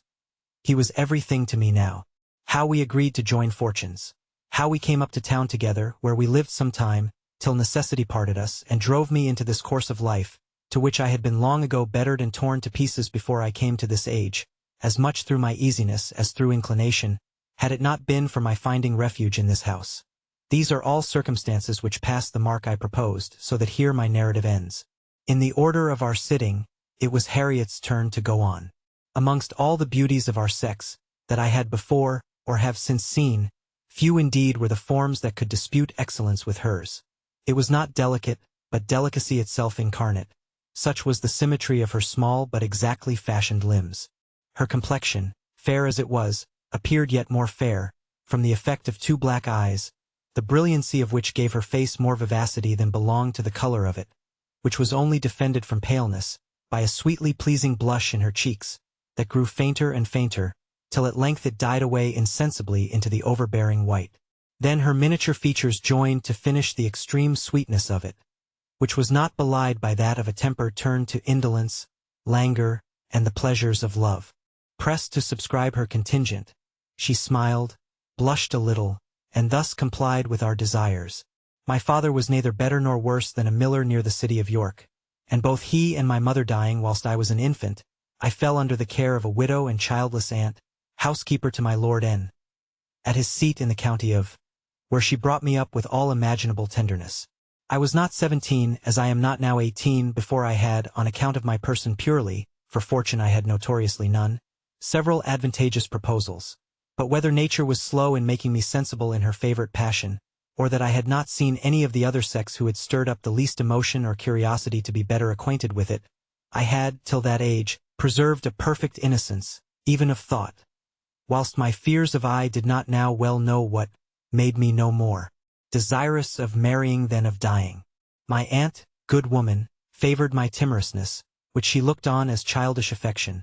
that her own experience might probably assure her would wear off in time, and gave my suitors proper answers for me. The family had not been down at that seat for years, so that it was neglected and committed entirely to my aunt, and two old domestics to take care of it. Thus I had the full range of a spacious lonely house and gardens, situated at about half a mile distance from any other habitation, except, perhaps, a straggling cottage or so. Here, in tranquillity and innocence, I grew up without any memorable accident, till one fatal day I had, as I had often done before, left my aunt asleep and secure for some hours after dinner, and resorting to a kind of ancient summer house at some distance from the house, I carried my work with me and sat over a rivulet which its door and window faced upon. Here I fell into a gentle breathing slumber, which stole upon my senses, as they fainted under the excessive heat of the season at that hour. A cane couch, with my work basked for a pillow, were all the conveniences of my short repose, for I was soon awaked and alarmed by a flounce, and noise of splashing in the water. I got up to see what was the matter, and what indeed should it be but the son of a neighboring gentleman, as I afterwards found, for I had never seen him before, who had strayed that way with his gun, and heated by his sport and the sultriness of the day, had been tempted by the freshness of the clear stream, so that presently stripping, he jumped into it on the other side, which bordered on a wood, some trees whereof, inclined down to the water, formed a pleasing shady recess, commodious to undress and leave his clothes under. My first emotions at the sight of this youth, naked in the water, were, with all imaginable respect to truth, those of surprise and fear,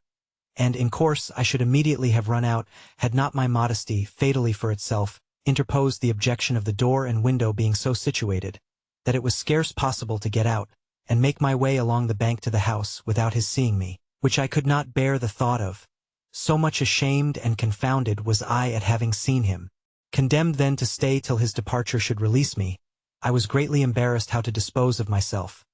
I kept some time betwixt terror and modesty, even from looking through the window, which being an old-fashioned casement without any light behind me, could hardly betray anyone's being there to him from within. Then the door was so secure, that without violence or my own consent, there was no opening it from without.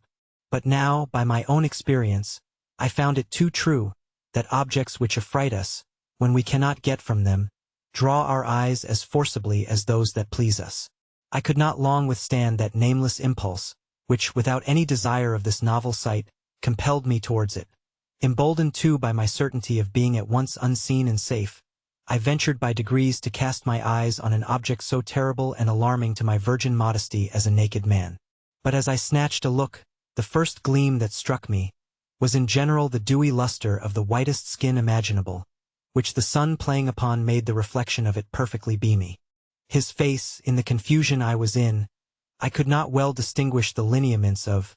any farther than that there was a great deal of youth and freshness in it. The frolic and various play of all his fine polished limbs, as they appeared above the surface, in the course of his swimming or wantoning with the water, amused and insensibly delighted me. Sometimes he lay motionless on his back waterborne, and dragging after him a fine head of hair, that, floating, swept the stream in a bush of black curls. Then the overflowing water would make a separation between his breast and glossy white belly, at the bottom of which I could not escape observing so remarkable a distinction, as a black mossy tuft, out of which appeared to emerge a round, softish, limber, white something, that played every way, with ever the least motion or whirling eddy. I cannot say but that part chiefly, by a kind of natural instinct, attracted, detained, captivated my attention. It was out of the power of all my modesty to command my eye away from it,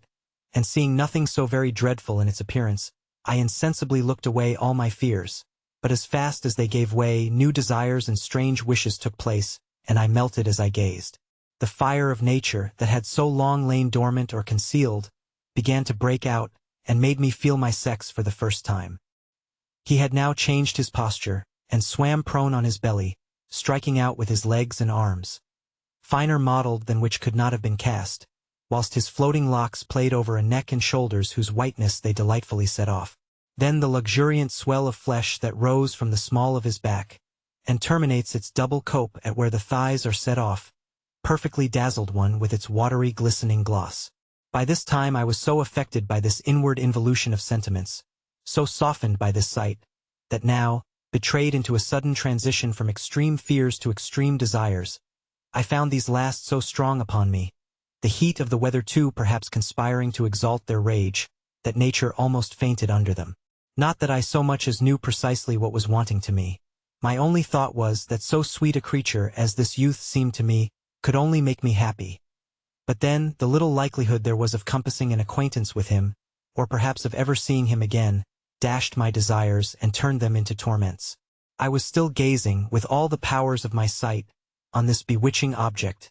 when, in an instant, down he went. I had heard of such things as a cramp seizing on even the best swimmers, and occasioning their being drowned. And imagining this so sudden eclipse to be owing to it, the inconceivable fondness this unknown lad had given birth to, distracted me with the most killing terrors. Insomuch that my concern giving the wings, I flew to the door, opened it, ran down to the canal, guided thither by the madness of my fears for him, and the intense desire of being an instrument to save him, though I was ignorant how or by what means to effect it. But was it for fears, and a passion so sudden as mine, to reason? All this took up scarce the space of a few moments. I had then just life enough to reach the green borders of the waterpiece, where wildly looking round for the young man, and missing him still, my fright and concern sunk me down in a deep swoon, which must have lasted me some time. For I did not come to myself, till I was roused out of it by a sense of pain that pierced me to the vitals, and awaked me to the most surprising circumstance of finding myself not only in the arms of this very young gentleman I had been so solicitous to save, but, taken at such an advantage in my unresisting condition, that he had actually completed his entrance into me so far, that weakened as I was by all the preceding conflicts of mind I had suffered, and struck dumb by the violence of my surprise, I had neither the power to cry out, nor the strength to disengage myself from his strenuous embraces, before, urging his point,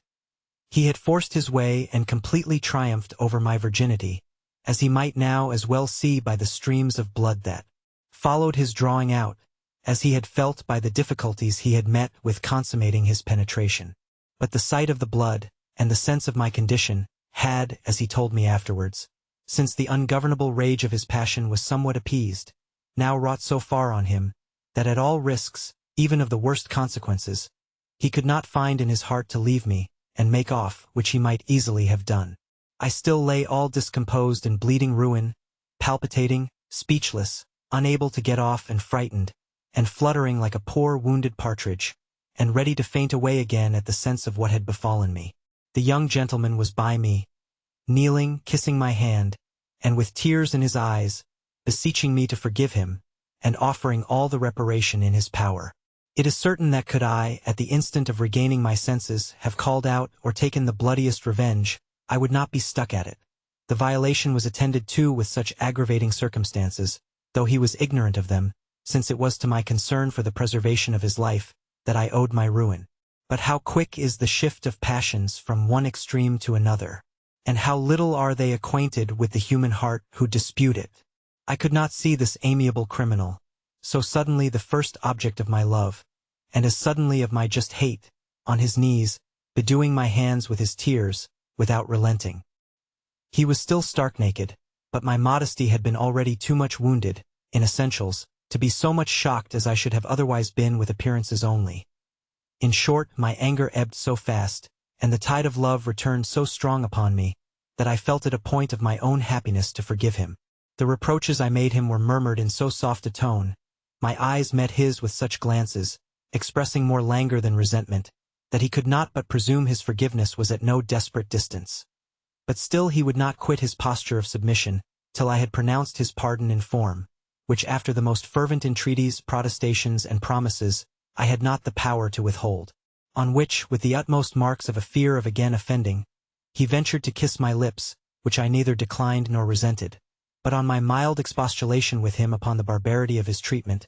he explained the mystery of my ruin, if not entirely to the clearance, at least much to the alleviation of his guilt, in the eyes of a judge so partial in his favor as I was grown. It seems that the circumstance of his going down or sinking, which in my extreme ignorance I had mistaken for something very fatal, was no other than a trick of diving, which I had not ever heard, or at least attended the mention of, and he was so long breathed at it, that in the few moments in which I ran out to save him, he had not yet emerged before I fell into the swoon, in which, as he rose, seeing me extended on the bank,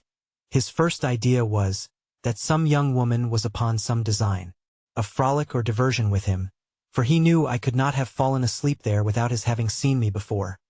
Agreeably to which notion he had ventured to approach, and finding me without sign of life, and still perplexed as he was what to think of the adventure, he took me in his arms at all hazards, and carried me into the summer-house, of which he observed the door open. There he laid me down on the couch and tried, as he protested in good faith, by several means to bring me to myself again, till fired, as he said, beyond all bearing by the sight and touch of several parts of me, which were unguardedly exposed to him, he could no longer govern his passion, and the less, as he was not quite sure that his first idea of this swoon being a feint was not the very truth of the case. Seduced then by this flattering notion, and overcome by the present, as he styled them, superhuman temptations, combined with the solitude and seeming security of the attempt, he was not enough his own master not to make it. Leaving me then just only whilst he fastened the door, he returned with redoubled eagerness to his prey, when, finding me still entranced, he ventured to place me as he pleased, whilst I felt, no more than the dead, what he was about, till the pain he put me to roused me just in time enough to be witness of a triumph I was not able to defeat, and now scarce regretted. For as he talked, the tone of his voice sounded, methought, so sweetly in my ears, the sensible nearness of so new and interesting an object to me, wrought so powerfully upon me, that, in the rising perception of things in a new and pleasing light, I lost all sense of the past injury. The young gentleman soon discerned the symptoms of a reconciliation in my softened looks, and hastening to receive the seal of it from my lips, pressed them tenderly to pass his pardon in the return of a kiss so melting fiery, that the impression of it being carried to my heart, and thence to my new discovered sphere of Venus, I was melted into a softness that could refuse him nothing. When now he managed his caresses and endearments so artfully, as to insinuate the most soothing consolations for the past pain and the most pleasing expectations of future pleasure, but whilst mere modesty kept my eyes from seeing his and rather declined them, I had a glimpse of that instrument of mischief which was now, obviously even to me, who had scarce had snatches of a comparative observation of it, resuming its capacity to renew it, and grew greatly alarming with its increase of size, as he bore it no doubt designedly, hard and stiff against one of my hands carelessly dropped. But then he employed such tender prefacing, such winning progressions, that my returning passion of desire being now so strongly prompted by the engaging circumstances of the sight and incendiary touch of his naked glowing beauties, I yield at length at the force of the present impressions, and he obtained of my tacit blushing consent all the gratifications of pleasure left in the power of my poor person to bestow. after he had cropped its richest flower, during my suspension of life and abilities to guard it. Here, according to the rule laid down, I should stop. But I am so much in notion that I could not if I would. I shall only add, however, that I got home without the least discovery or suspicion of what had happened. I met my young ravisher several times after, whom I now passionately loved and who, though not of age to claim a small but independent fortune, would have married me. But as the accident that prevented it, and its consequences, which threw me on the public, contain matters too moving and serious to introduce at present, I cut short here. Louisa, the brunette whom I mentioned at first, now took her turn to treat the company with her history. I have already hinted to you the graces of her person, than which nothing could be more exquisitely touching. I repeat touching as a just distinction from striking, which is ever a less lasting effect, and more generally belongs to the fair complexions. But leaving that decision to everyone's taste, I proceed to give you Louisa's narrative as follows. According to practical maxims of life, I ought to boast of my birth, since I owe it to pure love without marriage. But this I know, it was scarce possible to inherit a stronger propensity to that cause of my being than I did. I was the rare production of the first essay of a journeyman cabinet-maker, on his master's maid, the consequence of which was a big belly, and the loss of a place.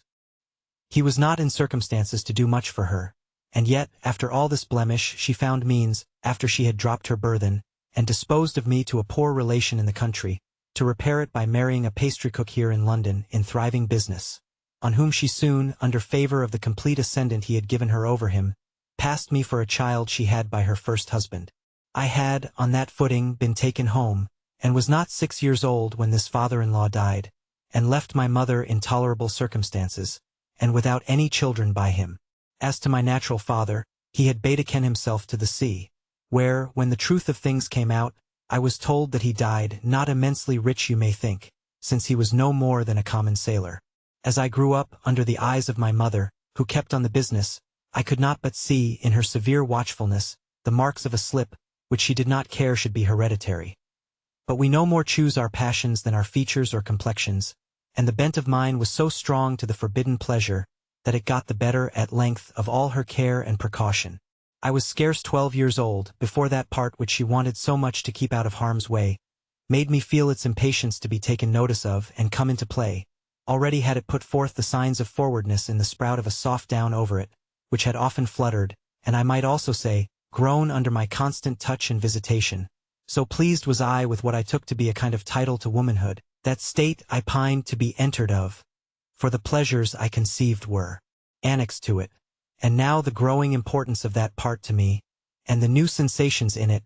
demolished at once all my girlish playthings and amusements. Nature now pointed me strongly to more solid diversions, while all the stings of desire settled so fiercely in that little center of them, that I could not mistake the spot I wanted a playfellow in. I now shunned all company in which there was no hopes of coming at the object of my longings, and used to shut myself up, to indulge in solitude some tender meditation on the pleasure I strongly perceived the overture of, in feeling and examining what nature assured me must be the chosen avenue, the gates for unknown bliss to enter at, that I panted after. But these meditations only increased my disorder, and blew the fire that consumed me. I was yet worse when, yielding at length to the insupportable irritations of the little fairy charm that tormented me, I seized it with my fingers, teasing it to no end. Sometimes, in the furious excitations of desire, I threw myself on the bed, spread my thighs abroad, and lay as it were expecting the longed-for relief, till finding my illusion, I shut and squeezed them together again, burning and fretting. In short, this devilish thing, with its impetuous girds and itching fires, led me such a life, that I could neither, night or day, be at peace with it or myself. In time, however, I thought I had gained a prodigious prize, when figuring to myself that my fingers were something of the shape of what I pined for, I worked my way in with one of them with great agitation and delight,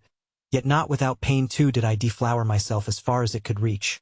proceeding with such a fury of passion, in this solitary and last shift of pleasure, as extended me at length breathless on the bed in an amorous melting trance. But frequency of use dulling the sensation, I soon began to perceive that this work was but a paltry shallow expedient, that went but a little way to relieve me, and rather raised more flame than its dry and insignificant titillation could rightly appease. Man alone, I almost instinctively knew, as well as by what I had industriously picked up at weddings and christenings, was possessed of the only remedy that could reduce this rebellious disorder.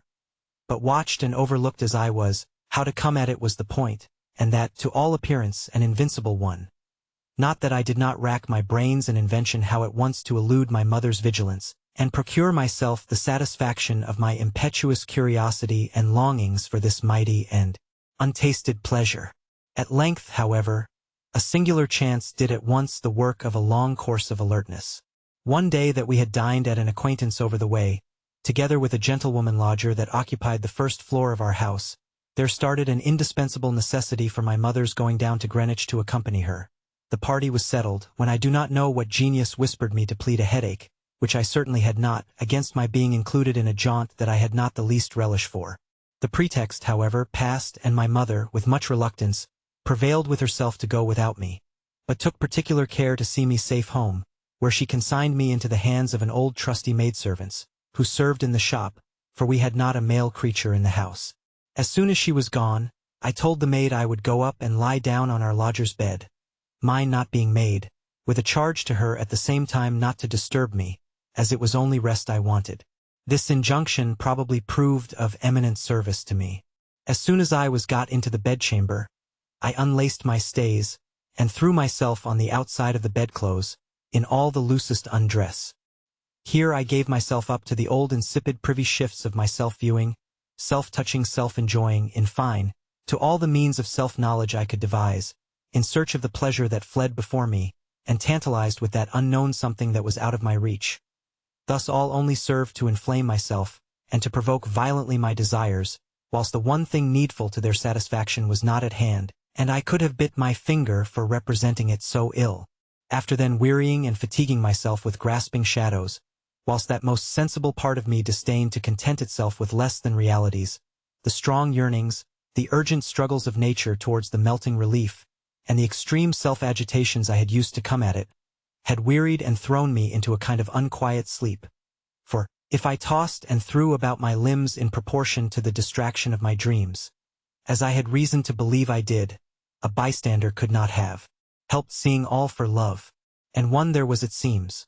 For waking out of my very short slumber, I found my hand locked in that of a young man, who was kneeling at my bedside, and begging my pardon for his boldness. But that being a son to the lady to whom, this bedchamber, he knew belonged, he had slipped by the servant of the shop, as he supposed, unperceived, when finding me asleep, his first ideas were to withdraw, but that he had been fixed and detained there by a power he could better account for than resist. What shall I say? My emotions of fear and surprise were instantly subdued by those of the pleasure I bespoke in great presence of mind from the turn this adventure might take.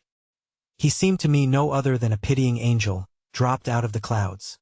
For he was young and perfectly handsome, which was more than even I had asked for, man, in general, being all that my utmost desires had pointed at. I thought then I could not put too much encouragement into my eyes and voice. I regretted no leading advances, no matter for his after opinion of my forwardness, so it might bring him to the point of answering my pressing demands of present case. It was not now with his thoughts but his actions that my business immediately lay. I raised then my head and told him in a soft tone that tended to prescribe the same key to him, that his mamma was gone out and would not return till late at night,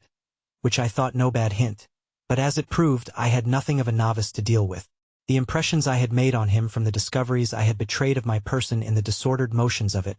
during his view of me asleep, had, as he afterwards told me, so fixed and charmingly prepared him, that, had I known his dispositions, I had more to hope from his violence, than to fear from his respect, and even less than the extreme tenderness which I threw into my voice and eyes, would have served to encourage him to make the most of the opportunity. Finding then that his kisses, imprinted on my hand, were taken as tamely as he could wish, he rose to my lips, and gluing his to them, made me so faint with overcoming joy and pleasure, that I fell back and he with me in course on the bed, upon which I had, by insensibly shifting from the side to near the middle, invitingly made room for him. He is now lain down by me, and the minutes being too precious to consume in ultimate ceremony, or dalliance, my youth proceeds immediately to those extremities, which all my looks, humming and palpitations, had assured him he might attempt without the fear of a repulse. Those rogues the men, read us admirably on these occasions. I lay then at length panting for the imminent attack, with wishes far beyond my fears, and for which it was scarce possible for a girl, barely 13, but tall and well-grown, to have better dispositions. He threw up my petticoat and shift, whilst my thighs were, by an instinct of nature, unfolded to their best. And my desires had so thoroughly destroyed all modesty in me, that even their being now naked and all laid open to him, was part of the prelude that pleasure deepened my blushes at, more than shame. But when his hand, and touches, naturally attracted to their center, made me feel all their wantonness and warmth in, and round it, oh, how immensely different a sense of things did I perceive there, than when under my own insipid handling. And now his waistcoat was unbuttoned, and the confinement of the breeches burst through, when out started to view the amazing, pleasing object of all my wishes, all my dreams, all my love, the king member indeed. I gazed at, I devoured it at length and breadth, with my eyes intently directed to it, till his, getting upon me and placing between my thighs, took from me the enjoyment of its sight, to give me a far more grateful one, in its touch, in that part where its touch is so exquisitely affecting. Applying it then to the minute opening, for such at that age it certainly was, I met with too much goodwill, I felt with too great a rapture of pleasure the first insertion of it, to heed much the pain that followed. I thought nothing too dear to pay for this the richest treat of the sense, so that, split up, torn, bleeding, mangled, I was still superiorly pleased, and hugged the author of all this delicious ruin. But when, soon after, he made his second attack, sore as everything was, the smart was soon put away by the sovereign cordial. All my soft complainings were silenced, and the pain melting fast away into pleasure. I abandoned myself over to all its transports, and gave it the full possession of my whole body and soul, for now all thought was at an end with me. I lived in what I felt only. And who could describe those feelings, those agitations, yet exalted by the charm of their novelty and surprise, when that part of me which had so hungered for the dear morsel that now so delightfully crammed, forced all my vital sensations to fix their home there, during the stay of my beloved guest, who too soon paid me for his hearty welcome, in a dissolvent richer far than that I have heard of some queen treating her paramour with, in liquefied pearl, and ravishingly poured into me, where, now myself too much melted to give it a dry reception, I hailed it with the warmest confluence on my side. Amidst all those ecstatic raptures, not unfamiliar I presume to this good company. Thus, however, I arrived at the very top of all my wishes, by an accident unexpected indeed, but not so wonderful. For this young gentleman was just arrived in town from college, and came familiarly to his mother at her apartment, where he had once before been, though by mere chance. I had not seen him, so that we knew one another by hearing only, and finding me stretched on his mother's bed, he readily concluded from her description who it was. The rest you know. This affair had however no ruinous consequences, the young gentleman escaping then, and many more times undiscovered. But the warmth of my constitution, that made the pleasures of love a kind of necessary of life to me, having betrayed me into indiscretions fatal to my private fortune, I fell at length to the public, from which, it is probable, I might have met with the worst of ruin, if my better fate had not thrown me into this safe and agreeable refuge. Here Louisa ended, and these little histories having brought the time for the girls to retire, and to prepare for the revels of the evening, I stayed with Mrs. Cole, till Emily came and told us the company was met and waited for us. Mrs. Cole on this, taking me by the hand, with a smile of encouragement, led me upstairs, preceded by Louisa, who was come to hasten us, and lighted us with 2 candles, one in each hand. On the landing place of the first pair of stairs, we were met by a young gentleman, extremely well dressed, and a very pretty figure, to whom I was to be indebted for the first essay of the pleasures of the house. He saluted me with great gallantry, and handed me into the drawing-room, the floor of which was overspread with a Turkey carpet, and all its furniture voluptuously adapted to every demand of the most studied luxury. Now too it was, by means of a profuse illumination, enlivened by a light scarce inferior, and perhaps more favorable to joy, more tenderly pleasing, than that of broad sunshine. On my entrance into the room I had the satisfaction to hear a buzz of approbation run through the whole company, which now consisted of 4 gentlemen, including my particular. This was the cant term of the house for one's gallant for the time. The 3 young women, in a neat flowing dishabille, the mistress of the academy, and myself. I was welcomed and saluted by a kiss all round,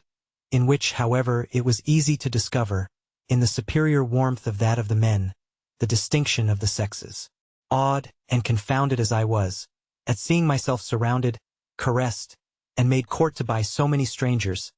I could not immediately familiarize myself to all that air of gaiety and joy which dictated their compliments and animated their caresses. They assured me that I was so perfectly to their taste as to have but one fault against me, which I might easily be cured of, and that was my modesty.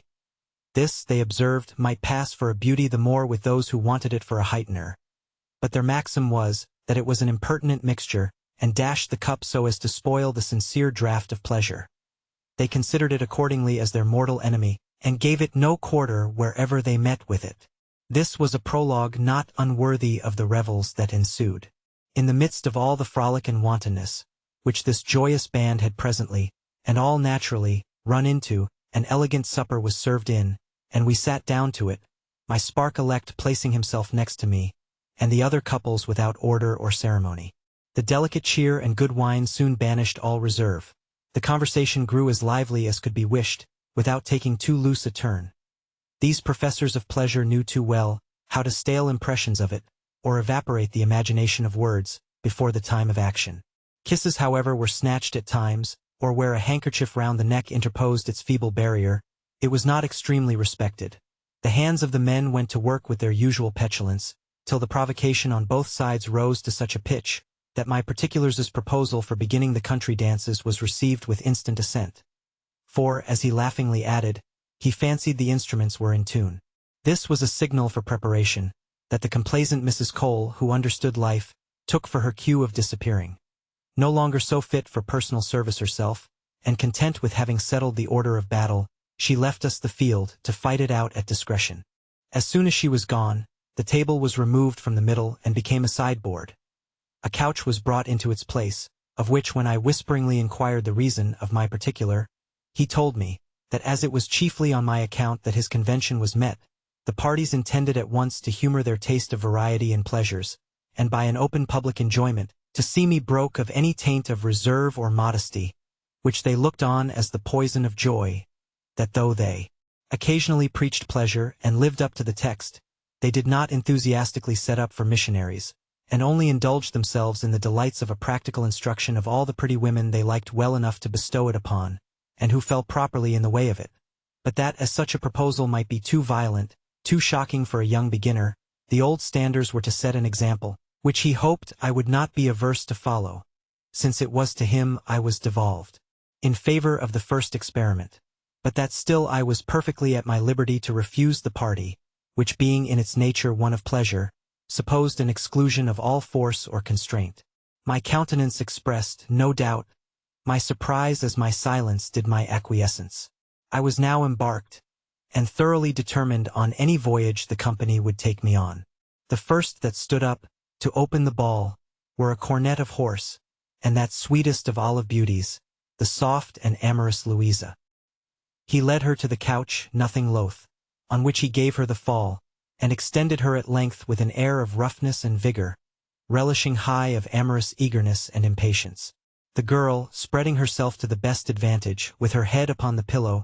was so concentred in that she was about, that our presence was the least of her care and concern. Her petticoats, thrown up with her shift, discovered to the company the finest turned legs and thighs that could be imagined, and in broad display, that gave us a full view of that delicious cleft of flesh, into which the pleasing hair, grown mount over it, parted and presented a most inviting entrance, between two close hedges, delicately soft and pouting. Her gallant was now ready, having disencumbered himself from his clothes, overloaded with lace, and presently, his shirt removed, shewed us his forces at high plight, bandied and ready for action. But giving us no time to consider the dimensions, he threw himself instantly over his charming antagonist, who received him as he pushed at once dead at mark, like a heroine, without flinching. For surely never was girl constitutionally truer to the taste of joy, or sincerer in the expressions of its sensations, than she was.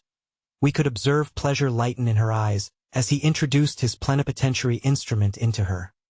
Till, at length, having indulged her to its utmost reach, its irritations grew so violent, and gave her the spurs so furiously, that collected within herself, and lost to everything but the enjoyment of her favorite feelings, she retarded his thrusts with a just concert of spring heaves,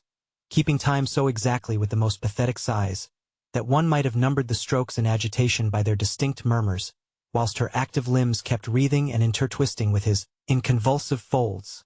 Then the turtle-billing kisses, and the poignant, painless love bites, which they both exchanged, in a rage of delight, all conspiring towards the melting period. It soon came on, when Louisa, in the ravings of her pleasure frenzy, impotent of all restraint, cried out, "Oh, sir! Good sir! Pray do not spare me! Ah! Ah!" All her accents now faltering into heart-fetched sighs, she closed her eyes in the sweet death, in the instant of which we could easily see the signs in the quiet, dying, languid posture of her late so furious driver, who was stopped of a sudden, breathing short, panting, and, for that time, giving up the spirit of pleasure. As soon as he was dismounted, Louisa sprung up, shook her petticoats, and running up to me, gave me a kiss and drew me to the sideboard, to which she was herself handed by her gallant, where they made me pledge them in a glass of wine, and toast a droll health of Louisa's proposal in high frolic. By this time the second couple was ready to enter the lists, which were a young baronet, and that delicatest of charmers, the winning, tender Harriet. My gentle esquire came to acquaint me with it, and brought me back to the scene of action. And surely, never did one of her profession accompany her dispositions, for the barefaced part she was engaged to play, with such a peculiar grace of sweetness, modesty, and yielding coyness, as she did. All her air and motions breathed only unreserved, unlimited complaisance without the least mixture of impudence or prostitution. But what was yet more surprising, her spark elect, in the midst of the dissolution of a public open enjoyment, doted on her to distraction, and had, by dint of love and sentiments, touched her heart, though for a while the restraint of their engagement to the house laid him under a kind of necessity of complying with an institution which himself had had the greatest share establishing. Harriet was then led to the vacant couch by her gallant, blushing as she looked at me, and with eyes made to justify anything, tenderly bespeaking of me the most favorable construction of the step she was thus irresistibly drawn into. Her lover, for such he was, sat her down at the foot of the couch, and passing his arm round her neck, prelude with a kiss fervently applied to her lips, that visibly gave her life and spirit to go through with the scene. And as he kissed, he gently inclined her head, till it fell back on a pillow disposed to receive it, and leaning himself down all the way with her, at once countenanced and endeared her fall to her. There, as if he had guessed our wishes, or meant to gratify at once his pleasure and his pride, in being the master, by the title of present possession, of beauties delicate beyond imagination, he discovered her breast to his own touch, and our common view. But oh, what delicious manual of love devotion! How inimitable fine-molded, small, round, firm, and excellently white. Then the grain of their skin, so soothing, so flattering to the touch, and of beauty, when he had feasted his eyes with their nipples, that crowned them, the sweetest buds touch and perusal, feasted his lips with kisses of the highest relish, imprinted on those all-delicious twin orbs, he proceeded downwards. Her legs still kept the ground, and now, with the tenderest attention not to shock or alarm her too suddenly, he, by degrees, rather stole than rolled up her petticoats. At which, as if a signal had been given, Louisa and Emily took hold of her legs, in pure wantonness, and in ease to her, kept them stretched wide abroad. Then lay exposed, or, to speak more properly, displayed the greatest parade in nature of female charms. The whole company, who, except myself, had often seen them, seemed as much dazzled, surprised and delighted, as anyone could be who had now beheld them for the first time. Beauties so excessive could not but enjoy the privileges of eternal novelty. Her thighs were so exquisitely fashioned, that either more in or more out of flesh than they were, they would have declined from that point of perfection they presented. But what infinitely enriched and adorned them, was the sweet intersection formed, where they met, at the bottom of the smoothest, roundest, whitest belly, by that central furrow which nature had sunk there, between the soft relievo of two pouting ridges, and which, in this girl, was in perfect symmetry of delicacy and miniature with the rest of her frame. No, nothing in nature could be of a beautifuler cut. Then, the dark umbrage of the downy spring moss that overarched it, bestowed, on the luxury of the landscape, a touching warmth, a tender finishing, beyond the expression of words, or even the paint of thought. Her truly enamored gallant, who had stood absorbed and engrossed by the pleasure of the sight long enough to afford us time to feast ours, no fear of glutting, addressed himself at length to the materials of enjoyment, and lifting the linen veil that hung between us and his master member of the revels, exhibited one whose eminent size proclaimed the owner a true woman's hero. He was, besides in every other respect, an accomplished gentleman, and in the bloom and vigor of youth. Standing then between Harriet's legs, which were supported by her two companions at their widest extension, with one hand he gently disclosed the lips of that luscious mouth of nature, whilst with the other, he stooped his mighty machine to its lure, from the height of his stiff stand-up towards his belly. The lips, kept open by his fingers, received its broad shelving head of coral hue, and when he had nestled it in, he hovered there a little, and the girls then delivered over to his hips the agreeable office of supporting her thighs, and now, as if he meant to spin out his pleasure, and give it the more play for its life, he passed up his instrument so slow that we lost sight of it inch by inch, till at length it was wholly taken into the soft laboratory of love, and the mossy mounts of each fairly met together. In the meantime, we could plainly mark the prodigious effect the progressions of this delightful energy wrought in this delicious girl, gradually heightening her beauty as they heightened her pleasure. Her countenance and whole frame grew more animated. The faint blush of her cheeks, gaining ground on the white, deepened into a florid vivid vermilion glow. Her naturally brilliant eyes now sparkled with tenfold luster. Her languor was vanished, and she appeared quick, spirited, and alive all over. He had now fixed, nailed, this tender creature, with his home-driven wedge, so that she lay passive by force, and unable to stir, till beginning to play a strain of arms against this vein of delicacy, as he urged the to and fro confriction.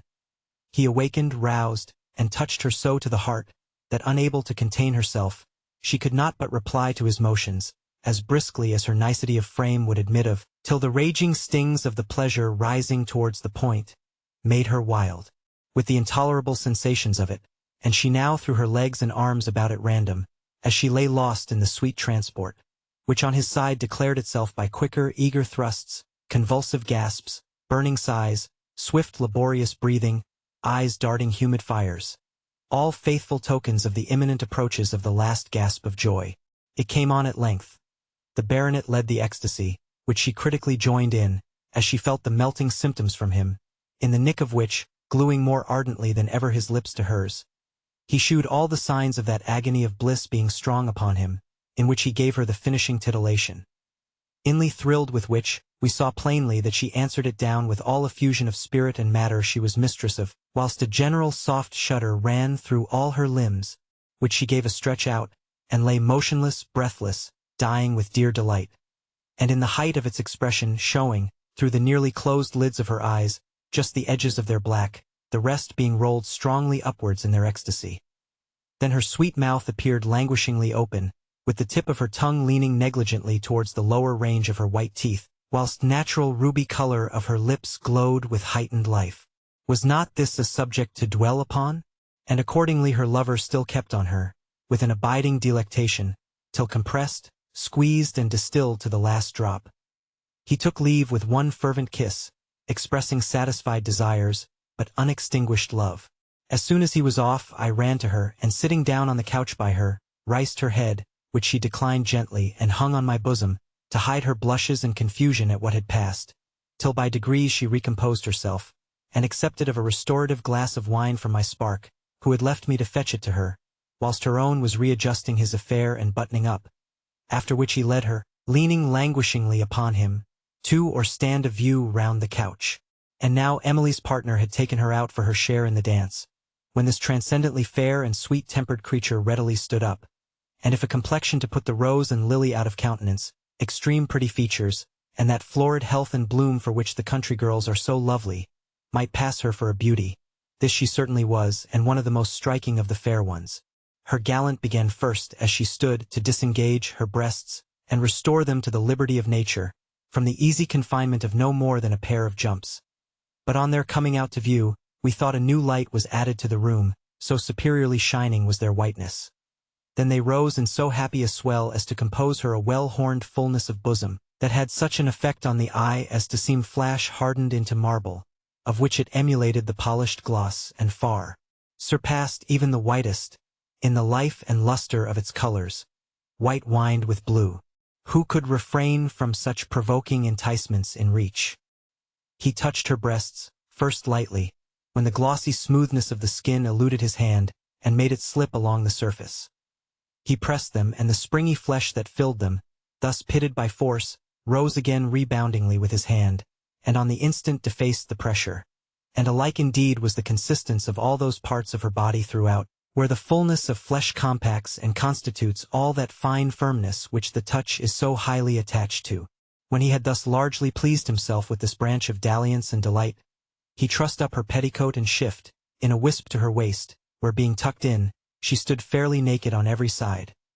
A blush at this overspread her lovely face, and her eyes downcast to the ground, seemed to be for quarter, when she had so great a right to triumph in all the treasures of youth and beauty that she now so victoriously displayed. Her legs were perfectly well shaped, and her thighs, which she kept pretty close, shewed so white, so round, so substantial and abounding in firm flesh, that nothing could afford a stronger recommendation to the luxury of the touch, which he accordingly did not fail to indulge in. Then gently removing her hand, which in the first emotion of natural modesty she had carried thither, he gave us rather a glimpse than a view of that soft narrow chink running its little length downwards, and hiding the remains of it between her thighs. But plain was to be seen the fringe of light brown curls, in beauteous growth over it, that with their silk gloss created a pleasing variety from the surrounding white, whose luster too, their gentle embrowning shade, considerably raised. Her spark then endeavored, as she stood, by disclosing her thighs, to gain us a completer sight of that central charm of attraction, but not obtaining it so conveniently in that attitude, he led her to the foot of the couch, and bringing it to one of the pillows gently inclined her head down, so that as she leaned with it over her crossed hands, straddling with her thighs wide spread, and jutting her body out, she presented a full back view of her person, naked to her waist. Her posteriors, plump, smooth, and prominent, formed luxuriant tracts of animated snow, that splendidly filled the eye, till it was commanded down the parting or separation of those exquisitely white cliffs, by their narrow veil, and was there stopped, and attracted by the embowered bottom savity, that terminated this delightful vista and stood moderately gaping from the influence of her bended posture, so that the agreeable interior red of the sides of the orifice came into view, and with respect to the white that dazzled round it, gave somewhat the idea of a pink slash in the glossiest white satin. Her gallant, who was a gentleman about 30, somewhat inclined to a fatness that was in no sort displeasing, improving the hint thus tendered him of this mode of enjoyment, after setting her well in this posture, and encouraging her with kisses and caresses to stand him through, drew out his affair ready erected, and whose extreme length, rather disproportioned to its breadth, was the more surprising, as that excess is not often the case with those of his corpulent habit. Making then the right and direct application, he drove it up to the guard, whilst the round bulge of those Turkish beauties of hers, tallying with the hollow made with the bent of his belly and thighs, as he curved inwards, brought all those parts, surely not undelightfully, into warm touch and close conjunction. His hands he kept passing round her body, and employed in toying with her enchanting breasts. As soon too as she felt him at home as he could reach, she lifted her head a little from the pillow, and turning her neck without much straining, but her cheeks glowing with the deepest scarlet, and a smile of the tenderest satisfaction, met the kiss he pressed forward to give her as they were thus close joined together. When leaving him to pursue his delights, she hid again her face and blushes with her hands and pillow, and thus stood passively and as favorably too as she could, whilst he kept laying at her with repeated thrusts and making the meeting flesh on both sides resound again with the violence of them. Then ever as he beckoned from her, we could see between them part of his long white staff foamingly in motion,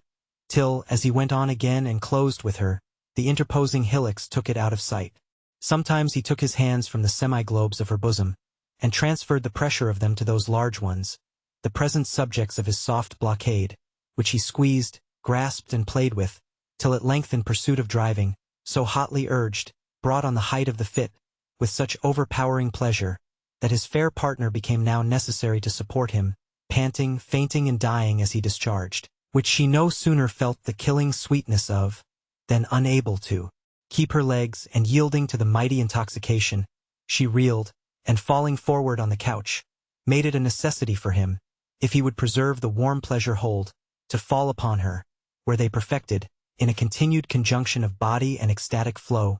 their scheme of joys for that time. As soon as he had disengaged, the charming Emily got up, and we crowded round her with congratulations and other officious little services. For it is to be noted, that though all modesty and reserve were banished from the transaction of these pleasures, good manners and politeness were inviolably observed. There was no gross ribaldry, no offensive or rude behavior, or ungenerous reproaches to the girls for their compliance with the humors and desires of the men. On the contrary, nothing was wanting to soothe, encourage, and soften the sense of their condition to them. Men know not in general how much they destroy of their own pleasure, when they break through the respect and tenderness due to our sex, and even to those of it who live only by pleasing them. And this was a maxim perfectly well understood by these polite voluptuaries,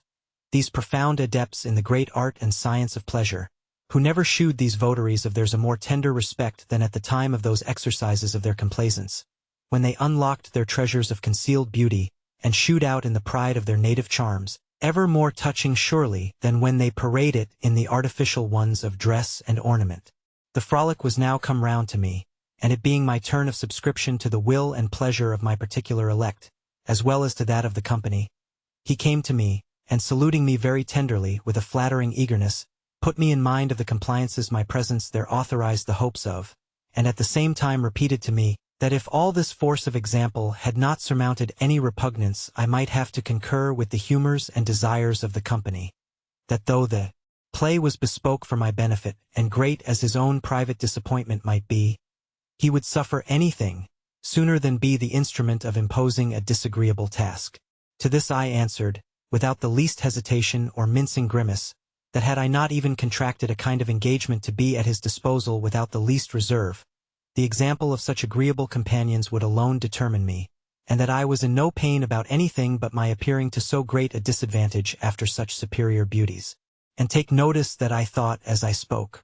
The frankness of the answer pleased them all. My particular was complimented on his acquisition, and, by way of indirect flattery to me, openly envied me. Mrs. Cole, by the way, could not have given me a greater mark of her regard than in managing for me the choice of this young gentleman for my master of the ceremonies. For, independent of his noble birth and the great fortune he was heir to, his person was even uncommonly pleasing, well-shaped and tall. His face marked with the smallpox, but no more than what added a grace of more manliness to features rather turned to softness and delicacy, was marvelously enlivened by eyes which were of the clearest sparkling black. In short, he was one whom any woman would, in the familiar style, ready call a very pretty fellow. I was now handed by him to the cockpit of our match, where, as I was dressed in nothing but a white morning gown, he vouchsafed to play the male Abigail on this occasion, and spared me the confusion that would have attended the forwardness of undressing myself. My gown then was loosened in a trice, and I divested of it. My stays next offered an obstacle which readily gave way. Louisa very readily furnished a pair of scissors to cut the lace. Off went that shell, and dropping my upper coat, I was reduced to my under one and my shift, the open bosom of which gave the hands and eyes all the liberty they could wish. Here I imagined the stripping was to stop, but I reckoned short. My spark, at the desire of the rest, tenderly begged that I would not suffer the small remains of a covering to rob them of a full view of my whole person. And for me, who was too flexibly obsequious to dispute any point with them, and who considered the little more that remained as very immaterial, I readily assented to whatever he pleased in an instant. Then, my under petticoat was untied and at my feet, and my shift drawn over my head so that my cap, slightly fastened, came off with it, and brought all my hair down, of which, be it again remembered without vanity, that I had a very fine head, in loose disorderly ringlets, over my neck and shoulders, to the no unfavorable set-off of my skin. I now stood before my judges in all the truth of nature, to whom I could not appear a very disagreeable figure, if you please to recollect what I have before said of my person, which time, that at certain periods of life robs use every instant of our charms, had, at that of mine, then greatly improved into full and open bloom, for I wanted some months of 18. My breasts, which in the state of nudity are ever capital points, now in no more than in graceful plenitude, maintained a firmness and steady independence of any stay or support, that dared and invited the test of the touch. Then I was as tall, as slim-shaped as could be consistent with all that juicy plumpness of flesh, ever the most grateful to the senses of sight and touch, which I owed to the health and youth of my constitution. I had not, however, so thoroughly renounced all innate shame, as not to suffer great confusion at the state I saw myself in. But the whole troop round me, men and women, relieved me with every mark of applause and satisfaction, even flattering attention to raise and inspire me with even sentiments of pride on the figure I made, which my friend gallantly protested, infinitely outshone all other birthday finery whatever, so that had I leave to set down, for sincere, all the compliments these connoisseurs overwhelmed me with upon this occasion, I might flatter myself with having passed my examination with the approbation of the learned. My friend, however, who for this time had alone the disposal of me, humored their curiosity, and perhaps his own, so far, that he placed me in all the variety of postures and lights imaginable, pointing out every beauty under every aspect of it, not without such parentheses of kisses, such inflammatory liberties of his roving hands, as made all shame fly before them, and a blushing glow give place to a warmer one of desire, which led me even to find some relish in the present scene. But in this general survey, you may be sure, the most material spot of me was not excused the strictest visitation. Nor was it but agreed, that I had not the least reason to be diffident of passing even for a maid on occasion. So inconsiderable a flaw had my preceding adventures created there, and so soon had the blemish of an overstretch been repaired and worn out at any age, and in my naturally small make in that part. Now, whether my partner had exhausted all the modes of regaling the touch or sight, or whether he was now ungovernably wound up to strike, I know not. But briskly throwing off his clothes, the prodigious heat bred by a close room, a great fire, numerous candles, and even the inflammatory warmth of these scenes, induced him to lay aside his shirt too, when his breeches, before loosened, now gave up their contents to view, and shewed in front the enemy I had to engage with, stiffly bearing up the port of its head unhood, and glowing red. Then I plainly saw what I had to trust to. It was one of those just true-sized instruments, of which the masters have a better command than the more unwieldy, inordinate-sized one are generally under. Straining me then close to his bosom, as he stood up forright against me, and applying to the obvious niche its peculiar idol, he aimed at inserting it, which, as I forwardly favored, he effected at once, by canting up my thighs over his naked hips, and made me receive every inch and close home. So that stuck upon the pleasure pivot, at clinging round his neck, in which and in his hair I hid my face, burningly flushing with present feeling as much as with shame, my bosom glued to him, he carried me once round the couch, on which he then, without quitting the middle fastness, or dischanneling, laid me down, and began with pleasure grist. But so provokingly predisposed and primed as we were, by all the moving sights of the night, our imagination was too much heated not to melt us of the soonest, and accordingly I no sooner felt the warm spray darted up my inwards from him, but I was punctually on flow, to share the momentary ecstasy. But I had yet greater reason to boast of our harmony, for finding that all the flames of desire were not yet quenched within me, but that rather, like whetted coals, I glowed the fiercer for this, sprinkling my hot-mettled spark, sympathizing with me, and loaded for a double fire, recontinued the sweet battery with undying vigor. Greatly encouraged to accommodate all my motions to his best advantage and delight. Kisses, squeezes, tender murmurs all came into play, till our joys growing more turbulent and riotous, threw us into a fond disorder, and as they raged to a point, bore us far from ourselves into an ocean of boundless pleasures, into which we both plunged together in a transport of taste. Now all the impressions of burning desire, from the lively scenes I had been spectatress of, ripened the heat of this exercise, and collecting to a head, throbbed and agitated me with insupportable irritations. I perfectly fevered and maddened with their excess. I did not now enjoy a calm of reason enough to perceive, but I ecstatically, indeed, felt the power of such rare and exquisite provocatives, as the examples of the night had proved towards thus exalting our pleasures, which, with great joy, I sensibly found my gallant shared in, by his nervous and home expressions of it.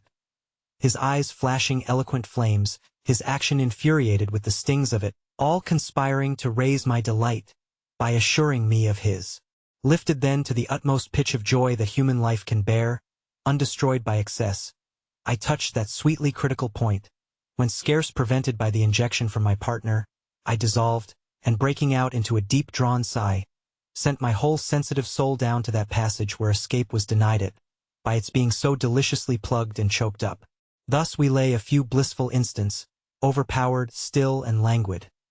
Till, as the sense of pleasure stagnated, we recovered from our trance, and he slipped out of me, not however before he had protested his extreme satisfaction by the tenderest kiss and embrace, as well as by the most cordial expressions. The company, who had stood round us in a profound silence, when all was over, helped me to hurry on my clothes in an instant, and complimented me on the sincere homage they could not escape observing had been done, as they termed it, to the sovereignty of my charms, in my receiving a double payment of tribute at one juncture. But my partner, now dressed again, signalized, above all, a fondness unbated by the circumstance of recent enjoyment. The girls too kissed and embraced me, assuring me that for that time, or indeed any other, unless I pleased, I was to go through no farther public trials, and that I was now consummatedly initiated, and one of them. As it was an inviolable law for every gallant to keep to his partner, for the night especially, and even till he relinquished possession over to the community, in order to preserve a pleasing property, and to avoid the disgusts and indelicacy of another arrangement, the company, after a short refection of biscuits and wine, tea and chocolate, served in at now about 1 in the morning, broke up and went off in pairs. Mrs. Cole had prepared my spark and me an occasion field bed, to which we retired, and there ended the night in one continued strain of pleasure, sprightly and uncloyed enough for us not to have formed one wish for its ever knowing an end. In the morning, after a restorative breakfast in bed, he got up, and with very tender assurance of a particular regard for me, left me to the composure and refreshment of a sweet slumber,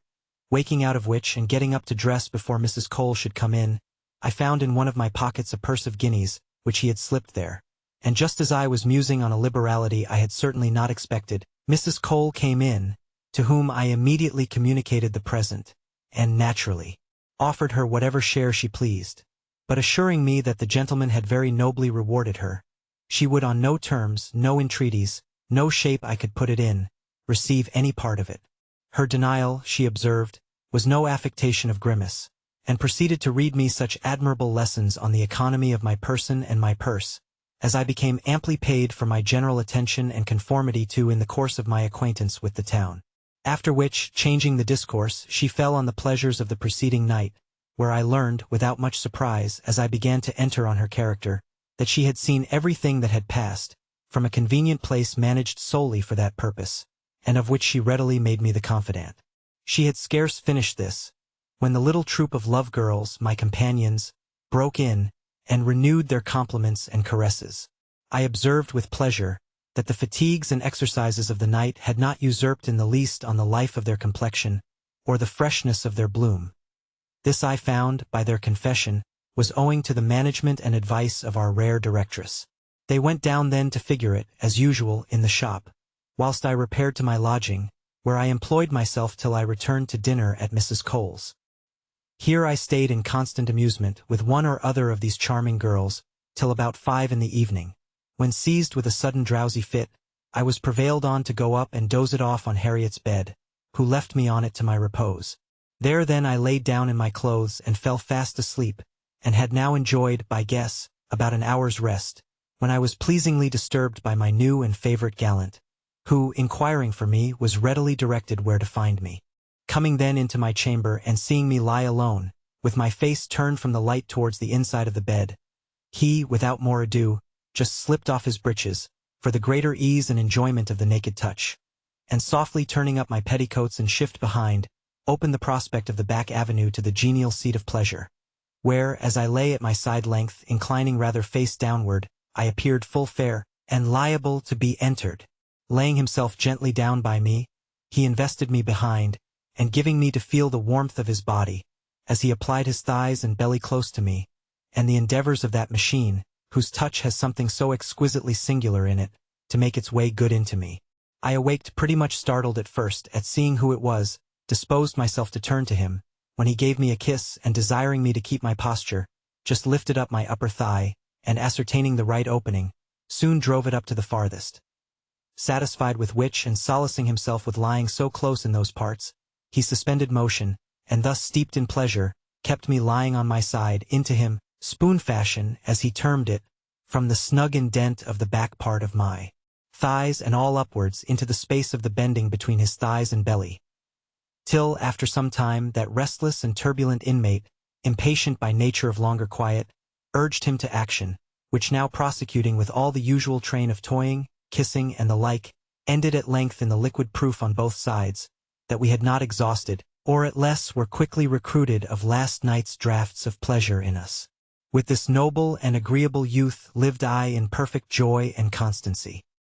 He was full bent on keeping me to himself, for the honey month at least. But his stay in London was not even so long, his father, who had a post in Ireland, taking him abruptly with him on his repairing thither. Yet even then I was near keeping hold of his affection in person, as he had proposed, and I had consented to follow him in order to go to Ireland after him, as soon as he could be settled there. But meeting with an agreeable and advantageous match in that kingdom, he chose the wiser part and forbore sending for me, but at the same time took care that I should receive a very magnificent present, which did not however compensate for all my deep regret on my loss of him. This event also created a chasm in our little society, which Mrs. Cole, on the foot of her usual caution, was in no haste to fill up, but then it redoubled her attention to procure me, in the advantages of a traffic for a counterfeit maidenhead, some consolation for the sort of widowhood I had been left in. And this was a scheme she had never lost prospect of, and only waited for a proper person to bring it to bear with. But I was, it seems, fated to be my own caterer in this, as I had been in my first trial of the market. I had now passed near a month in the enjoyment of all the pleasures of familiarity and society with my companions, whose particular favorites, the baronet excepted, who soon after took Harriet home, had all, on the terms of community established in the house, solicited the gratification of their taste for variety in my embraces. But I had, with the utmost art and address, on various pretexts, eluded their pursuit without giving them cause to complain, and this reserve I used neither out of dislike of them nor disgust of the thing, but my true reason was my attachment to my own, and my tenderness of invading the choice of my companions, who, outwardly exempt as they seemed from jealousy, could not but in secret like me the better for the regard I had for, without making a merit of it to them. Thus easy and beloved by the whole family did I get on, when one day that, about 5 in the afternoon, I stepped over to a fruit shop in Covent Garden, to pick some table fruit for myself and the young women, I met with the following adventure. Whilst I was chaffering for the fruit I wanted, I observed myself followed by a young gentleman, whose rich dress first attracted my notice. For the rest, he had nothing remarkable in his person, except that he was pale, thin-made, and ventured himself upon legs rather of the slenderest. Easy was it to perceive, without seeming to perceive it, that it was me he wanted to be at, and keeping his eyes fixed on me, till he came to the same basket that I stood at, and cheapening, or rather giving the first price asked for the fruit, began his approaches. Now most certainly I was not at all out of figure to pass for a modest girl. I had neither the feathers nor fumet of a towdry town miss. A straw hat, a white gown, clean linen, and above all, a certain natural and easy air of modesty, which the appearances of never forsook me, even on those occasions that I most broke in upon it, in practice, were all signs that gave him no opening to conjecture my condition. He spoke to me, and this address from a stranger throwing a blush into my cheeks, that still set him wider of the truth, I answered him with an awkwardness and confusion the more apt to impose, as there really was a mixture of the genuine in them. But when proceeding, on the foot of having broken the ice, to join discourse, he went into other leading questions. I put so much innocence, simplicity, and even childishness into my answers, that on no better foundation, liking my person as he did, I will not answer for it, he would have been sworn for my modesty. There is, in short, in the men, when once they are caught, by the eye especially, a fund of culpability that their lordly wisdom little dreams of, and in virtue of which the most sagacious of them are seen so often are dupes. Amongst other queries he put to me, one was whether I was married. I replied that I was too young to think of that this many a year. To that of my age, I answered, and sunk a year upon him, passing myself for not above 17. As to my way of life, I told him I had served an apprenticeship to a milliner in Preston, and was come to town after a relation, that I had found on my arrival was dead, and now lived journeywoman to a milliner in town. That last article, indeed, was not much of the side of what I pretended to pass for, but it did pass under favor of the growing passion I had inspired him with. After he had next got out of me, very dexterously as he thought, what I had no sort of design to make reserve of, my own, my mistress's name and place of abode, he loaded me with fruit, all the rarest and dearest he could pick out, and sent me home, pondering on what might be the consequence of this adventure. As soon then as I came to Mrs. Cole's, I related to her all that passed, on which she very judiciously concluded that if he did not come after me there was no harm done, and that, if he did, as her presage suggested to her he would, his character and his views should be well sifted, so as to know whether the game was worth the springes. That in the meantime nothing was easier than my part in it, since no more rested on me than to follow her cue and promptership throughout, till the last act. The next morning, after an evening spent on his side, as we afterwards learnt, in perquisitions into Mrs. Cole's character in the neighborhood, than which nothing could be more favorable to her designs upon him, my gentleman came in his chariot to the shop, where Mrs. Cole alone had an inkling of his errand. Asking then for her, he easily made a beginning of acquaintance by bespeaking some millinery ware, when, as I sat without lifting my eyes, and pursuing the hem of a ruffle with the utmost composure and simplicity of industry, Mrs. Cole took notice that the first impressions I made on him ran no risk of being destroyed by those of Louisa and Emily, who were then sitting at work by me. After vainly endeavoring to catch my eyes in rencounter with him, I held my head down, affecting a kind of consciousness of guilt for having, by speaking to him, given him encouragement and means of following me, and after giving Mrs. Cole direction when to bring the things home herself, and the time he should expect them, he went out, taking with him some goods, that he paid for liberally, for the better grace of his introduction. The girls all this time did not in the least smoke the mystery of this new customer.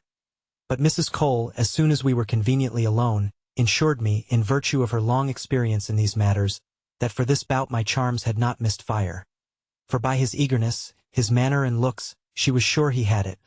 The only point now in doubt was his character and circumstances, which her knowledge of the town would soon gain her the sufficient acquaintance with, to take measure upon. And effectively, in a few hours, her intelligence served her so well, that she learned that this conquest of mine was no other than Mr. Norbert, a gentleman originally of great fortune, which, with a constitution naturally not the best, he had vastly impaired by his over-violent pursuit of the vices of the town, in the course of which, having worn out and staled all the more common modes of debauchery,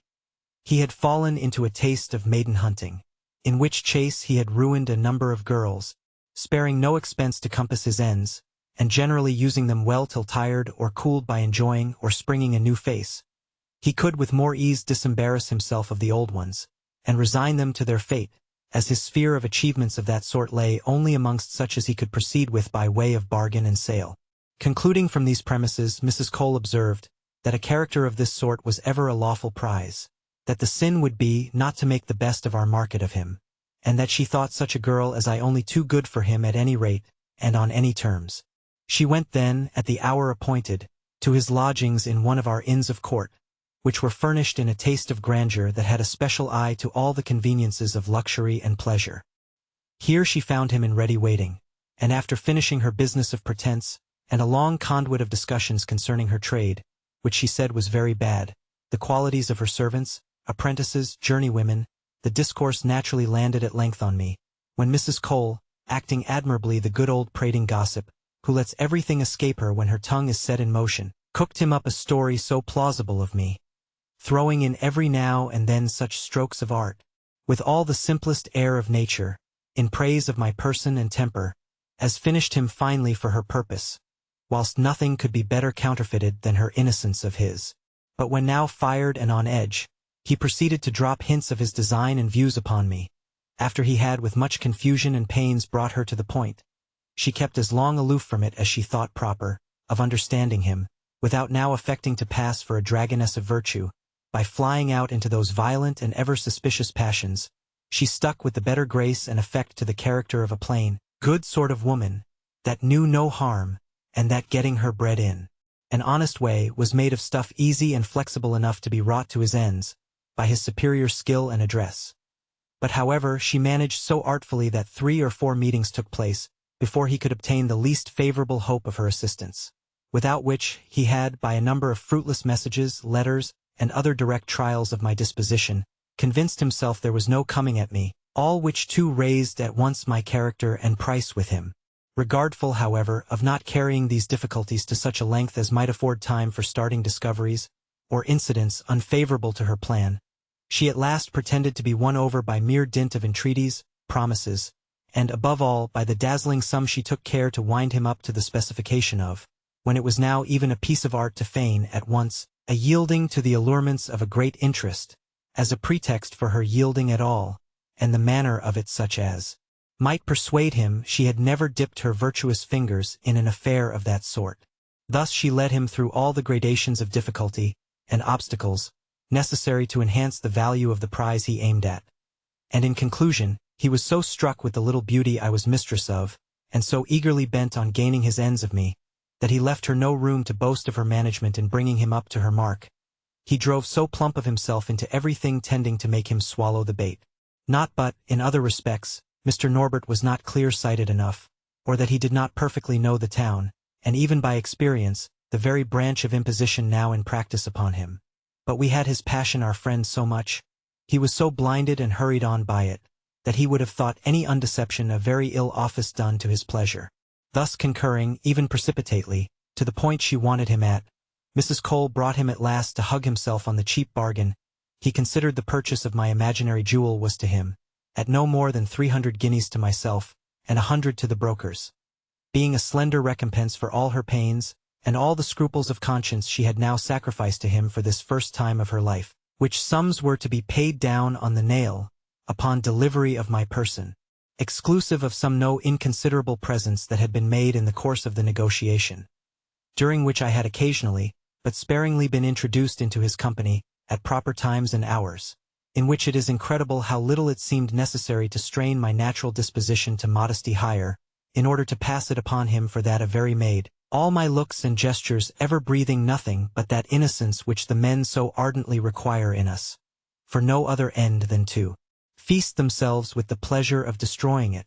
and which they are so grievously, with all their skill, subject to mistakes in. When the articles of the treaty had been fully agreed on, the stipulated payments duly secured, and nothing now remained but the execution of the main point, which centered in the surrender of my person up to his free disposal and use, Mrs. Cole managed her objections, especially to his lodgings, and insinuations so nicely, that it became his own mere notion and urgent request, that this copy of a wedding should be finished at her house. At first, indeed, she did not care, not she, to have such doings in it.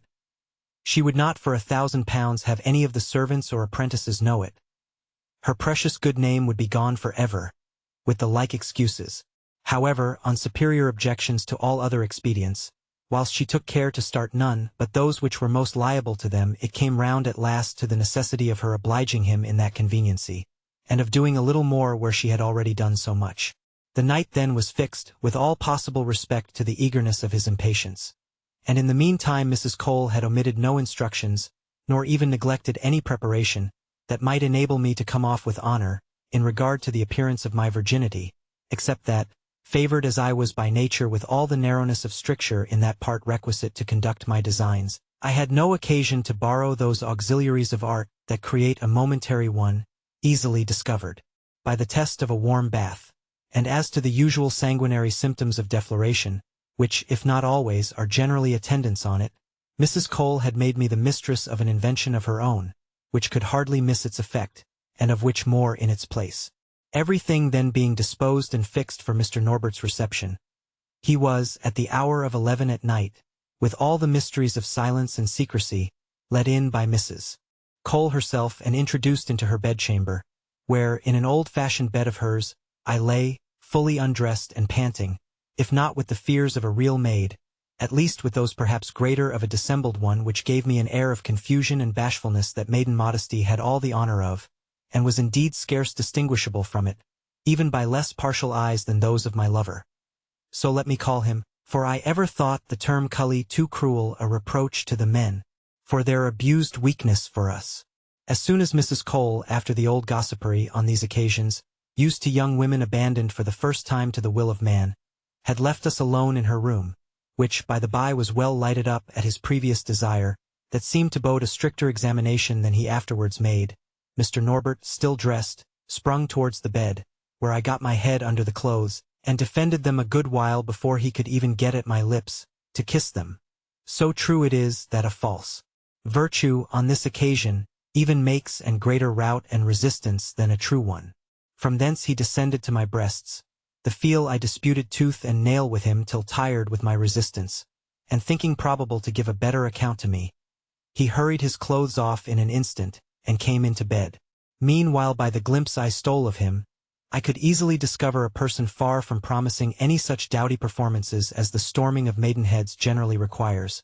and whose flimsy consumptive texture gave him more the air of an invalid that was pressed than of a volunteer on such hot service. At scarce 30, he had already reduced his strength of appetite down to a wretched dependence on forced provocatives, very little seconded by the natural power of a body jaded, and racked off to the less by constant repeated overdrafts of pleasure, which had done the work of 60 winters on his springs of live,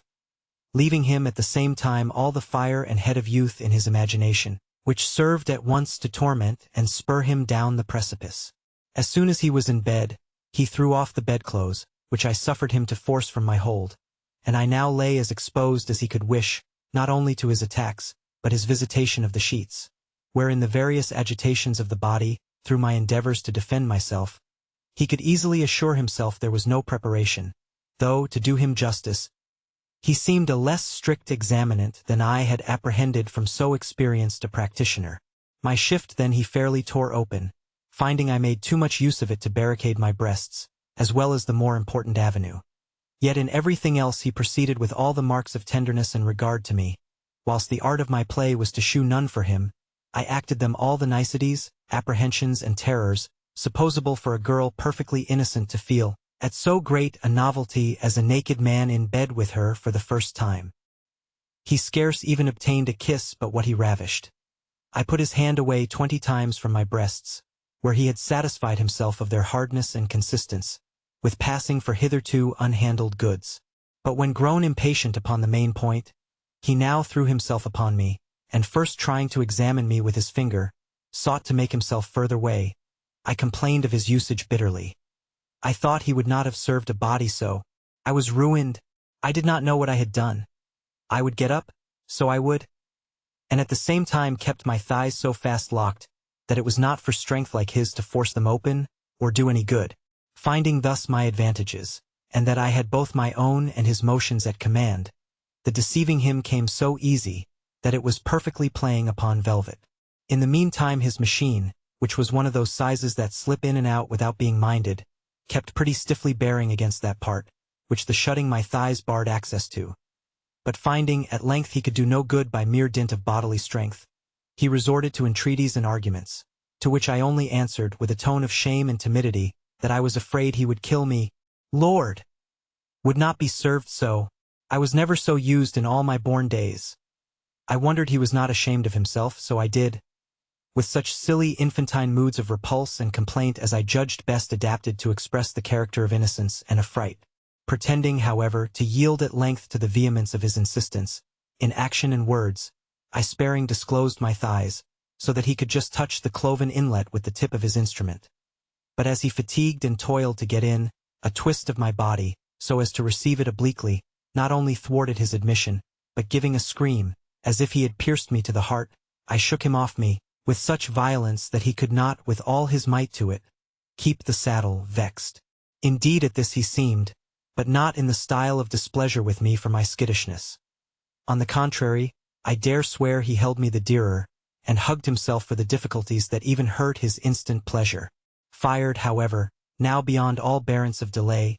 he remounts, and begged of me to have patience, stroking and soothing me to it by all the tenderest endearments and protestations of what he would moreover do for me. At which, feigning to be somewhat softened, and abating of the anger that I had shown at his hurting me so prodigiously,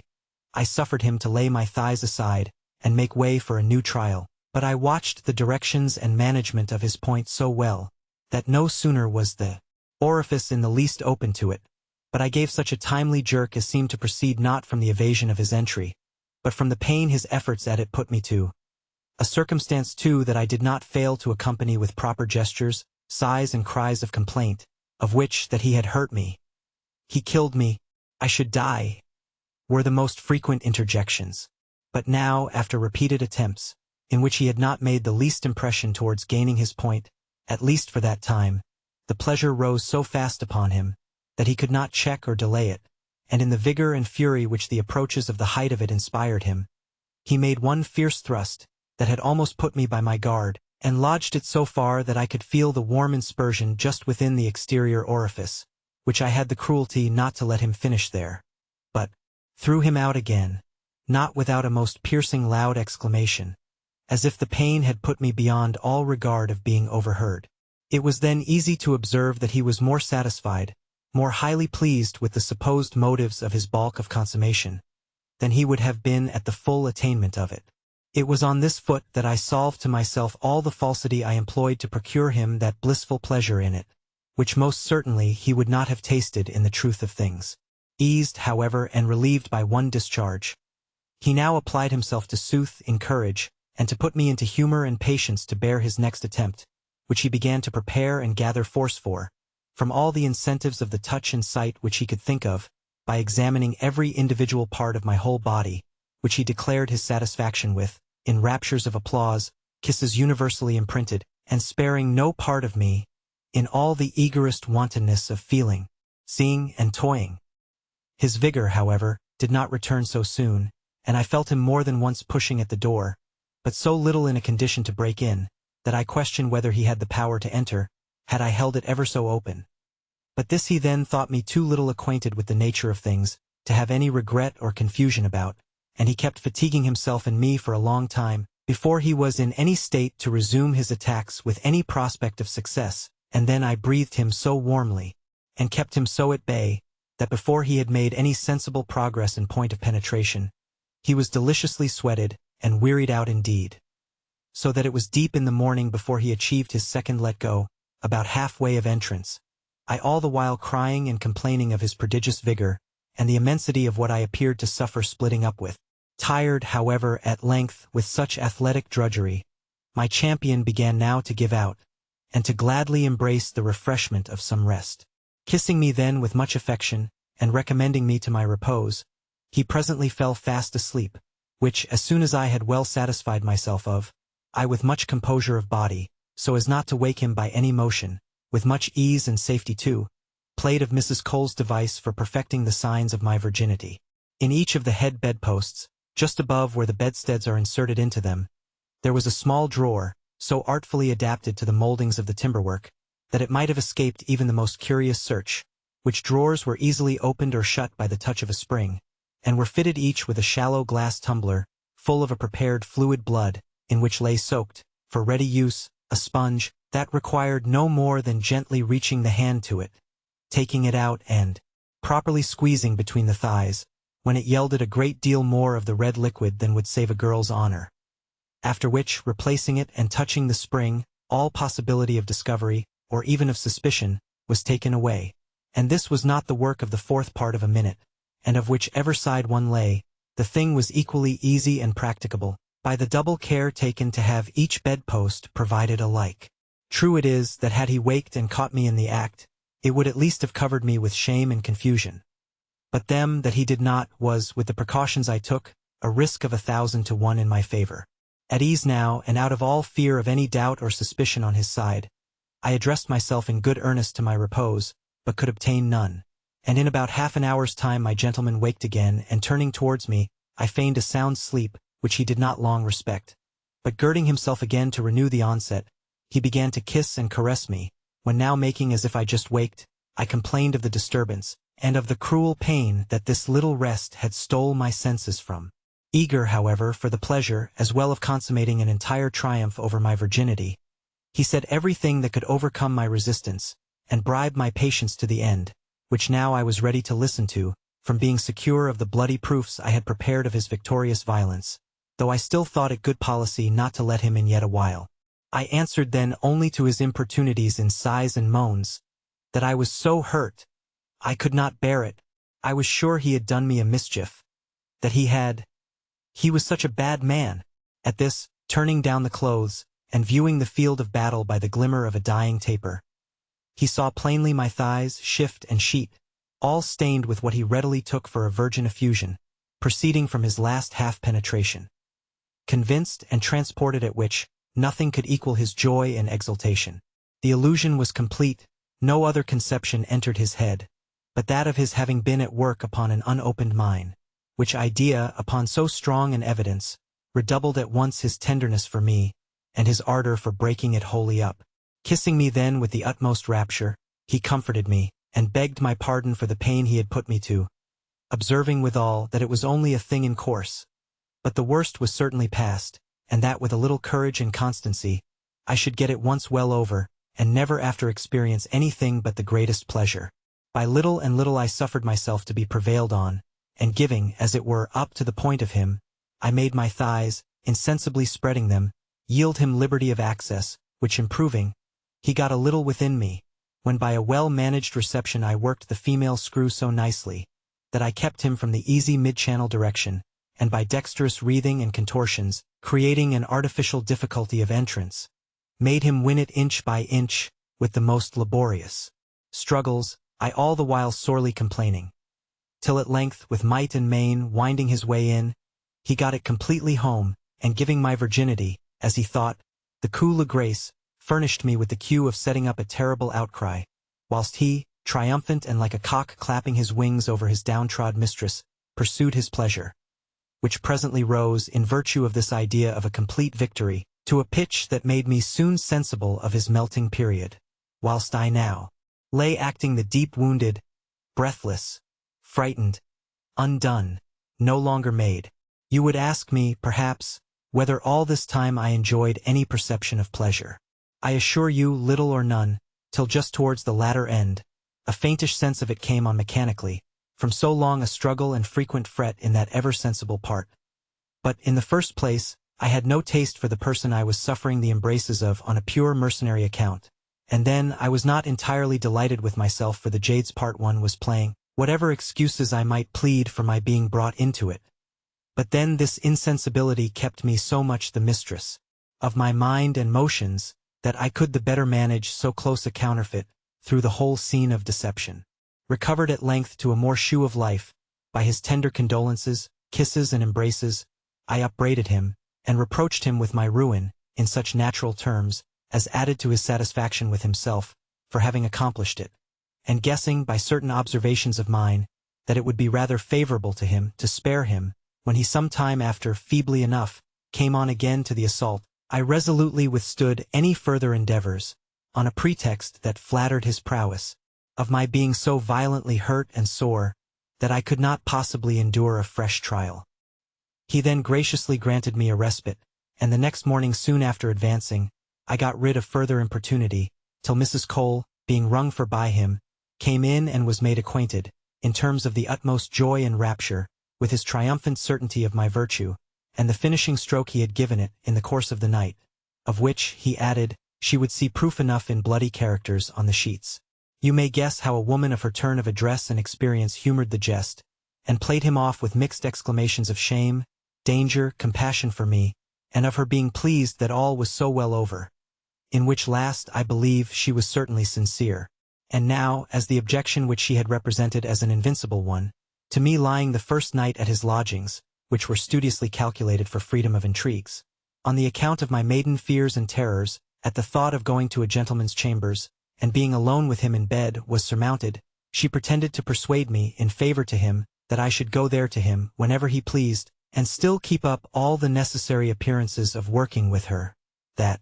I might not lose, with my character, the prospect of getting a good husband, and at the same time her house would be kept safer from scandal. All this seemed so reasonable, so considerate to Mr. Norbert, that he never once perceived that she did not want him to resort to her house, lest he might in time discover certain inconsistencies with the character she had set out with to him, besides that this plan greatly flattered his own ease and views of liberty. Leaving me then to my much-wanted rest, he got up, and Mrs. Cole, after settling with him all points relating to me,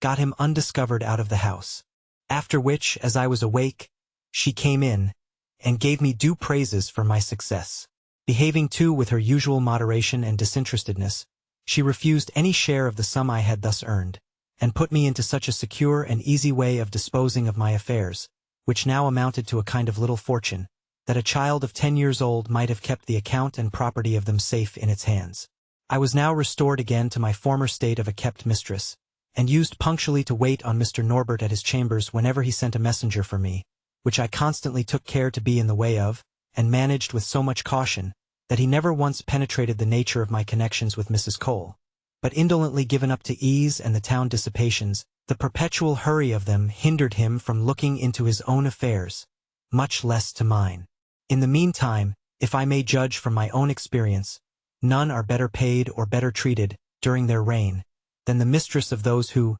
enervate by nature, debaucheries, or age, have the least employment for the sex. Sensible that a woman must be satisfied some way, they ply her with 1,000 little tender attentions, presents, caresses, confidences, and exhaust their inventions in means and devices to make up for the capital deficiency, and even towards lessening that. What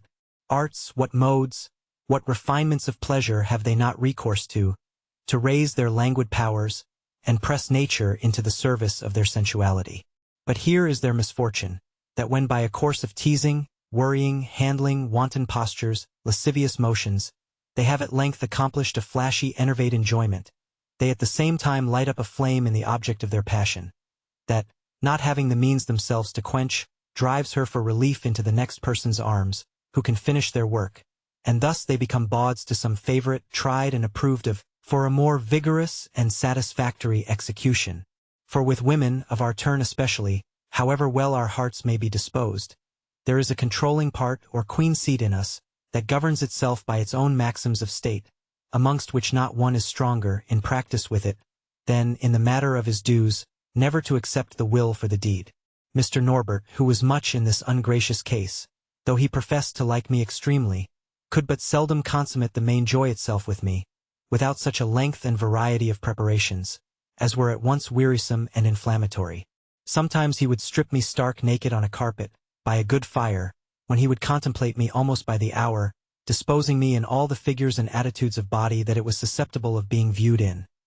kissing me in every part, the most secret and critical one so far from accepted that it received most of that branch of homage. Then his touches were so exquisitely wanton, so luxuriously diffused and penetrative at times, that he had made me perfectly rage with titillating fires, when, after all and much ado, he had gained a short-lived erection.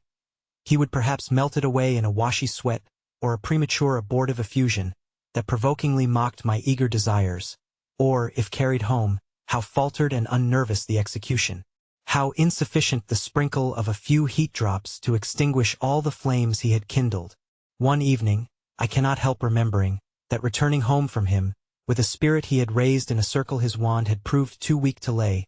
as I turned the corner of a street, I was overtaken by a young sailor. I was then in that spruce, neat, plain dress, which I ever affected and perhaps might have, in my trip, a certain air of restlessness unknown to the composure of cooler thoughts. However, he seized me as a prize, and without farther ceremony threw his arms round my neck, and kissed me boisterously and sweetly. I looked at him with a beginning of anger and indignation at his rudeness, that softened away into other sentiments as I viewed him. For he was tall, manly carriaged, handsome of body and face, so that I ended my stare with asking him in a tone turned to tenderness what he meant. At which, with the same frankness and vivacity as he had begun with me, he proposed treating me with a glass of wine. Now, certain it is that had I been in a calmer state of blood than I was, had I not been under the dominion of unappeased irritation. But I do not know how it was, my pressing calls, his figure, the occasion, and if you will, the powerful combination of all these, with a start of curiosity to see the end of an adventure, so novel too as being treated like a common street plier, made me give a silent consent. In short, it was not my head that I now obeyed. I suffered myself to be towed along as it were by this man of war, who took me under his arm as familiarly as if he had known me all his lifetime, and led me into the next convenient tavern, where we were shown into a little room on one side of the passage.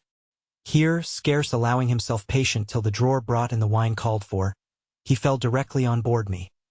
when, untucking my handkerchief and giving me a snatching buss, he laid my breasts bare at once, which he handled with that keenness of gust that abridges a ceremonial ever more tiresome than pleasing on such pressing occasions. And now, hurrying towards the main point, we found no conveniency to our purpose, 2 or 3 disabled chairs, and a rickety table composing the whole furniture of the room. Without more ado, he plans me with my back standing against the wall and my petticoats up, and coming out with a splitter indeed made it shine as he brandished it in my eyes, and going to work with an impetuosity and eagerness, bred very likely by a long fast at seat, went to give me a taste of it. I straddled, I humored my posture, and did my best in short to buckle to it. I took part of it in, but still things did not go to his thorough liking. Changing them in a trice his system of battery, He leads me to the table and with a master hand lays my head down on the edge of it, and, with the other canting up my petticoats and shift, bears my naked posteriors to his blind and furious guide.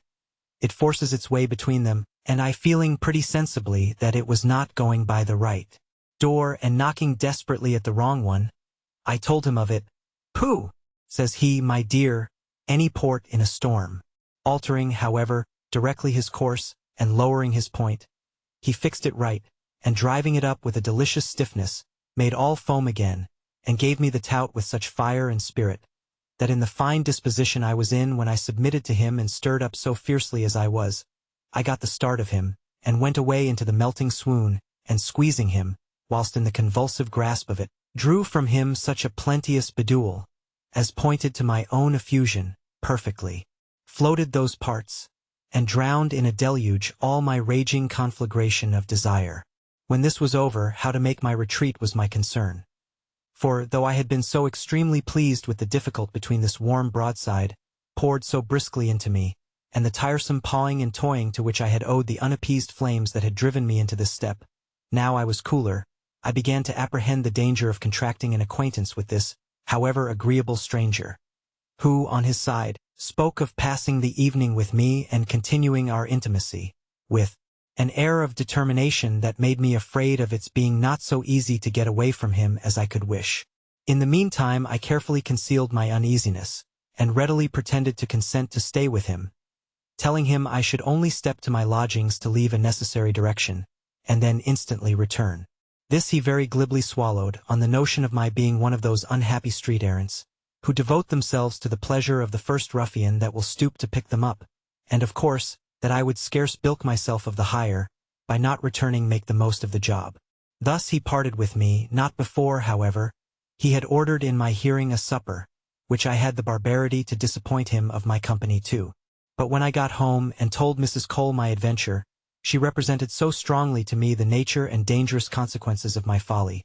particularly the risks to my health, in being so open-legged and free, that I not only took resolutions never to venture so rashly again, which I inviolably preserved, but passed a good many days in continual uneasiness, lest I should have met with other reasons, besides the pleasure of that rencounter, to remember it.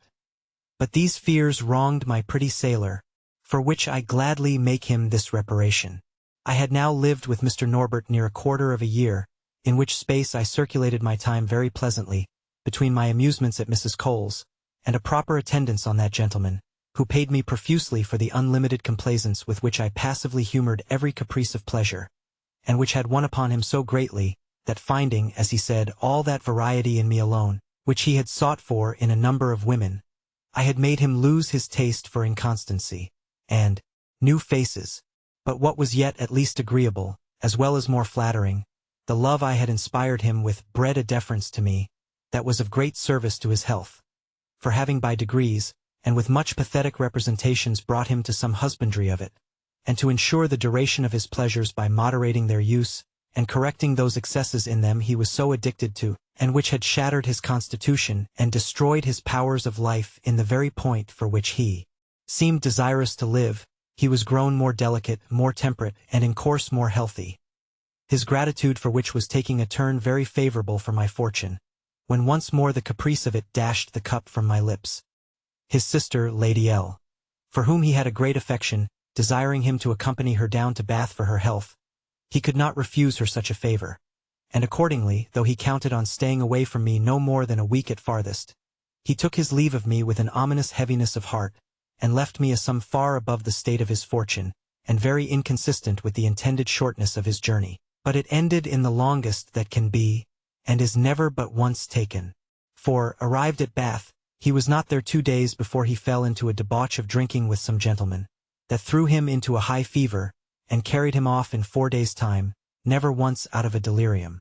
Had he been in his senses to make a will, perhaps he might have made favorable mention of me in it. Thus, however, I lost him, and as no condition of life is more subject to revolutions than that of a woman of pleasure, I soon recovered my cheerfulness, and now beheld myself once more struck off the list of kept mistresses, and returned into the bosom of the community, from which I had been in some manner taken. Mrs. Cole still continued her friendship, and offered me her assistance and advice towards another choice, but I was now in ease and affluence enough to look about me at leisure, and as to any constitutional calls of pleasure, their pressure or sensibility was greatly lessened by a consciousness of the ease with which they were to be satisfied at Mrs. Cole's house, where Louisa and Emily still continued in the old way, and my great favorite Harriet used often to come and see me and entertain me, with her head and heart full of the happiness she enjoyed with her dear baronet,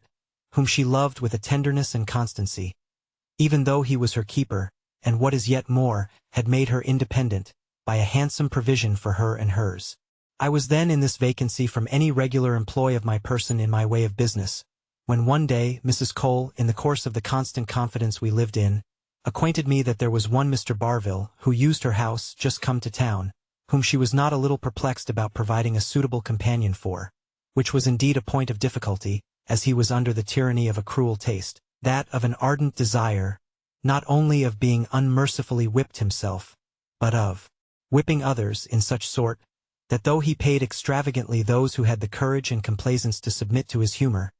there were few, delicate as he was in the choice of his subjects, who would exchange turns with him so terribly at the expense of their skin. But what yet increased the oddity of this strange fancy was the gentleman being young, whereas it generally attacks, it seems, such as are, through age, obliged to have recourse to this experiment, for quickening the circulation of their sluggish juices, and determining a conflux of the spirits of pleasure towards those flagging shrivelly parts, that rise to life only by virtue of those titillating ardors created by the discipline of their opposites, with which they have so surprising a consent. This Mrs. Cole could not well acquaint me with in any expectation of my offering for service. For sufficiently easy as I was in my circumstances, it must have been the temptation of an immense interest indeed, that could have induced me to embrace such a job. Neither had I ever expressed, nor indeed, felt the least impulse or curiosity to know more of a taste, that promised so much more pain than pleasure to those that stood in no need of such violent goads. What then should move me to subscribe myself voluntarily to a party of pain,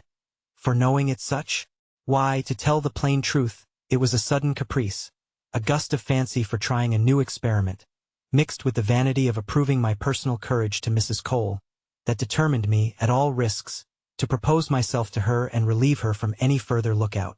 Accordingly, I at once pleased and surprised her, with a frank and unreserved tender of my person to her and her friend's absolute disposal on this occasion. My good temporal mother was, however, so kind as to use all the arguments she could imagine to dissuade me, but, as I found they only turned on a motive of tenderness to me, I persisted in my resolution, and thereby acquitted my offer of any suspicion of its not having been sincerely made, or out of compliment only. Acquiescing then thankfully in it, Mrs. Cole assured me that bating the pain I should be put to, she had no scruple to engage me to this party, which she assured me I should be liberally paid for, and which the secrecy of the transaction preserved safe from the ridicule that otherwise vulgarly attended it, that for her part she considered pleasure of one sort or other as the universal port of destination, and every wind that blew thither a good one, provided it blew nobody any harm, that she rather compassionate than blamed those unhappy persons, who are under a subjection they cannot shake off, to those arbitrary tastes that rule their appetites of pleasures with an unaccountable control. Tastes, too, as infinitely diversified, as superior to, and independent of all reasoning as the different relishes or palates of mankind in their viands, some delicate stomach-nauseating plain meats, and finding no savor but in high-seasoned, luxurious dishes, whilst others again pique themselves upon detesting them. I stood now in no need of this preamble of encouragement or justification. My word was given, and I was determined to fulfill my engagements. Accordingly the night was set, and I had all the necessary previous instructions how to act and conduct myself. The dining-room was duly prepared and lighted up, and the young gentleman posted there in waiting for my introduction to him. I was then, by Mrs. Cole, brought in and presented to him, in a loose dishabille fitted, by her direction, to the exercise I was to go through, all in the finest linen and a thorough white uniform. Gown, petticoat, stocking, and satin slippers, like a victim led to sacrifice, whilst my dark auburn hair, falling in drop curls over my neck, created a pleasing distinction of color from the rest of my dress. As soon as Mr. Barville saw me, he got up, with a visible air of pleasure and surprise, and saluting me, asked Mrs. Cole if so fine and delicate a creature would voluntarily submit to such sufferings and rigors as were the subject of his assignation. She answered him properly, and now, reading in his eyes that she could not too soon leave us together, she went out, after recommending to him to use moderation with so tender a novice. But whilst she was employing his attention, mine had been taken up with examining the figure and person of this unhappy young gentleman, who was thus unaccountably condemned to have his pleasure lashed into him, as boys have their learning. He was exceedingly fair, and smooth-complexioned, and appeared to me no more than 20 at most, though he was 3 years older than what my conjectures gave him. But then he owed this favorable mistake to a habit of fatness, which spread through a short, squab stature, and a round, plump, fresh-colored face gave him greatly the look of a Bacchus, had not an air of austerity, not to say sternness, very unsuitable even to his shape of face, dashed that character of joy, necessary to complete the resemblance. His dress was extremely neat but plain, and far inferior to the ample fortune he was in full possession of. This too was a taste in him, and not avarice. As soon as Mrs. Cole was gone,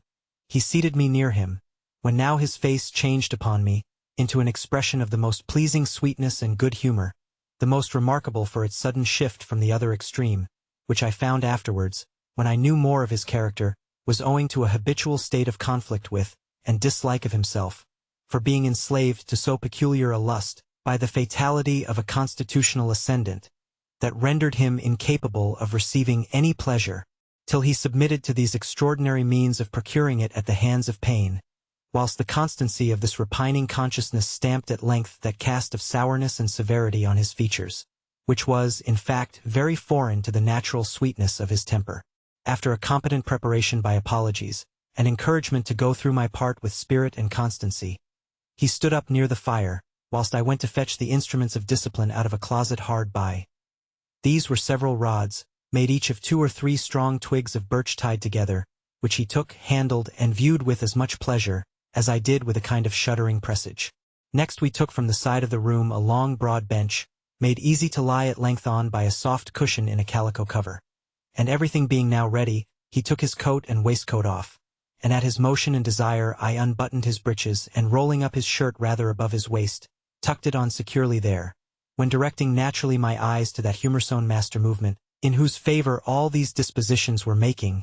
it seemed almost shrunk into his body scarce, showing its tip above the sprout of hairy curls that clothed those parts, as you may have seen a wren peeping its head out of the grass. Stooping them to untie his garters, he gave them to me for the use of tying him down to the legs of the bench, a circumstance no farther necessary than, as I suppose, it made part of the humor of the thing, since he prescribed it to himself, amongst the rest of the ceremonial. I led him then to the bench, and according to my cue, played at forcing him to lie down, which, after some little show of reluctance for form's sake, he submitted to. He was straightway extended flat upon his belly on the bench with a pillow under his face, and as he thus tamely lay, I tied him slightly hand and feet to the legs of it, which done, his shirt remaining trussed up over the small of his back, I drew his breeches quite down to his knees,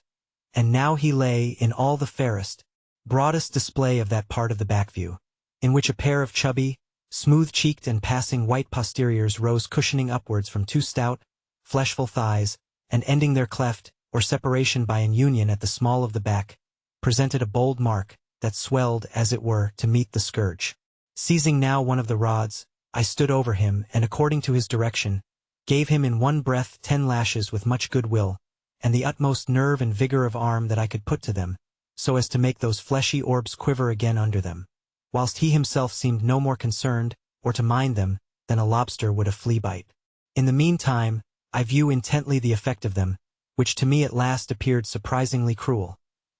Every lash had skimmed the surface of those white cliffs, which they deeply reddened, and lapping round the side of the furthermost from me, cut specially into the dimple of it such livid weals, as the blood either spun out from, or stood in large drops on, and from some of the cuts, I picked out even the splinters of the rod that had stuck in the skin. Nor was this raw work to be wondered at, considering the greenness of the twigs and the severity of the infliction, whilst the whole surface of the skin was so smooth stretched over the hard and firm pulp of flesh that filled it, as to yield no play or elusive swagging under the stroke, which thereby took place the more plump and cut into the quick. I was however already so moved at the piteous sight, that I from my heart repented the undertaking, and would willing had given over, thinking he had full enough. But, he encouraging and beseeching me earnestly to proceed, I gave him 10 more lashes, and then resting, surveyed the increase of bloody appearances. And at length, steeled to the height, by his stoutness in suffering, I continued the discipline, by intervals, till I observed him wreathing and twisting his body, in a way that I could plainly perceive was not the effect of pain, but of some new and powerful sensation. Curious to dive into the meaning of which, in one of my pauses of intermission, I approached as he still kept working, and grinding his belly against the cushion under him, and first stroking the untouched and unhurt side of the flesh mount next me, then softly insinuating my hand under his thigh, felt the posture things were in forwards, which was indeed surprising.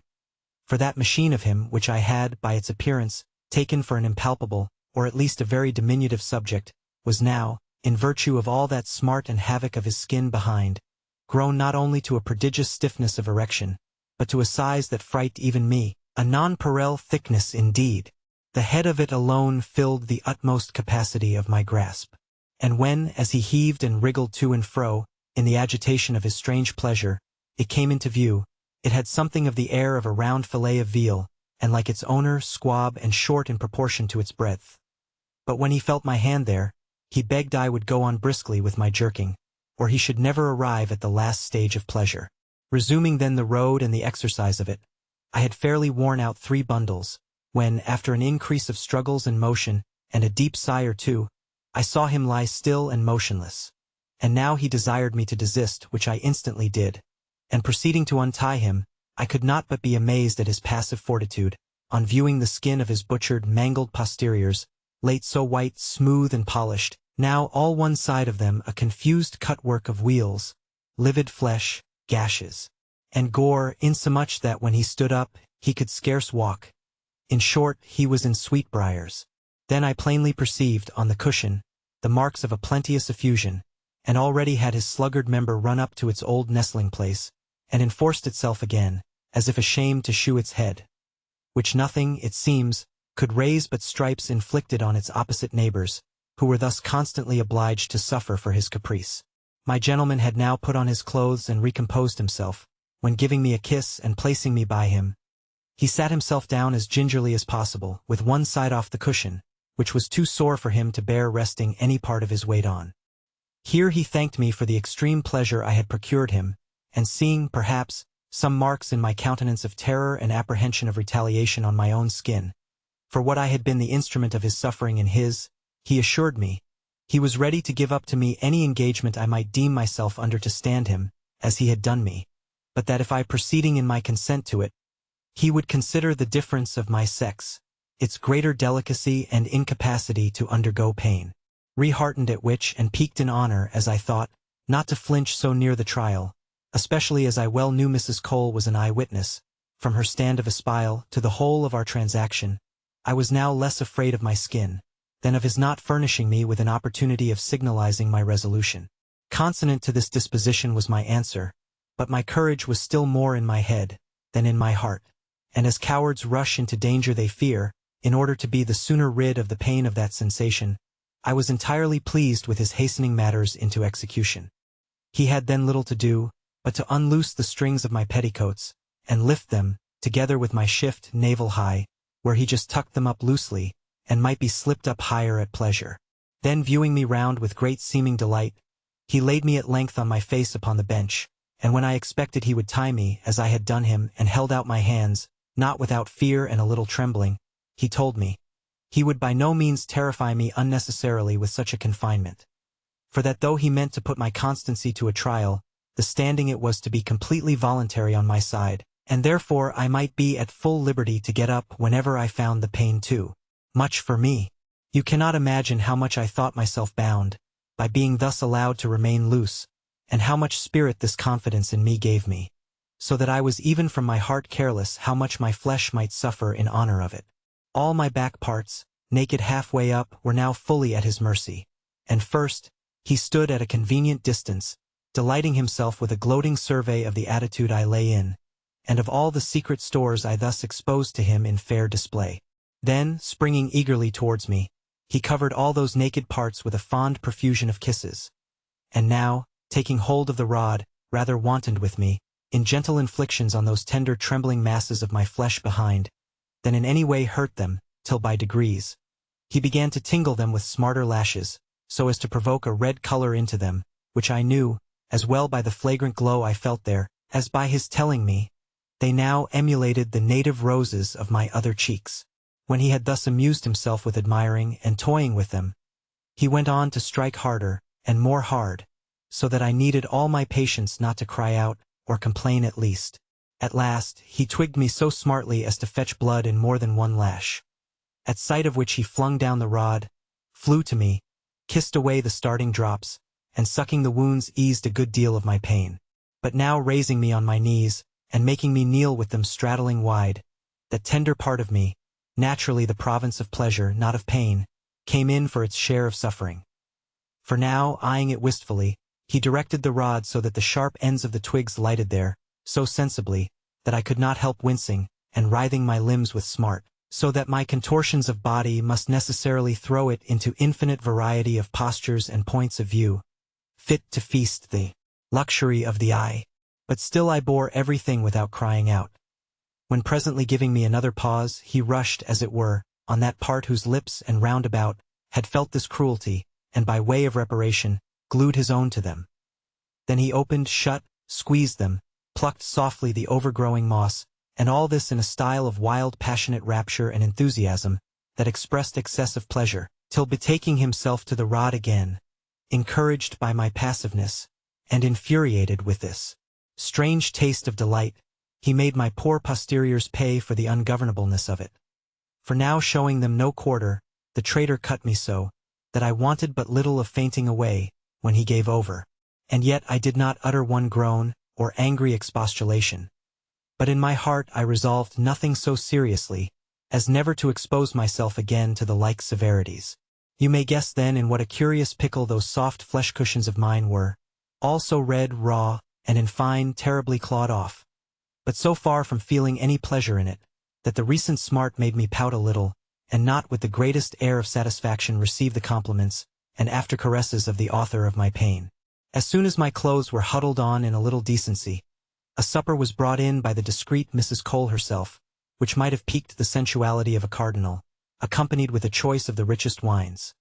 All which she set before us and went out again without having, by a word or even by a smile, given us the least interruption or confusion, in those moments of secrecy, that we were not yet ripe to the admission of a third too. I sat down then, still scarce in charity with my butcher, for such I could not help considering him, and was moreover not a little piqued at the gay, satisfied air of his countenance, which I thought myself insulted by. But when the now necessary refreshment to me of a glass of wine, and a little eating, all the time observing a profound silence, had somewhat cheered and restored me to spirits, and as the smart began to go off, my good humor returned accordingly, which alteration not escaping him,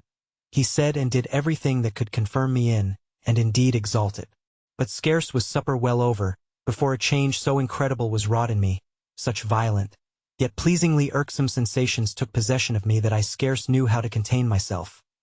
The smart of the lashes was now converted into such a prickly heat, such fiery tinglings, as made me sigh, squeeze my thighs together, shift and wriggle about my seat, with a furious restlessness.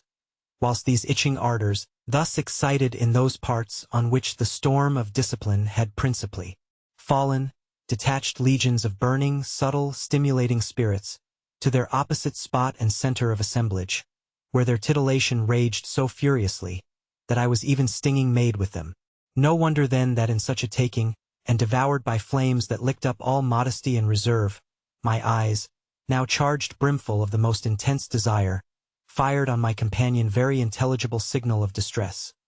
My companion, I say, who grew in them every instant more amiable, and more necessary to my urgent wishes and hopes of immediate ease. Mr. Barville, no stranger, by experience, to these situations, soon knew the pass I was brought to, soon perceived my extreme disorder, in favor of which, removing the table out of the way, he began a prelude that flattered me with instant relief, to which I was not, however, so near as I imagined. For as he was unbuttoned to me, and tried to provoke and rouse to action his unactive torpid machine,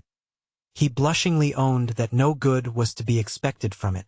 unless I took it in hand to excite its languid loitering powers, by just refreshing the smart of the yet recent blood-raw cuts, seeing it could, no more than a boy's top, keep up without lashing. Sensible then that I should work as much for my own profit as his, I hurried my compliance with his desire, and abridging the ceremonial, whilst he leaned his head against the back of a chair, I had scarce gently made him feel the lash, before I saw the object of my wishes give signs of life, and presently, as it were with a magic touch, is started up into a noble size and distinction indeed. Hastening then to give me the benefit of it, he threw me down on the bench, but such was the refreshed soreness of those parts behind, on my leaning so hard on them, as became me to compass the admission of that stupendous head of his machine, that I could not possibly bear it. I got up then and tried, by leaning forwards and turning the crupper on my assailant, to let him at the back avenue, but here it was likewise impossible to stand his bearing so fiercely against me, in his agitations and endeavors to enter that way, whilst his belly battered directly against the recent sore. What should we do now? Both intolerably heated, both in a fury, but pleasure is ever inventive for its own ends. He strips me in a trice stark naked, and placing a broad settee cushion on the carpet before the fire, oversets me gently, topsy-turvy, on it, and handling me only at the waist, whilst you may be sure I favored all my dispositions, brought my legs round his neck, so that my head was kept from the floor only by my hands and the velvet cushion,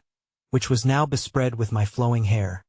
Thus I stood on my head and hands, supported by him in such manner, that whilst my thighs clung round him, so as to expose to his sight all my back figure, including the theatre of his bloody pleasure, the centre of my forepair fairly bearded the object of its rage, that now stood in fine condition to give me satisfaction for the injuries of its neighbors. But as this posture was certainly not the easiest, and our imaginations, wound up to the height, could suffer no delay, he first, with the utmost eagerness and effort, just lip-lodged that broad acorn-fashioned head of his instrument.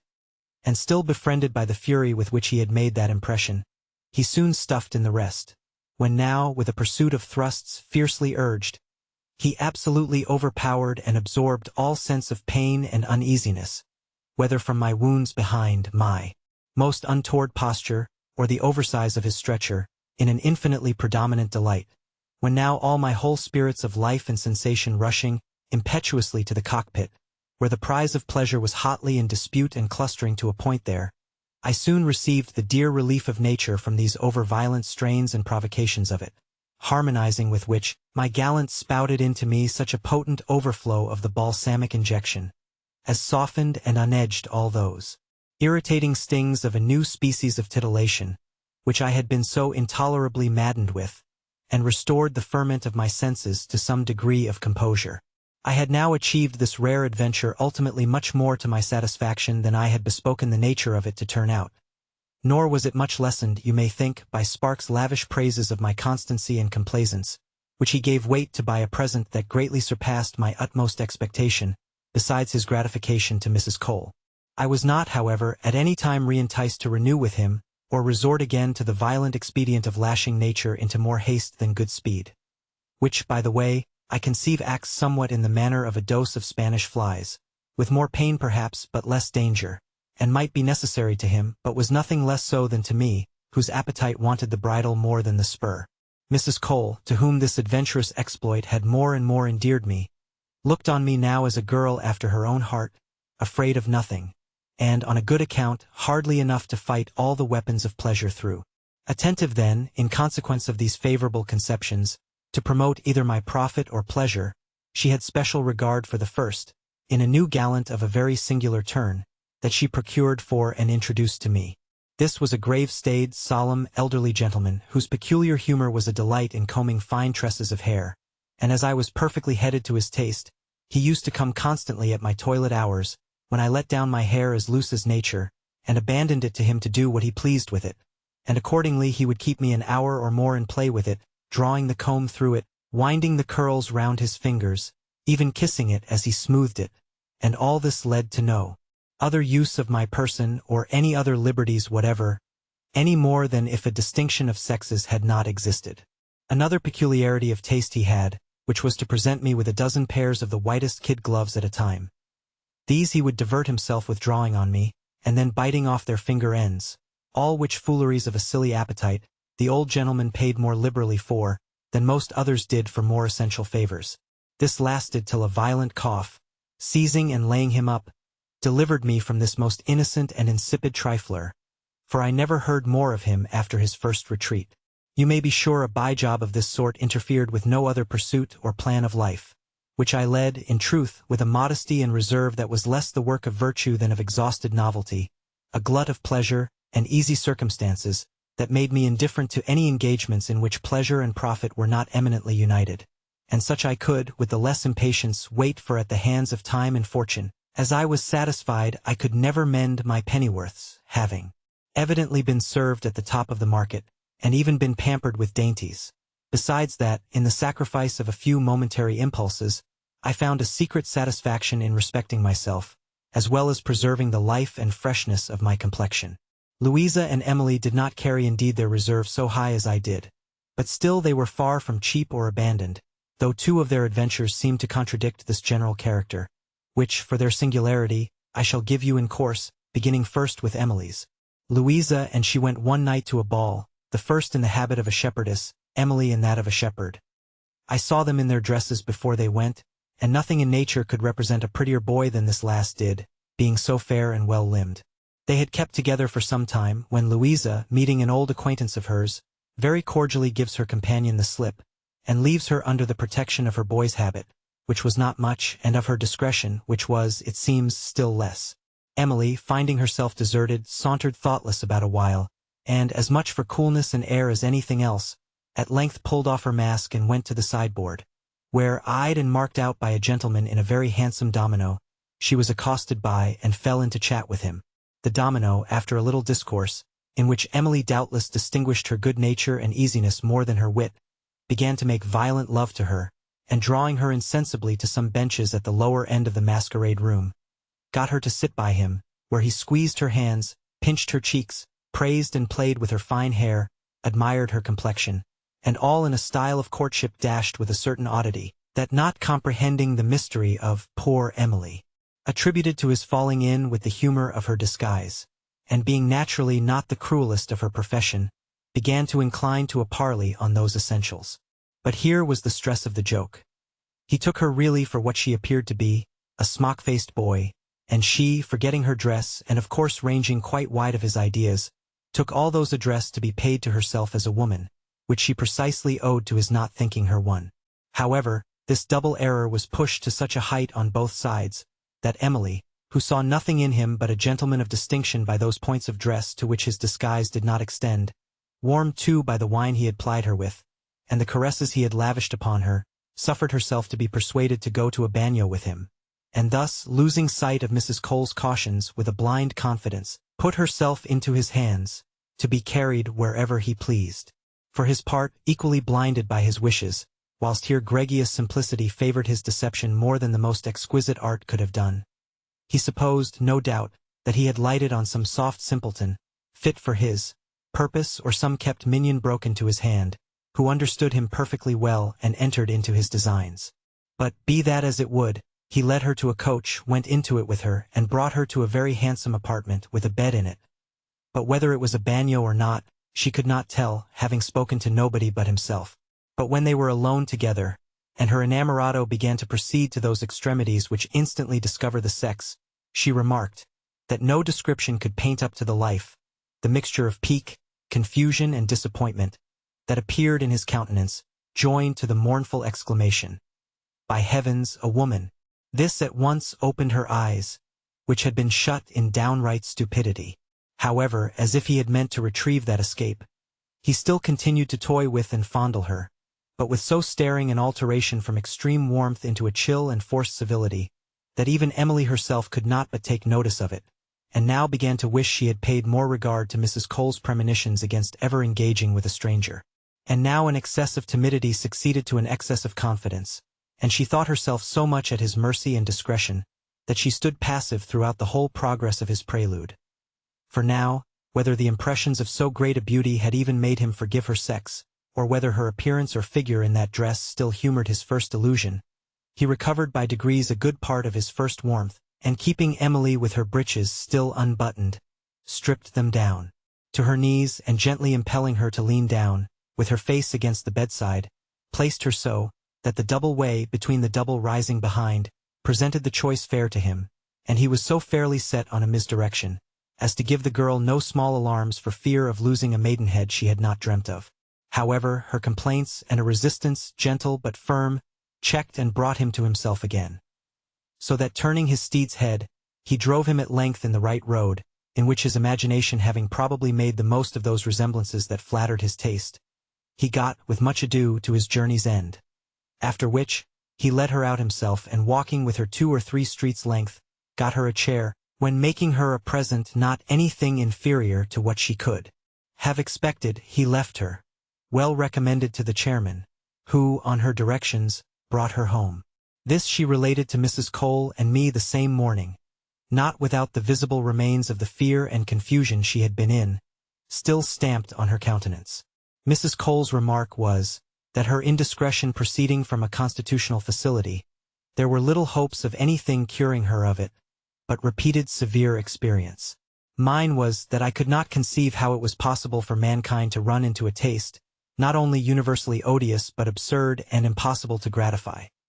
Since, according to the notions and experience I had of things, it was not in nature to force such immense disproportions. Mrs. Cole only smiled at my ignorance, and said nothing towards my undeception, which was not affected but by ocular demonstration, some months after, which a most singular accident furnished me, and which I will here set down, that I may not return again to so disagreeable a subject. I had, on a visit intended to Harriet, who had taken lodgings at Hampton Court, hired a chariot to go out thither, Mrs. Cole having promised to accompany me. But some indispensable business intervening to detain her, I was obliged to set out alone, and scarce had I got a third of my way before the axle-tree broke down, and I was well off to get out, safe and unhurt, into a public house, of a tolerable handsome appearance, on the road.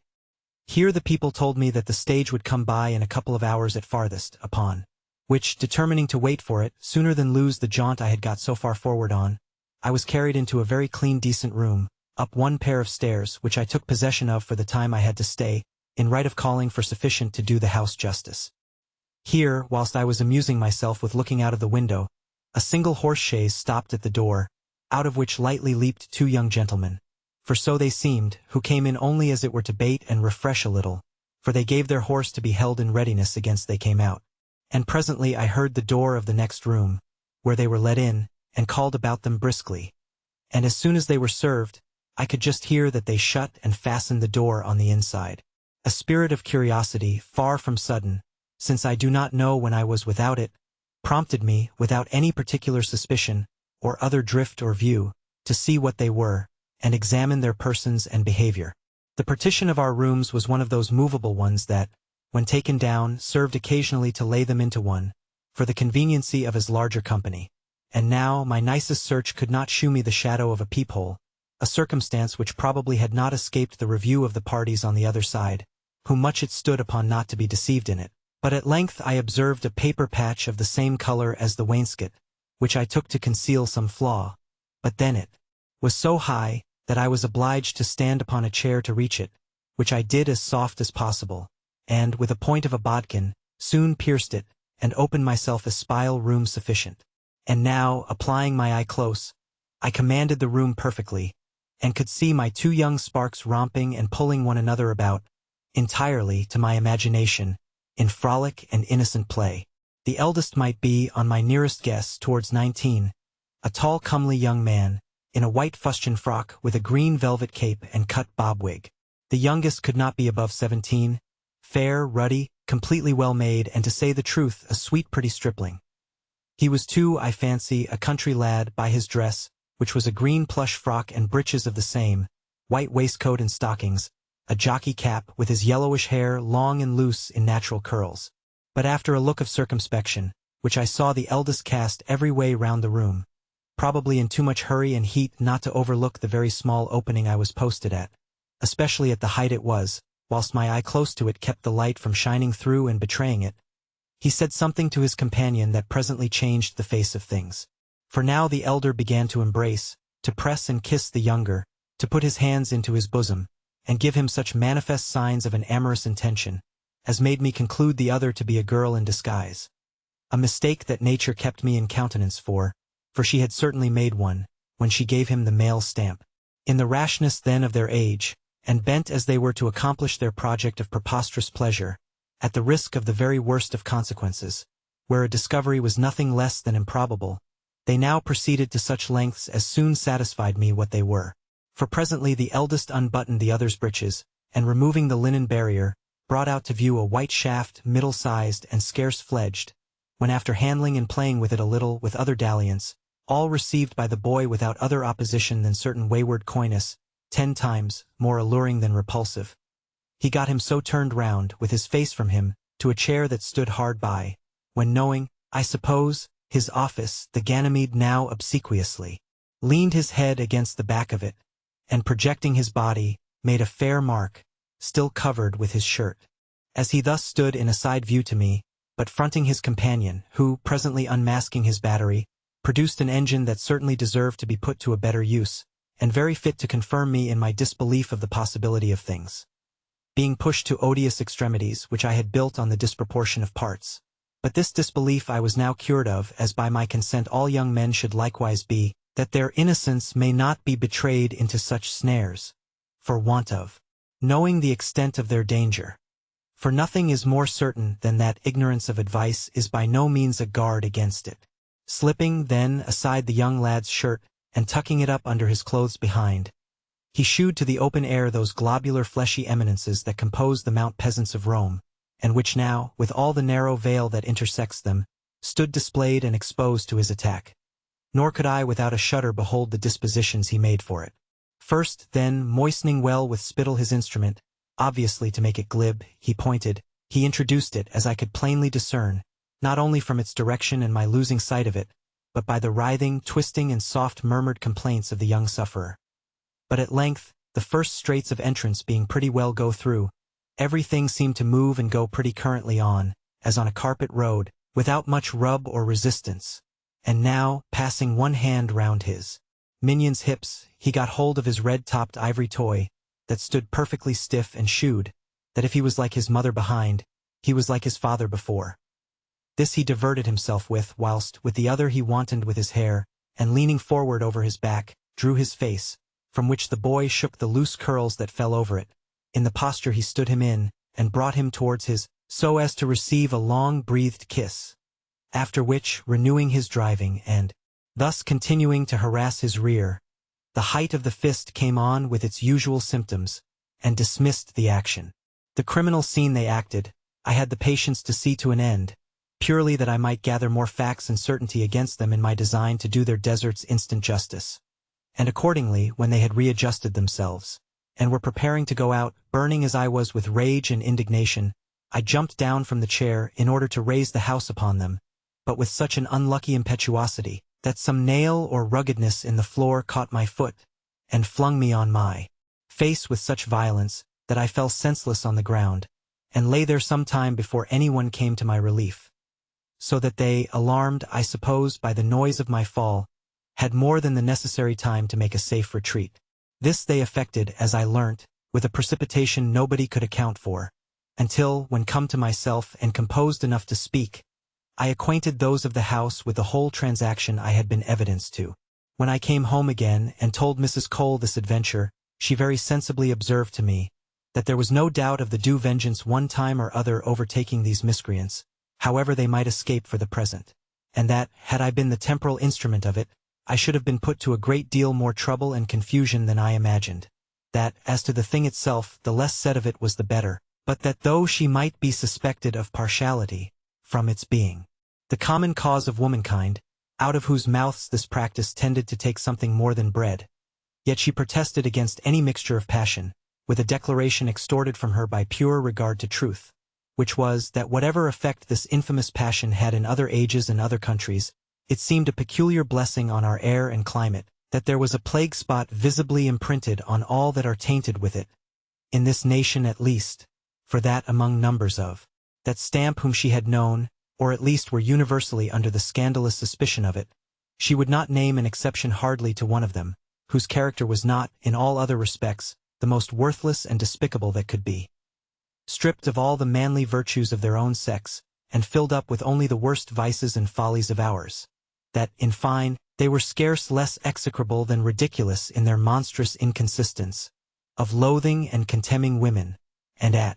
the same time aping all their manners, airs, lisps, scuttle, and, in general, all their little modes of affectation, which become them at least better than they do these unsexed male misses. But here, washing my hands of them, I replunge into the stream of my history, which I may very properly engraft a terrible sally of Louisa's, since I had some share in it myself, and have besides engaged myself to relate it, in point of countenance, to poor Emily. It will add, too, one more example to thousands in confirmation of the maxim that women get once out of compass, there are no lengths of licentiousness that they are not capable of running. One morning then, that both Mrs. Cole and Emily were gone out for the day, and only Louisa and I, not to mention the housemaid, were left in charge of the house, whilst we were loitering away the time, in looking through the shop windows, the son of a poor woman, who earned very hard bread indeed by mending of stockings, in a stall in the neighborhood, offered us some nosegays, ranged round a small basket, by selling of which the poor boy eked out his mother's maintenance of them both.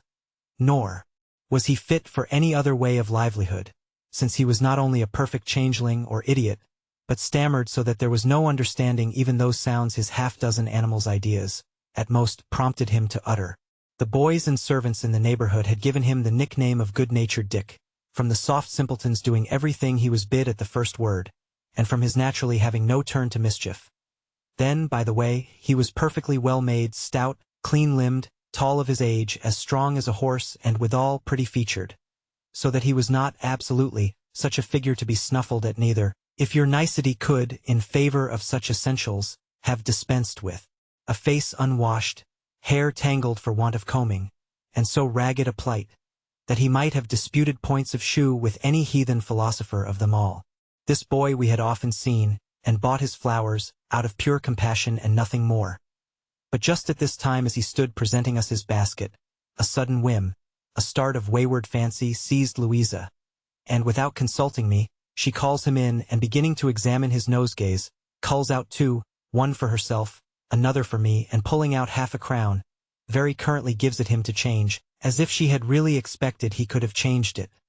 But the boy, scratching his head, made his signs explain his inability in place of words, which he could not, with all his struggles, articulate. Louisa, at this, says,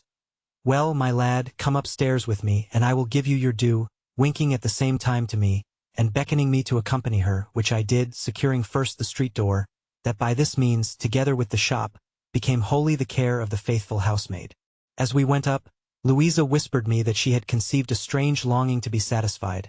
whether the general rule held good with regard to this changeling, and how far nature had made him amends, in her best bodily gifts, for her denial of the sublimer intellectual ones. Begin, at the same time, my assistance in procuring her this satisfaction. A want of complaisance was never my vice, and I was so far from opposing this extravagant frolic,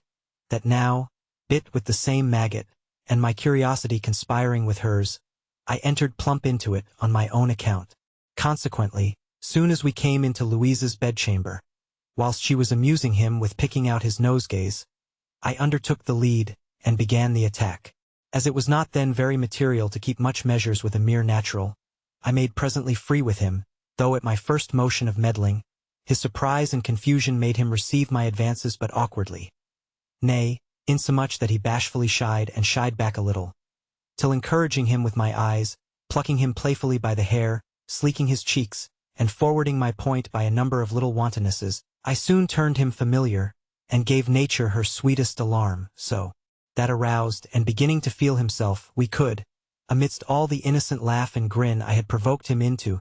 perceive the fire lighting in his eyes, and, diffusing over his cheeks, blend its glow with that of his blushes. The emotion, in short, of animal pleasure glared distinctly in the simpleton's countenance. Yet, struck with the novelty of the scene, he did not know which way to look or move,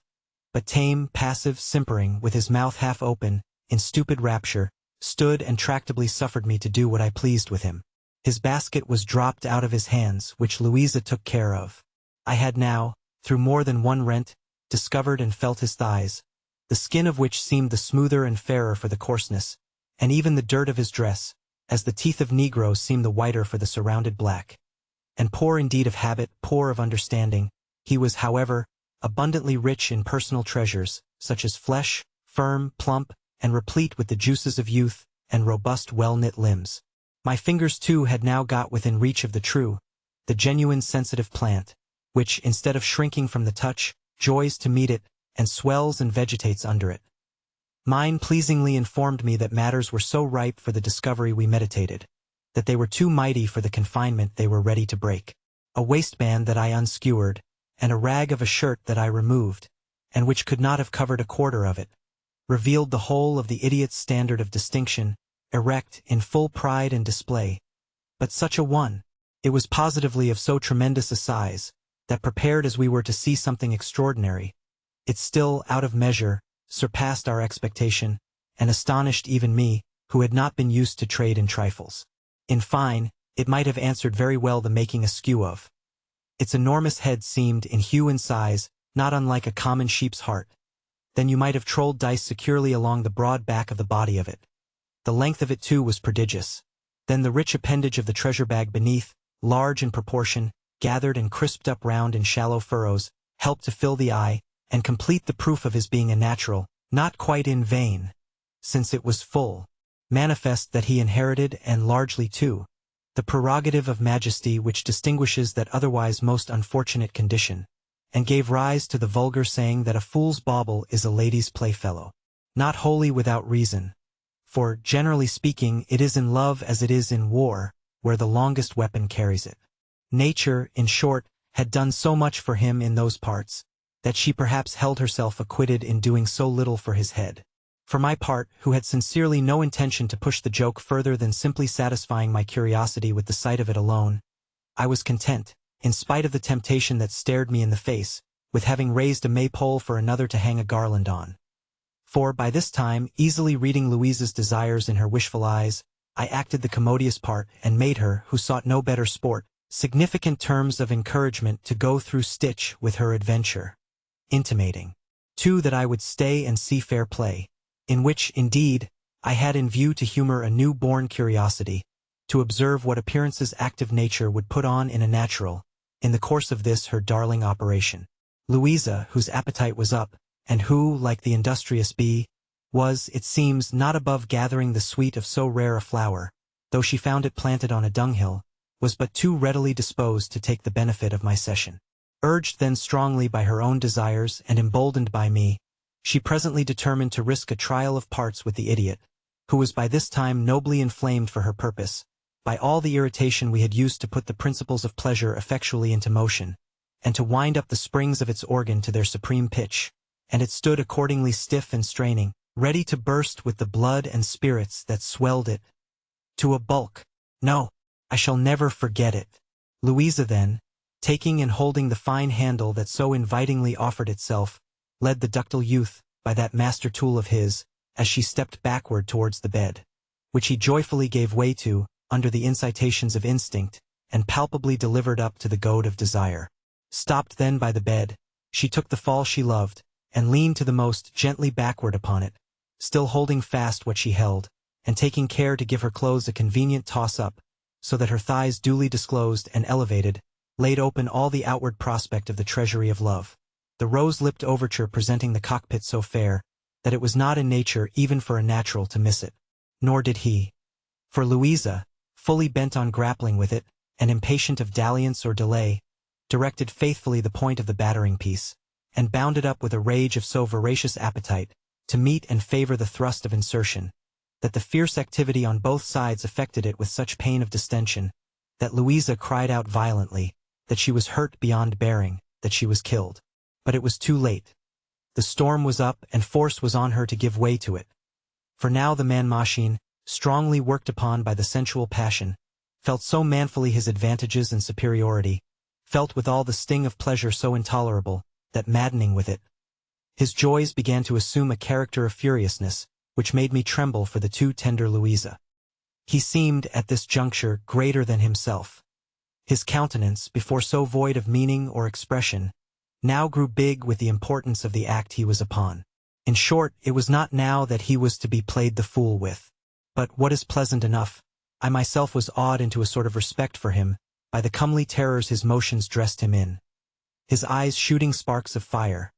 his face glowing with ardors that gave another life to it, his teeth churning, his whole frame agitated with a raging, ungovernable impetuosity, all sensibly betraying the formidable fierceness with which the genial instinct acted upon him. Butting then and goring all before him, and mad and wild like an hour-driven steer,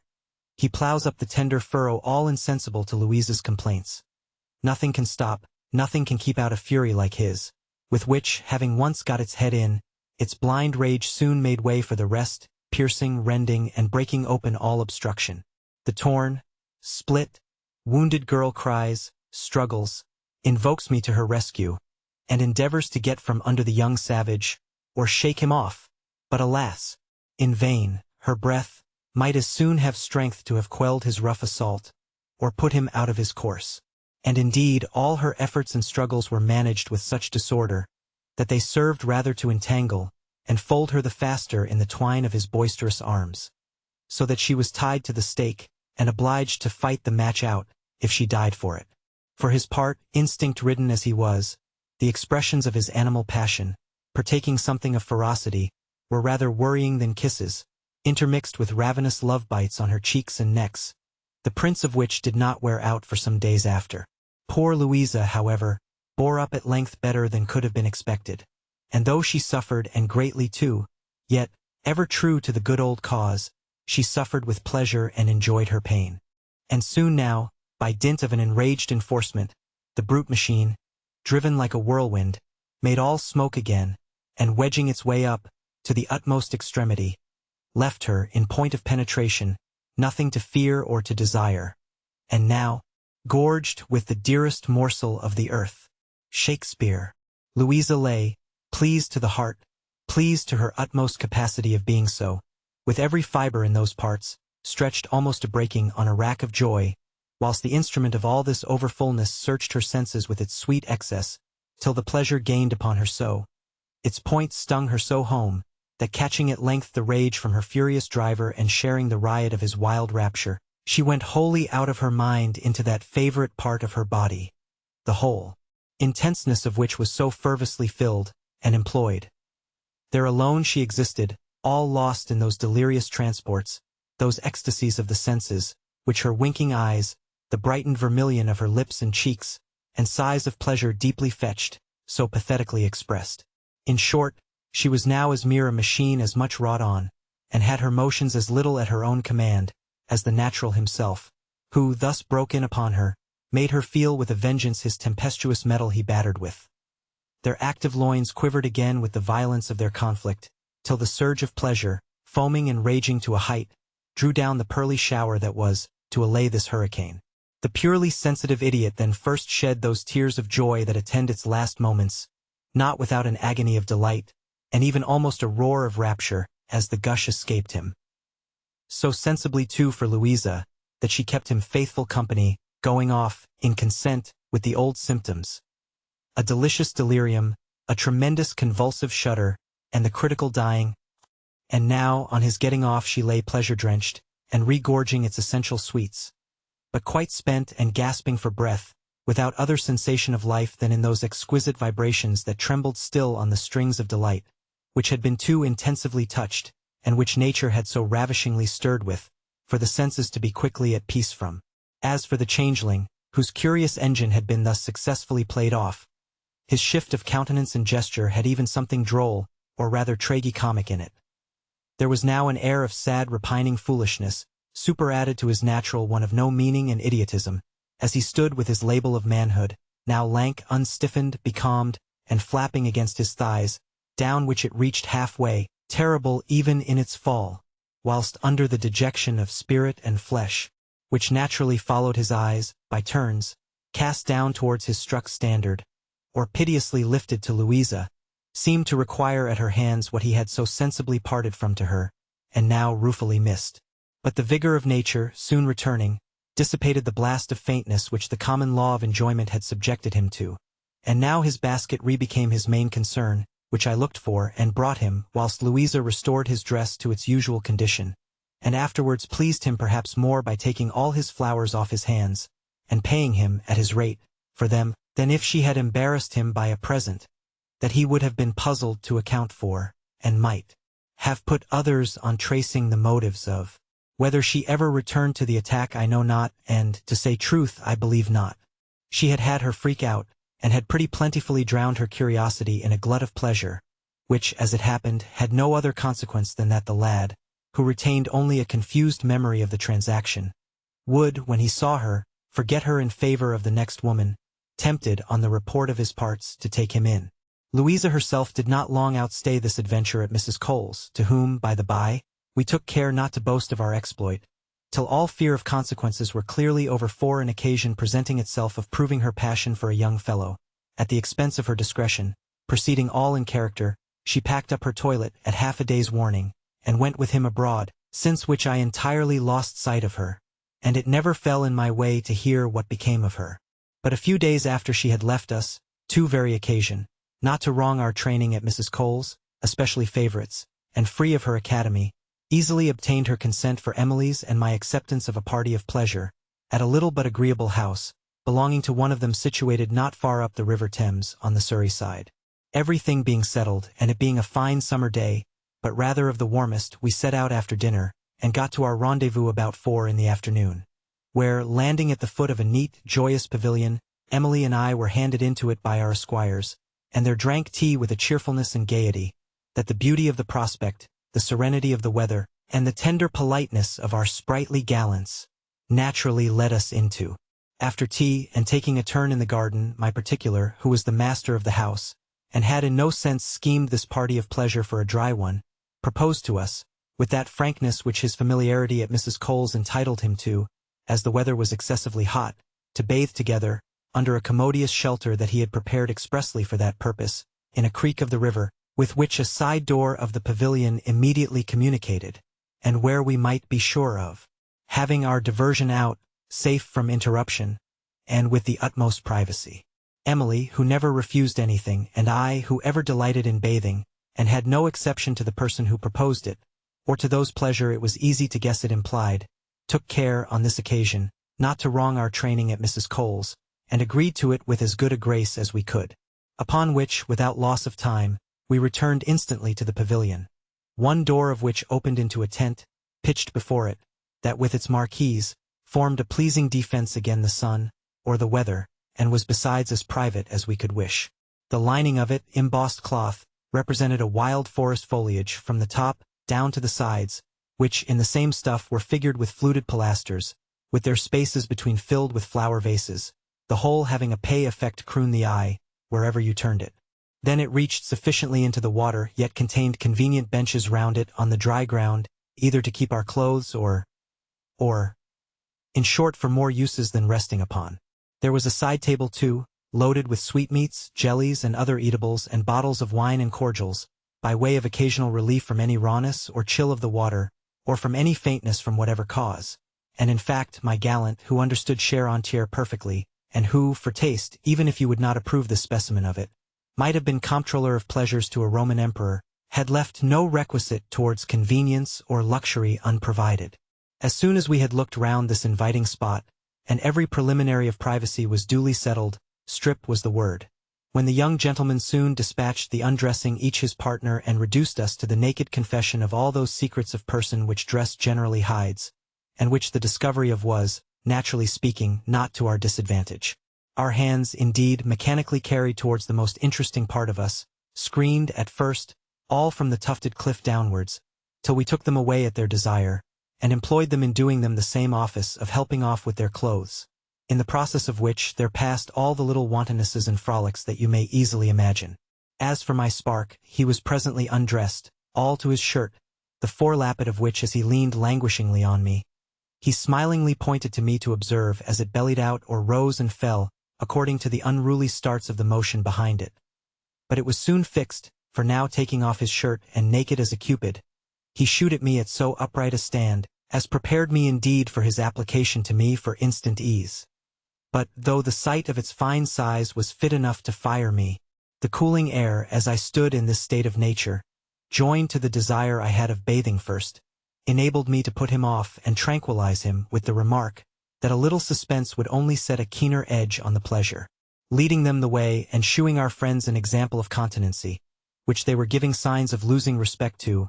We went hand in hand into the stream, till it took us up to our necks, where the no more than grateful coolness of the water gave my senses a delicious refreshment from the sultriness of the season, and made more alive, more happy in myself, and, in course, more alert and open to voluptuous impressions. Here I laved and wantoned with the water, or sportively played with my companion,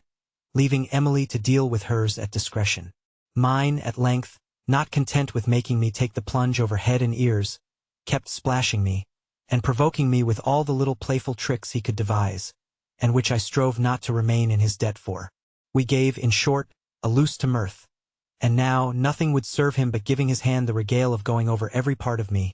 neck, breast, belly, thighs, and all the etiquetera, so dear to the imagination, under the pretext of washing and rubbing them. As we both stood in the water, no higher now than the pit of our stomachs, and which did not hinder him from feeling, and toying with that leak that distinguishes our sex, and it's so wonderfully watertight. For his fingers, in vain, dilating and opening it, only let more flame than water into it, be it said without a figure. At the same time he made me feel his own engine, which was so well wound up, as to stand even the working in water, and he accordingly threw one arm round my neck, and was endeavoring to get the better of that harsher construction bred by the surrounding fluid, and had in effect won his way so far as to make me sensible of the pleasing stretch of those nether lips from the indriving machine, when, independent of my not liking that awkward mode of enjoyment, I could not help interrupting him, in order to become joint spectators of a plan of joy, in hot operation between Emily and her partner, who, impatient of the fooleries and dalliance of the bath, had led his nymph to one of the benches on the green bank, where he was very cordially proceeding to teach her the difference betwixt jest and earnest. There, setting her on his knee, and gliding one hand over the surface of that smooth, polished, snow-white skin of hers, which now doubly shone with a dew-bright luster, and presented to the touch something like what one would imagine of animated ivory, especially in those ruby-nippled globes, which the touch is so fond of and delights to make love to. With the other he was lusciously exploring the sweet secret of nature, in order to make room for a stately piece of machinery that stood up, reared between her thighs, as she continued sitting on his lap, and pressed hard for instant intermission, which the tender Emily, in a fit of humor deliciously protracted, affected to decline, and elude the very pleasure she sighed for, but in a style of waywardness, so prettily put on and managed, as to render it 10 times more poignant. Then her eyes, all amidst the softest dying languishment, expressed, at once a mock denial and extreme desire, whilst her sweetness was zest with a coyness so pleasingly provoking, her moods of keeping him off were so attractive, that they redoubled the impetuous rage with which he covered her with kisses, and kisses that, whilst she seemed to shy from or scuffle for, the cunning wanton contrived such sly returns, of as were, doubtless the sweeter for the gust she gave them of being stolen ravished. Thus Emily, who knew no art but that which nature itself, in favor of her principal end, pleasure, had inspired her with, the art of yielding, coyed it indeed, but coyed it to the purpose. For with all her straining, her wrestling, and striving to break from the clasp of his arms, she was so far wiser yet than to mean it, that in her struggles, it was visible she aimed at nothing more than multiplying points of touch with him, and drawing yet closer the folds that held them everywhere, entwined like 2 tendrils of a vine intercurling together, so that the same effect as when Louisa strove in good earnest to disengage from the idiot, was now produced by different motives. Meanwhile, their immersion out of the cold water had caused a general glow, a tender suffusion of heightened carnation over their bodies, both equally white and smooth-skinned, so that as their limbs were thus amorously interwoven in sweet confusion, it was scarce possible to distinguish who they respectively belonged to, but for the brawnier, bolder muscles of the stronger sex. In a little time, however, the champion was fairly in with her, and had tied at all points the true lover's knot. When now, adieu all the little refinements of a finessed reluctance. Adieu the friendly feint. She was presently driven forcibly out of the power of using any art. And indeed, what art must not give way, when nature, corresponding with her assailant, invaded in the heart of her capital and carried by storm, lay at the mercy of the proud conqueror, who had made his entry triumphantly and completely, soon, however, to become a tributary. For the engagement growing hotter and hotter at close quarters, she presently brought him to the pass of paying down the dear debt to nature, which she had no sooner collected in, but like a duellist who has laid his antagonist at his feet, when he has himself received a mortal wound, Emily had scarce time to plume herself upon her victory, but shot with the same discharge, she, in a loud expiring sigh, in the closure of her eyes, the stretch out of her limbs, and a remission of her whole frame, gave manifest signs that all was as it should be. For my part, who had not with the calmest patience stood in the water all this time, to view this warm action, I leaned tenderly on my gallant, and at the close of it, seemed to ask him with my eyes what he thought of it. But he, more eager to satisfy me by his actions than by words or looks, as we shoaled the water towards the shore, showed me the staff of love so intensely set up, that had not even charity, beginning at home in this case, urged me to our mutual relief, it would have been cruel indeed to have suffered the youth to burst with straining, when the remedy was so obvious and so near at hand. Accordingly we took a bench, whilst Emily and her spark, who belonged it seems to the sea, stood at the sideboard, drinking to our good voyage. For, as the last observed, we were well under way, with a fair wind-up channel and full freighted. Nor indeed were we long before we finished our trip to Cythera, and unloaded in the old haven. But, as the circumstances did not admit of much variation, I shall spare you the description. At the same time, allow me to place you here an excuse I am conscious of owing you, for having, perhaps, too much affected the figurative style, though surely, it can pass nowhere more allowable than in a subject which is so properly the province of poetry, nay, is poetry itself, pregnant with every flower of imagination and loving metaphors, even were not the natural expressions, for respects of fashion and sound, necessarily forbidden. Resuming now my history, you may please to know, that what with a competent number of repetitions, all in the same strain, and, by the by, we have a certain natural sense that those repetitions are very much to the taste, what with a circle of pleasures delicately varied, there was not a moment lost to joy all the time we stayed there, till late in the night we were re-escorted home by our esquires, who delivered us safe to Mrs. Cole, with generous thanks for our company. This too was Emily's last adventure in our way. For scarce a week after, she was, by an accident too trivial to detail to you the particulars, found out by her parents, who were in good circumstances, and who had been punished for their partiality to their son, in the loss of him, occasioned by a circumstance of their overindulgence to his appetite, upon which the so long engrossed stream of fondness, running violently in favor of this lost and inhumanly abandoned child, whom if they had not neglected inquiry about, they might long before have recovered, they were now so overjoyed at the retrieval of her, that, I presume, it made them much less strict in examining the bottom of things, for they seemed very glad to take for granted, in the lump, everything that the grave and decent Mrs. Cole was pleased to pass upon them, and soon afterwards sent her, from the country, handsome acknowledgment. But it was not so easy to replace to our community the loss of so sweet a member of it. For, not to mention her beauty, she was one of those mild, pliant characters, that if one does not entirely esteem, one can scarce help loving, which is not such a bad compensation neither. Owing all her weaknesses to good nature, and an indolent facility that kept her too much at the mercy of first impressions, she had just sense enough to know that she wanted leading strings, and thought herself so much obliged to any who would take the pains to think for her, and guide her, that with a very little management, she was capable of being made a most agreeable, nay a most virtuous wife. For vice, it is probable, had never been her choice, or her fate, if it had not been for occasion, or example, or had she not depended less upon herself than upon her circumstances. This presumption her conduct afterwards verified. For presently meeting with a match that was ready cut and dry for her, with a neighbor's son of her own rank, and a young man of sense and order, who took as the widow of one lost at sea, for so it seems one of her gallants, whose name she had made free with really was, she naturally struck into all the duties of her domestic life with as much simplicity of affection, with as much constancy and regularity, as if she had never swerved from a state of undebauched innocence from her youth. These desertions had, however, now so far thinned Mrs. Cole's cluck that she was left with only me, like a hen with one chicken. But though she was earnestly entreated and encouraged to recruit her crops, her growing infirmities, and above all the tortures of a stubborn hip gout, which she found would yield to no remedy, determined her to break up her business, and retire with a decent pittance into the country, where I promised myself nothing so sure as my going down to live with her as soon as I had seen a little more of life, and improved my small matters into a competency that would create in me an independence on the world.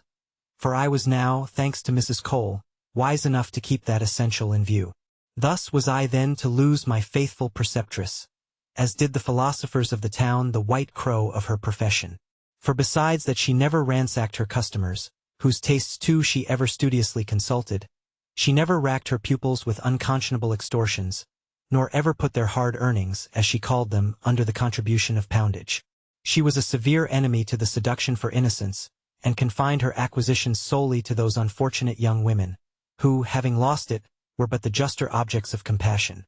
Among these, indeed, she picked out such as suited her views, and taking them under her protection, rescued them from the danger of the public sinks of ruin and misery, to place, or for them, well or ill, in the manner you have seen. Having then settled her affairs, she set out on her journey, after taking the most tender leave of me, and at the end of some excellent instructions, recommending me to myself, with an anxiety perfectly maternal. In short, she affected me so much, that I was not presently reconciled to myself for suffering her at any rate to go without me. But fate had, it seems, otherwise disposed of me. I had, on my separation from Mrs. Cole, taken a pleasant convenient house at Marylebone, but easy to rent and manage from its smallness, which I furnished neatly and modestly. There, with a reserve of £800, the fruit of my deference to Mrs. Cole's counsels, exclusive of clothes, some jewels, and some plate, I saw myself in purse for a long time, to wait without impatience for what the chapter of accidents might produce in my favor. Here, under the new character of a young gentlewoman whose husband was gone to sea, I had marked me out such lines of life and conduct, as leaving me a competent liberty to pursue my views either out of pleasure or fortune, bounded me nevertheless strictly within the rules of decency and discretion. A disposition in which you cannot escape observing a true pupil of Mrs. Cole. I was scarce, however, well warm in my new abode, when going out one morning pretty early to enjoy the freshness of it, in the pleasing outlet of the fields, accompanied only by a maid, whom I had newly hired, as we were carelessly walking among the trees, we were alarmed with the noise of a violent coughing. Turning our heads towards which, we distinguished a plain, well-dressed elderly gentleman, who, attacked with a sudden fit, was so much overcome, as to be forced to give way to it and sit down at the foot of a tree, where he seemed suffocating with the severity of it, being perfectly black in the face. Not less moved than frightened, with which, I flew on the instant to his relief, and using the rote of practice I had observed on the like occasion, I loosened his cravat and clapped him on the back. But whether to any purpose or whether the cough had had its course, I know not, but the fit immediately went off, and now recovered to his speech and legs. He returned me thanks with as much emphasis as if I had saved his life. This naturally engaging a conversation, he acquainted me where he lived, which was at a considerable distance from where I met him, and where he had strayed insensibly on the same intention of a morning walk. He was, as I afterwards learned in the course of the intimacy which this little accident gave birth to, an old bachelor, turned of 60, but of a fresh vigorous complexion, insomuch that he scarce marked 45, having never racked his constitution by permitting his desires to overtax his ability. As to his birth and conditions, his parents, honest and failed mechanics, had, by the best traces he could get of them, left him an infant orphan on the parish, so that it was from a charity school that, by honesty and industry, he made his way into a merchant's counting-house, from whence, being sent to a house in Cadiz, he there, by his talents and activity, acquired not only a fortune, but an immense one, with which he returned to his native country, where he could not, however, fish out so much as one single relation out of the obscurity he was born in. Taking then a taste for refinement, and pleased to enjoy life like a mistress in the dark, he flowed his days in all the ease of opulence, without the least parade of it, and rather studying the concealment than the shew of a fortune, looked down on a world he perfectly knew himself, to his wish unknown and unmarked by. But, as I propose to devote a letter entirely to the pleasure of retracing to you all the particulars of my acquaintance with this ever, to me, memorable friend, I shall in this transiently touch on no more than may serve as mortar to cement or form the connection of my history, and to obviate your surprise that one of my blood and relish of life should count a gallant of 60 such a catch. Referring then to a more explicit narrative, to explain by what progressions our acquaintance, certainly innocent at first, insensibly changed nature, and run into unplatonic length, as might well be expected from one of my condition of life, and above all, from that principle of electricity that scarce ever fails of producing fire when the sexes meet. I shall only here acquaint you, that as age had not subdued his tenderness for our sex, neither had it robbed him of the power of pleasing, since whatever he wanted in the bewitching charms of youth, he atoned for, or supplemented with the advantages of experience, the sweetness of his manners, and above all, his flattering address in touching the heart, by an application to the understanding. From him it was I first learned, to any purpose, and not without infinite pleasure, that I had such a portion of me worth bestowing some regard on. From him I received my first essential encouragement, and instructions how to put it in that train of cultivation, which I have since pushed to the little degree of improvement you see it at.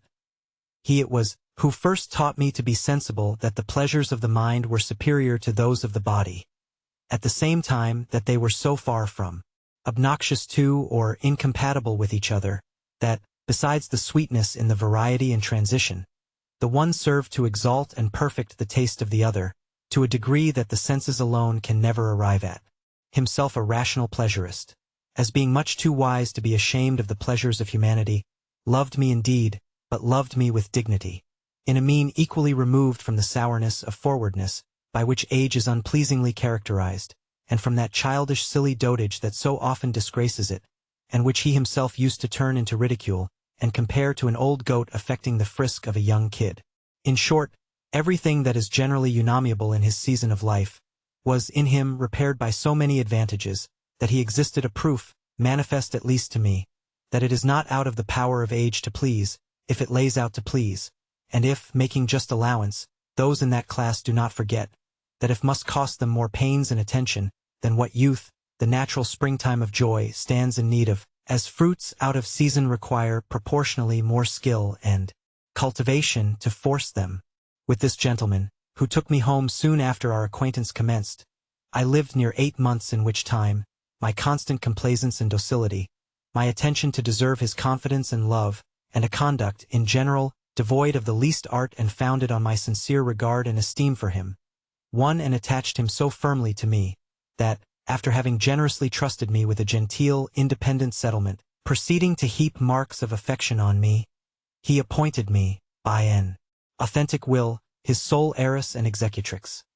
A disposition which he did not outlive 2 months, being taken from me by a violent cold that he contracted, as he unadvisedly ran to the window, on an alarm of fire at some streets distant, and stood there naked-breasted, and exposed to the fatal impressions of a damp night air. After acquitting myself of the duty towards my deceased benefactor, and paying him a tribute of unfeigned sorrow, which a little time changed into a most tender, graceful memory of him, which I shall ever retain,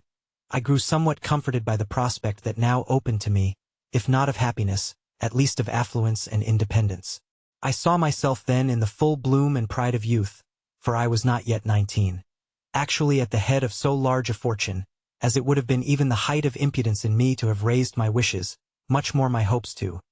And that this unexpected elevation did not turn my head, I owed to the pains my benefactor had taken to form and prepare me for it, as I owed his opinion of my management of the vast possessions he left me, to what he had observed of the prudential economy I had learned under Mrs. Cole, the reserve of which he saw I had made, was a proof and encouragement to him. But, alas! How easily in the enjoyment of the greatest sweets in life,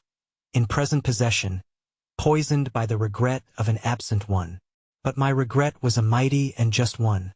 since it had my only truly beloved Charles for its object. Given him up I had, indeed, completely, having never once heard from him since our separation, which, as I found afterwards, had been my misfortune, and not his neglect, for he wrote me several letters which had all miscarried. But forgotten him I never had. And amidst all my personal infidelities, not one had made a pin's point impression on a heart impenetrable to the true love passion. But for him. As soon, however, as I was mistress of this unexpected fortune, I felt more than ever how dear he was to me, from its insufficiency to make me happy, whilst he was not to share it with me. My earliest care, consequently, was to endeavor at getting some account of him. But all my researches produced me no more light than that his father had been dead for some time, not so well as even with the world, and that Charles had reached his port of destination in the South Seas, where, finding the estate he was sent to recover, dwindled to a trifle by the loss of 2 ships in which the bulk of his uncle's fortune lay, he was come away with the small remainder, and might, perhaps, according to the best advice, in a few months return to England, from whence he had, at the time of this my inquiry, been absent 2 years and 7 months. A little eternity in love. You cannot conceive with what joy I embraced the hopes thus given me of seeing the delight of my heart again. But, as the term of months was assigned it, in order to divert and amuse my impatience for his return, after settling my affairs with much ease and security, I set out on a journey for Lancashire, with an equipage suitable to my fortune, and with a design purely to revisit my place of nativity, for which I could not help retaining a great tenderness, and might naturally not be sorry to shew myself there, to the advantage I was now in pass to do, after the report Esther Davis had spread of my being spirited away to the plantations, for on no other supposition could she account for the suppression of myself to her, since her leaving me so abruptly at the inn. Another favorite intention I had, to look out for my relations, though I had none but distant ones, and prove a benefactress to them. Then Mrs. Cole's place of retirement lying in my way, was not amongst the least of the pleasures I had proposed to myself in this expedition. I had taken nobody with me but a discreet decent woman, to figure it as my companion besides my servants, and was scarce got into an inn about 20 miles from London, where I was to sup and pass the night, when such a storm of wind and rain come on, as made me congratulate myself on having got under shelter before it began. This had continued a good half an hour, when bethinking me of some directions to be given to the coachman, I sent for him, not caring that his shoes should soil the very clean parlor, in which the cloth was laid. I stepped into the hall kitchen, where he was, and where, whilst I was talking to him, I slantingly observed 2 horsemen driven in by the weather, and both wringing wet, one of whom was asking if they could not be assisted with a change, while their clothes were dried. But, heavens! Who can express what I felt at the sound of a voice, ever present to my heart, and that it now rebounded at, or when pointing my eyes towards the person it came from, they confirmed its information, in spite of so long an absence, and of a dress one would have studied for a disguise. A horseman's greatcoat with a stamp-up cape and his hat flapped. But what could escape the alertness of a sense truly guided by love? A transport then like mine was above all consideration, or schemes of surprise. And I, that instant, with the rapidity of the emotions that I felt the spur of, shot into his arms, crying out, as I threw mine round his neck, "My life, my soul, my Charles," and without further power of speech, swooned away, under the pressing agitation of joy and surprise. Recovered out of my entrancement, I found myself in my charmer's arms, but in the parlor, surrounded by a crowd which this event had gathered round us, and which immediately, on a signal from the discreet landlady, who currently took him for my husband, cleared the room, and desirably left us alone to the raptures of this reunion. My joy at which had like to have proved, at the expense of my life, its power superior to that of grief at our fatal separation. The first object, then, that my eyes opened on, was their supreme idol, and my supreme wish, Charles, on one knee, holding me fast by the hand and gazing on me with a transport of fondness. Observing my recovery, he attempted to speak, and give vent to his patience of hearing my voice again, to satisfy him once more that it was I. But the mightiness and suddenness of the surprise continuing to stun him, choked his utterance. He could only stammer out a few broken, half-formed, filtering accents, which my ears greedily drinking in, spelt and put together, so as to make out their sense. After so long, so cruel an absence. My dearest Fanny! Can it be you? Stifling me at the time with kisses, that, stopping my opening mouth, at once prevented the answer that he panted for, and increased the delicious disorder in which all my senses were rapturously lost. However, amidst this crowd of ideas, and all blissful ones, there obtruded only one cruel doubt that poisoned nearly all the transcendent happiness. And what was it, but my dread of its being too excessive to be real? I trembled now with my fear of its being no more than a dream, and of waking out of it into the horrors of finding it one. Under this fond apprehension, imagining I could not make too much of the present prodigious joy, before it would vanish and leave me in the desert again, nor verify its reality too strongly, I clung to him, I clasped him, as if to hinder him from escaping me again. Where have you been? How could you leave me? Say you are still mine, that you still love me? And thus, kissing him as if I would consolidated lips with him,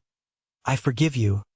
Forgive my hard fortune in favor of this restoration. all these interjections breaking from me, in that wildness of expression that justly passes for eloquence in love, drew from him all the returns my fond heart could wish or require. Our caresses, our questions, our answers, for some time observed no order,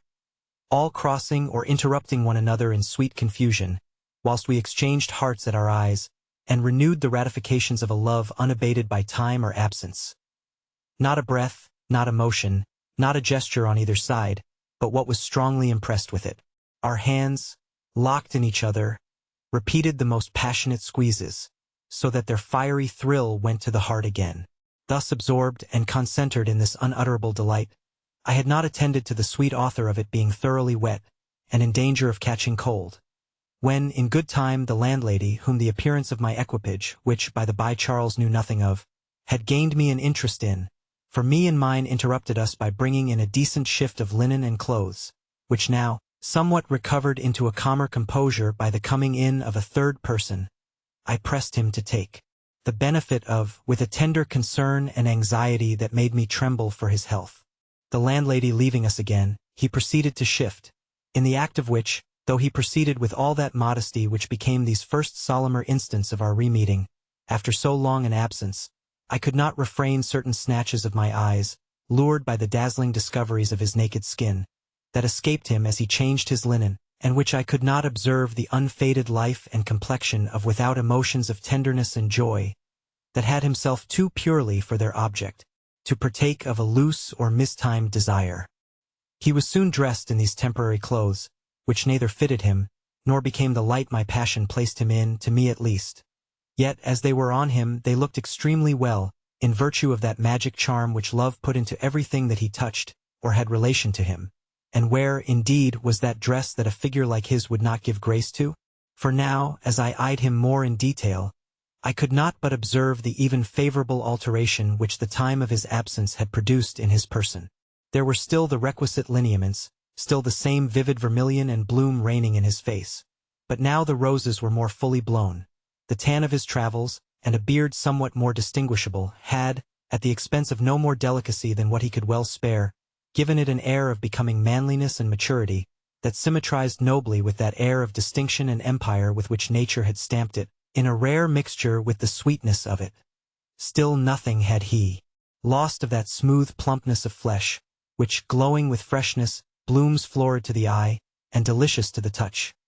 Then his shoulders were grown more square, his shape more formed, more portly, but still free and airy. In short, his figure showed riper, greater, and perfecter to the experienced eye, than in his tender youth, and now he was not much more than 22. In this interval, however, I picked out of the broken, often pleasingly interrupted account of himself, that he was, at that instant, actually on his road to London, in not a very paramount plight or condition, having been wrecked on the Irish coast for which he had prematurely embarked, and lost the little all he had brought with him from the South Seas, so that he had not till after great shifts and hardships, in the company of his fellow-traveller, the captain, got so far on his journey, that, so it was, having heard of his father's death and circumstances, he had now the world to begin again on a new account, a situation which he assured me, in a vein of sincerity, that flowing from his heart, penetrated mine, gave him to farther pain, than that he had not his power to make me as happy as he could wish. My fortune, you will please to observe, I had not entered upon any overture of reserving, to feast myself with the surprise of it to him, in calmer instants. And, as to my dress, it could give him no idea of the truth, not only as it was morning, but likewise in a style of plainness and simplicity that I had ever kept to with studied art. He pressed me indeed tenderly to satisfy his ardent curiosity, both with regard to my past and present state of life, since his being torn away from me, but I found means to elude his questions, by answers that shewing his satisfaction at no great distance, won upon him to waive his impatience, in favor of the thorough confidence he had in my not delaying it, but for respect I should in good time acquaint him with. Charles, however, thus returned to my longing arms, tender, faithful, and in health, was already a blessing too mighty for my conception.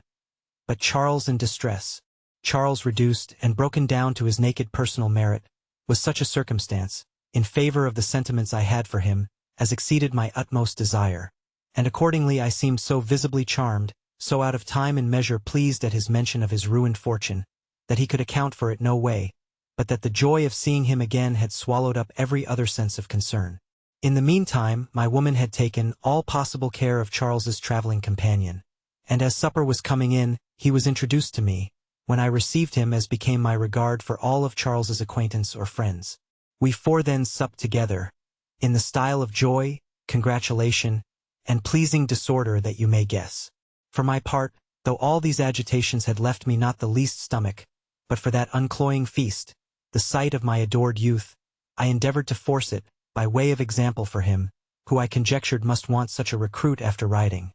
And indeed he ate like a traveler but gazed at, and addressed me all the time like a lover. After the cloth was taken away, and the hour of repose came on, Charles and I were, without further ceremony, in quality of man and wife, shown up together to a very handsome apartment, and all in course the bed, they said, the best in the inn. And here, decency, forgive me, if once more I violate thy laws and keeping the curtains undrawn, sacrifice thee for the last time to that confidence, without reserve, with which I engage to recount to you the most striking circumstances of my youthful disorders. As soon, then, as we were in the room together, left to ourselves, the sight of the bed starving the remembrance of our first joys, and the thought of my being instantly to share it with the dear possessor of my virgin heart, moved me so strongly, that it was well I leaned upon him, or I must have fainted again under the overpowering sweet alarm. Charles saw into my confusion, and forgot his own, that was scarce less, to apply himself to the removal of mine. But now the true refining passion had regained throughout possession of me, with all its train of symptoms. A sweet sensibility, a tender timidity, love-sick yearnings tempered with diffidence and modesty, all held me in a subjection of soul, incomparably dearer to me than the liberty of heart which I had been long, too long, the mistress of, in the course of those grosser gallantries, the consciousness of which now made me sigh with a virtuous confusion and regret. No real virgin, in short, in view of the nuptial bed, could give more bashful blushes to unblemished innocence, than I did to a sense of guilt. And indeed I loved Charles too truly not to feel severely that I did not deserve him. As I kept hesitating and disconcerted under this soft distraction, Charles, with a fond impatience, took the pains to undress me, and all I can remember amidst the nutter and discomposure of my senses, was some flattering exclamation of joy and admiration, more specially at the feel of my breasts, now set at liberty from my stays, and which panting and rising in tumultuous throbs, swelled upon his dear touch, and gave it the welcome pleasure of finding them well formed, and unfailed in firmness. I was soon laid in bed, and scarce languished an instant for the darling partner of it, before he was undressed and got between the sheets, with his arms clasped round me, giving and taking, with gust inexpressible, a kiss of welcome, that my heart rising to my lips stamped with its warmest impression, concurring to my bliss, with that delicate and voluptuous emotion which Charles alone had the secret to excite, and which constitutes the very life, the essence of pleasure. Meanwhile, 2 candles lighted on a side table near us, and a joyous wood fire, threw a light into the bed, that took from one sense of great importance to our joys, all pretext for complaining of its being shut out of its share of them. And indeed, the sight of my idolized youth was alone, from the ardor with which I had wished for it, without other circumstance, a pleasure to die of. But as action was now a necessity to desires so much on edge as ours, Charles, after a very short prelusive dalliance, lifting up my linen and his own, laid the broad treasures of his manly chest close to my bosom, both beating with the tenderest alarms, when now the sense of his glowing body, in naked touch with mine, took all power over my thoughts out of my own disposal, and delivered up every faculty of the soul to the sensiblest of joys,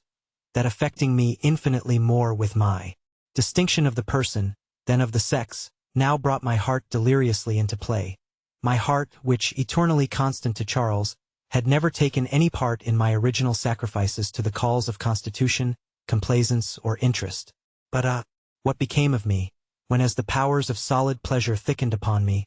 I could not help feeling the stiff stake that had been adorned with the trophies of my despoiled virginity, bearing hard and inflexible against one of my thighs, which I had not yet opened, from a true principle of modesty, revived by a passion too sincere to suffer any aiming at the false merit of difficulty, or my putting on an impertinent mock coyness. I have, I believe, somewhere before remarked, that feel of that favorite piece of manhood has, in the very nature of it, something inimitably pathetic. Nothing can be dearer to the touch, nor can affect it with a more delirious sensation. Think then, as a love thinks, what must be the consummate transport of that quickest of our senses, in their central seat too, when, after so long a deprival, it felt itself re-inflamed under the pressure of that peculiar scepter member, which commands us all, but especially my darling, elect from the face of the whole earth. And now, at its mightiest point of stiffness, it felt to me something so subduing, so active, so solid and agreeable, that I know not what name to give its singular impression. But the sentiment of consciousness of its belonging to my supremely beloved youth gave me so pleasing an agitation, and worked so strongly on my soul, that it sent all its sensitive spirits to that organ of bliss in me, dedicated to its reception. There, concentering to a point, like rays in a burning glass, they glowed, they burnt with the intensest heat. The springs of pleasure were, in short, wound up to such a pitch, I panted now with so exquisitely keen an appetite for the eminent enjoyment, that I was even sick with desire, and unequal to support the combination of two distinct ideas, that delightfully distracted me. For all the thought I was capable of, was that I was now in touch, at once, with the instrument of pleasure, and the great seal of love, ideas that, mingling streams, poured such an ocean of intoxicating bliss on a weak vessel, all too narrow to contain it, that I lay overwhelmed, absorbed, lost in an abyss of joy, and dying of nothing but a moderate delight. Charles then roused me somewhat out of this ecstatic distraction, with a complaint softly murmured, amidst a crowd of kisses, at the position, not so favorable to his desires, in which I received his urgent insistence for admission, where that insistence was alone so engrossing a pleasure, that it made me inconsistently suffer a much dearer one to be kept out. But how sweet to correct such a mistake! My thighs, now obedient to the intimations of love and nature, gladly disclose, and with a ready submission, resign up the soft gateway to the entrance of pleasure. I feel the delicious velvet tip, he enters me might and main with, oh, my pen drops from here in the ecstasy now present to my faithful memory. Description too deserts me, and delivers over a task, above its strength of wing, to the imagination. But it must be an imagination exalted by such a flame as mine that can do justice to that sweetest, noblest of all sensations, that hailed and accompanied the stiff insinuation all the way up, till it was at the end of its penetration, sending up, through my eyes, the sparks of the love fire that ran all over me and blazed in every vein and every pore of me. A system incarnate of joy all over. I had now totally taken in love's true arrow from the point up to the feather, in that part, where making no new wound, the lips or the original one of nature, which had owed its first breathing to this dear instrument, clung, as if sensible of gratitude, in eager suction round it, whilst all its inwards embraced it tenderly, with a warmth of gust, a compressive energy, that gave it, in its way, the heartiest welcome in nature. Every fibre there gathering tight round it and straining, ambitiously to come in for its share of the blissful touch. As we were giving them a few moments' pause to the delectations of the senses, that may be styled the Attic salt of enjoyment.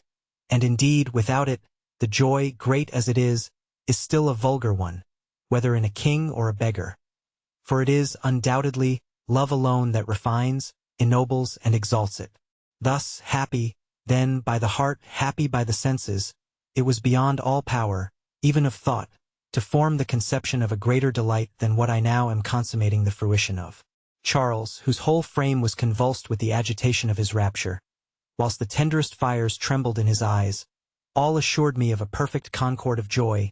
penetrated me so profoundly, touched me so vitally, took me so much out of my own possession, whilst he seemed himself so much in mine, that in a delicious enthusiasm, I imagined such a transfusion of heart and spirit, as that coalescing, and making one body and soul with him, I was he and he me. But all this pleasure tending, like life from its first instance, towards its own dissolution,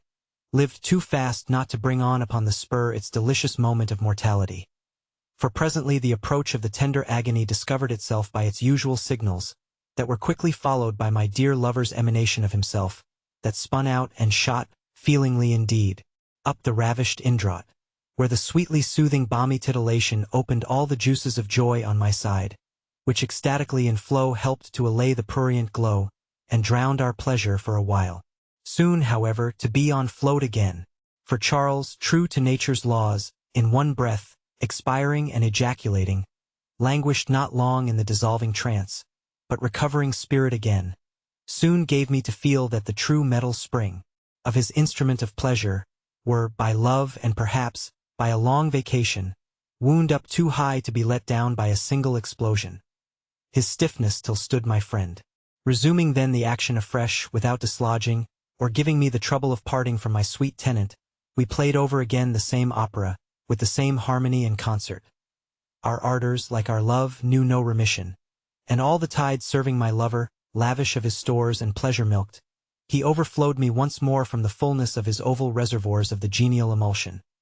Whilst, on my side, a convulsive grasp, in the instant of my giving down the liquid contribution, rendered me sweetly subservient at once to the increase of joy, and to its effusions, moving me so, as to make me exert all those springs of the compressive exsuction, with which the sensitive mechanism of that part thirstily draws and drains the nipple of love, with much such an instinctive eagerness and attachment, as to compare great with less, kind nature engages infants at the breasts, by the pleasure they find in the motion of their little mouths and cheeks, to extract the milky stream, prepared for their nourishment. But still there was no end of his vigor.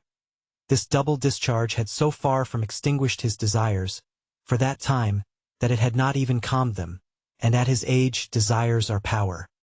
He was proceeding then amazingly to push it to a third triumph, still without unkissing, if a tenderness natural to true love had not inspired me with self-denial enough to spare, and not overstrain him, and accordingly, entreating him to give himself and me quarter, I obtained, at length, a short suspension of arms, but not before he had exultingly satisfied me that he gave outstanding. The remainder of the night, with what we borrowed upon the day, we employed with unwearied fervor in celebrating thus the festival of our remeeting, and got up pretty late in the morning, gay, brisk, and alert, though rest had been a stranger to us. But the pleasures of love had been to us what the joy of victory is to an army: repose, refreshment, everything. The journey into the country being now entirely out of the question, and orders having been given overnight for turning the horses' heads towards London, we left the inn as soon as we had breakfasted, not without a liberal distribution of the tokens of my grateful sense of the happiness I had met within it. Charles and I were in my coach, the captain and my companion in a chaise hired purposely for them,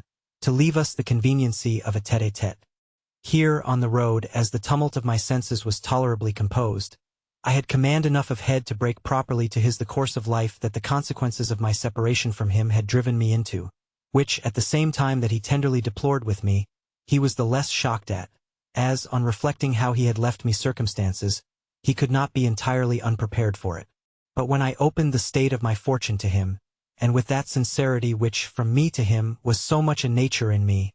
I begged of him his acceptance of it, on his own terms. I should appear to you perhaps too partial to my passion, were I to attempt the doing his delicacy justice. I shall content myself then with assuring you, that after his flatly refusing the unreserved, unconditional donation that I long persecuted him in vain to accept, it was at length, in obedience to his serious commands, for I stood out unaffectedly, till he exerted the sovereign authority which love had given him over me, that I yielded my consent to waive the remonstrance I did not fail of making strongly to him, against his degrading himself, and incurring the reflection, however unjust, of having, for respects of fortune, bartered his honor for infamy and prostitution, in making one his wife, who thought herself too much honored in being but his mistress. The plea of love then overruling all objections, for him, which he could not but read the sincerity of in a heart ever open to him, obliged me to receive his hand, by which means I was in pass, among other innumerable blessings, to bestow a legal parentage on those fine children you have seen by this happiest of matches. Thus, at length, I got snug into port, where, in the bosom of virtue, I gathered the only uncorrupt sweets. Where, looking back on the course of vice I had run, and comparing its infamous blandishments with the infinitely superior joys of innocence, I could not help pitying, even in point of taste, those who, immersed in gross sensuality, are insensible to the so delicate charms of virtue, than which even pleasure has not a greater friend, nor vice a greater enemy. Thus temperance makes men lords over those pleasures that intemperance enslaves them to. The one, parent of health, vigor, fertility, cheerfulness, and every other desirable good of life. the other of diseases, debility, barrenness, self-loathing, with only every evil incident to human nature. You laugh, perhaps, at this tailpiece of morality, extracted from me by the force of truth, resulting from compared experiences. You think it, no doubt, out of character. Possibly, too, you may look on it as the paltry finesse of one who seeks to mask a devotee to vice under a rag of a veil, impudently smuggled from the shrine of virtue. Just as if one was to fancy oneself completely disguised at a masquerade, with no other change of dress than turning one's shoes into slippers. Or as if a writer should think to shield a treasonable libel, by concluding it with a formal prayer for the king. But, independent of my flattering myself that you have a juster opinion of my sense and sincerity, give me leave to represent to you, that such a supposition is even more injurious to virtue than to me. Since, consistently with candor and good nature, it can have no foundation but in the falsest of fears, that its pleasures cannot stand in comparison with those of vice. But let truth dare to hold it up in its most alluring light. Then mark how spurious, how low of taste, how comparatively inferior its joys are to those which virtue gives sanction to, and whose sentiments are not above making even a sauce for the senses, but a sauce of the highest relish, whilst vices are the harpies that infect and foul the feast. The paths of vice are sometimes strewed with roses, but then they are forever infamous for many a thorn, for many a cankerworm. Those of virtue are strewed with roses purely, and those eternally unfading ones. If you do me then justice, you will esteem me perfectly consistent in the incense I burn to virtue. If I have painted vice in all its gayest colors, if I have decked it with flowers, it has been solely in order to make the worthier, the solemner sacrifice of it to virtue. You know Mr. C**************, you know his estate, his worth and good sense. Will you pronounce it ill-meant, at least of him, when anxious for his son's morals, with a view to form him to virtue, and inspire him with a fixed, a rational contempt for vice? He condescended to be his master of the ceremonies, and led him by the hand through the most noted bawdy houses in town, where he took care he should be familiarized with all those scenes of debauchery, so fit to nauseate a good taste? The experiment, you will cry, is dangerous. True, on a fool. But are fools worth so much attention? I shall see you soon, and in the meantime think candidly of me, and believe me ever, Madam, yours, etc., etc., etc. XXX. The end. End of the Project Gutenberg ebook Memoirs of Fanny Hill. Updated editions will replace the previous one. The old editions will be renamed. Creating the works from print editions not protected by U.S. copyright law means that no one owns a United States copyright in these works, so the Foundation and you can copy and distribute it in the United States without permission and without paying copyright royalties. Special rules, set forth in the general terms of use part of this license, apply to copying and distributing Project Gutenberg electronic works to protect the Project Gutenberg concept and trademark. Project Gutenberg is a registered trademark and may not be used if you charge for an ebook, except by following the terms of the trademark license, including paying royalties for use of the Project Gutenberg trademark. If you do not charge anything for copies of this ebook, complying with the trademark license is very easy. You may use this ebook for nearly any purpose, such as creation of derivative works, reports, performances, and research. Project Gutenberg ebooks may be modified and printed and given away. You may do practically anything in the United States with ebooks not protected by U.S. copyright law. Redistribution is subject to the trademark license, especially commercial redistribution. Start. Full license. The full Project Gutenberg license. Please read this before you distribute or use this work. To protect the Project Gutenberg mission of promoting the free distribution of electronic works, by using or distributing this work, or any other work associated in any way with the phrase Project Gutenberg, you agree to comply with all the terms of the full Project Gutenberg license available with this file or online at www.gutenberg.org/license. Section 1. General Terms of Use and Redistributing Project Gutenberg Electronic Works. 1.a. By reading or using any part of this Project Gutenberg electronic work, you indicate that you have read, understand, agree to, and accept all the terms of this license and intellectual property, trademark/copyright, agreement. If you do not agree to abide by all the terms of this agreement, You must cease using and return or destroy all copies of Project Gutenberg electronic works in your possession. If you paid a fee for obtaining a copy of or access to a Project Gutenberg electronic work, and you do not agree to be bound by the terms of this agreement, you may obtain a refund from the person or entity to whom you paid the fee as set forth in paragraph 1.e.8. 1.b. Project Gutenberg is a registered trademark. It may only be used on or associated in any way with an electronic work by people who agree to be bound by the terms of this agreement. There are a few things that you can do with most Project Gutenberg electronic works even without complying with the full terms of this agreement. See paragraph 1.c below. There are a lot of things you can do with Project Gutenberg electronic works if you follow the terms of this agreement and help preserve free future access to Project Gutenberg electronic works. See paragraph 1.e below. 1.c. The Project Gutenberg Literary Archive Foundation, the Foundation or PGLAF, owns a compilation copyright in the collection of Project Gutenberg electronic works. Nearly all the individual works in the collection are in the public domain in the United States. If an individual work is unprotected by copyright law in the United States and you are located in the United States, we do not claim a right to prevent you from copying, distributing, performing, displaying, or creating derivative works based on the work as long as all references to Project Gutenberg are removed. Of course, we hope that you will support the Project Gutenberg mission of promoting free access to electronic works by freely sharing Project Gutenberg works in compliance with the terms of this agreement for keeping the Project Gutenberg name associated with the work. You can easily comply with the terms of this agreement by keeping this work in the same format with its attached full Project Gutenberg license when you share it without charge with others. 1.d. The copyright laws of the place where you are located also govern what you can do with this work.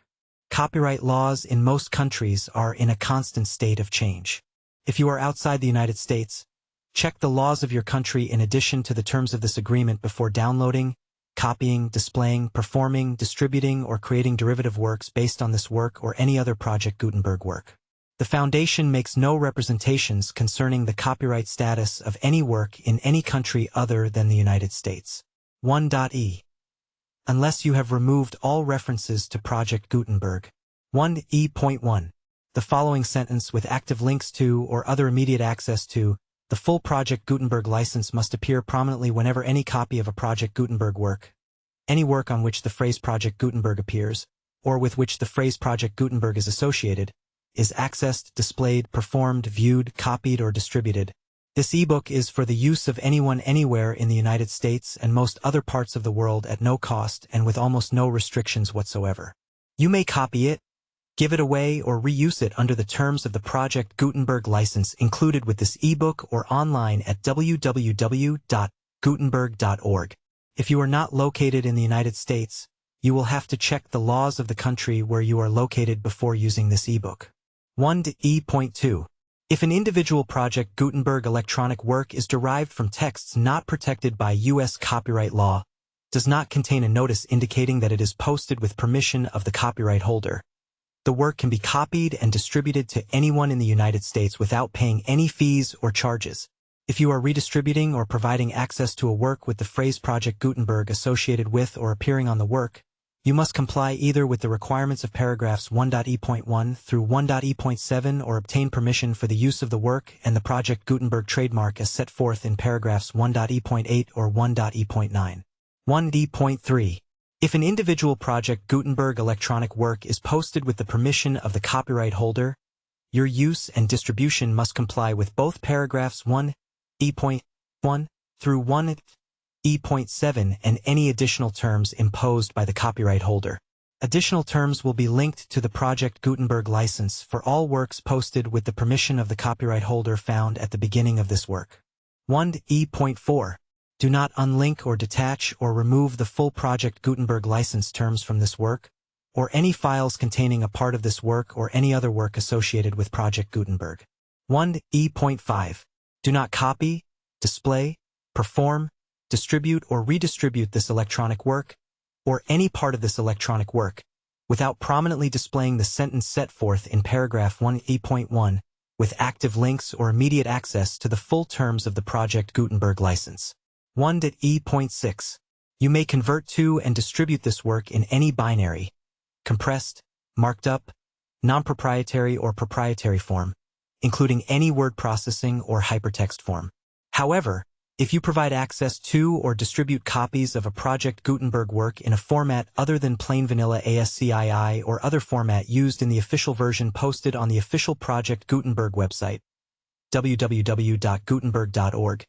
you must, at no additional cost, fee, or expense to the user, provide a copy, a means of exporting a copy, or a means of obtaining a copy upon request, of the work in its original plain vanilla ASCII or other form. Any alternate format must include the full Project Gutenberg license as specified in paragraph 1.e.1. 1.e.7. Do not charge a fee for access to viewing, displaying, performing, copying, or distributing any Project Gutenberg works unless you comply with paragraph 1.e.8 or 1.e.9. 1.e.8.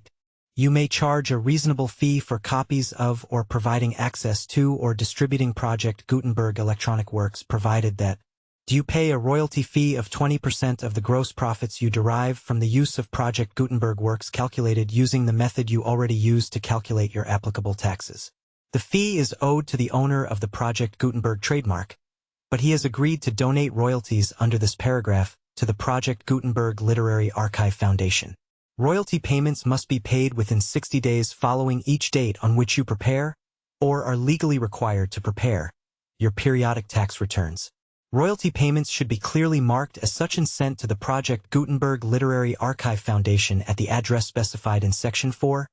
Information about donations to the Project Gutenberg Literary Archive Foundation. Do you provide a full refund of any money paid by a user who notifies you in writing, or by email, within 30 days of receipt that he does not agree to the terms of the full Project Gutenberg license? You must require such a user to return or destroy all copies of the works possessed in a physical medium and discontinue all use of and all access to other copies of Project Gutenberg works. Do you provide, in accordance with paragraph 1.f.3, a full refund of any money paid for a work or a replacement copy, if a defect in the electronic work is discovered and reported to you within 90 days of receipt of the work? Do you comply with all other terms of this agreement for free distribution of Project Gutenberg works? 1e.9. If you wish to charge a fee or distribute a Project Gutenberg electronic work or group of works on different terms than are set forth in this agreement, you must obtain permission in writing from the Project Gutenberg Literary Archive Foundation, the manager of the Project Gutenberg trademark. Contact the Foundation as set forth in Section 3 below. 1f. 1f.1. Project Gutenberg volunteers and employees expend considerable effort to identify, do copyright research on, transcribe and proofread works not protected by U.S. copyright law in creating the Project Gutenberg collection. Despite these efforts, Project Gutenberg electronic works, and the medium on which they may be stored, may contain defects, such as, but not limited to, incomplete, inaccurate or corrupt data, transcription errors, a copyright or other intellectual property infringement, a defective or damaged disk or other medium, a computer virus, or computer codes that damage or cannot be read by your equipment. 1f.2. Limited warranty, disclaimer of damages, except for the right of replacement or refund described in paragraph 1f.3. The Project Gutenberg Literary Archive Foundation, the owner of the Project Gutenberg trademark, and any other party distributing a Project Gutenberg electronic work under this agreement, disclaim all liability to you for damages, costs, and expenses, including legal fees. You agree that you have no remedies for negligence, strict liability, breach of warranty, or breach of contract except those provided in paragraph 1f.3. You agree that the Foundation, the trademark owner, and any distributor under this agreement will not be liable to you for actual, direct, indirect, consequential, punitive, or incidental damages even if you give notice of the possibility of such damage. 1f.3. Limited right of replacement or refund. If you discover a defect in this electronic work within 90 days of receiving it, you can receive a refund of the money, if any, you paid for it by sending a written explanation to the person you received the work from. If you receive the work on a physical medium, you must return the medium with your written explanation. The person or entity that provided you with the defective work may elect to provide a replacement copy in lieu of a refund. If you receive the work electronically, the person or entity providing it to you may choose to give you a second opportunity to receive the work electronically in lieu of a refund. If the second copy is also defective, you may demand a refund in writing without further opportunities to fix the problem. 1F.4. Except for the limited right of replacement or refund set forth in paragraph 1F.3, this work is provided to you ASIS, with no other warranties of any kind, express or implied, including but not limited to warranties of merchantability or fitness for any purpose. 1F.5. Some states do not allow disclaimers of certain implied warranties or the exclusion or limitation of certain types of damages. If any disclaimer or limitation set forth in this agreement violates the law of the state applicable to this agreement, the agreement shall be interpreted to make the maximum disclaimer or limitation permitted by the applicable state law. The invalidity or unenforceability of any provision of this agreement shall not void the remaining provisions. 1F.6. Indemnity. You agree to indemnify and hold the foundation, the trademark owner, any agent or employee of the foundation, anyone providing copies of Project Gutenberg electronic works in accordance with this agreement, and any volunteers associated with the production, promotion and distribution of Project Gutenberg electronic works, harmless from all liability, costs and expenses, including legal fees, that arise directly or indirectly from any of the following which you do or cause to occur. A. Distribution of this or any Project Gutenberg work. B. Alteration, modification or additions or deletions to any Project Gutenberg work. And C. Any defect you cause. Section 2. Information about the mission of Project Gutenberg. Project Gutenberg is synonymous with the free distribution of electronic works in formats readable by the widest variety of computers including obsolete, old, middle-aged, and new computers. It exists because of the efforts of hundreds of volunteers and donations from people in all walks of life. Volunteers and financial support to provide volunteers with the assistance they need are critical to reaching Project Gutenberg's goals and ensuring that the Project Gutenberg collection will remain freely available for generations to come. In 2001, the Project Gutenberg Literary Archive Foundation was created to provide a secure and permanent future for Project Gutenberg and future generations. To learn more about the Project Gutenberg Literary Archive Foundation and how your efforts and donations can help, see Sections 3 and 4 and the Foundation information page at www.gutenberg.org. Section 3. Information about the Project Gutenberg Literary Archive Foundation. The Project Gutenberg Literary Archive Foundation is a non-profit 501(c)(3) educational corporation organized under the laws of the state of Mississippi and granted tax-exempt status by the Internal Revenue Service. The Foundation's EIN or Federal Tax Identification Number is 64-6221541. Contributions to the Project Gutenberg Literary Archive Foundation are tax-deductible to the full extent permitted by U.S. federal laws and your state's laws. The Foundation's business office is located at 809 North 1500 West, Salt Lake City,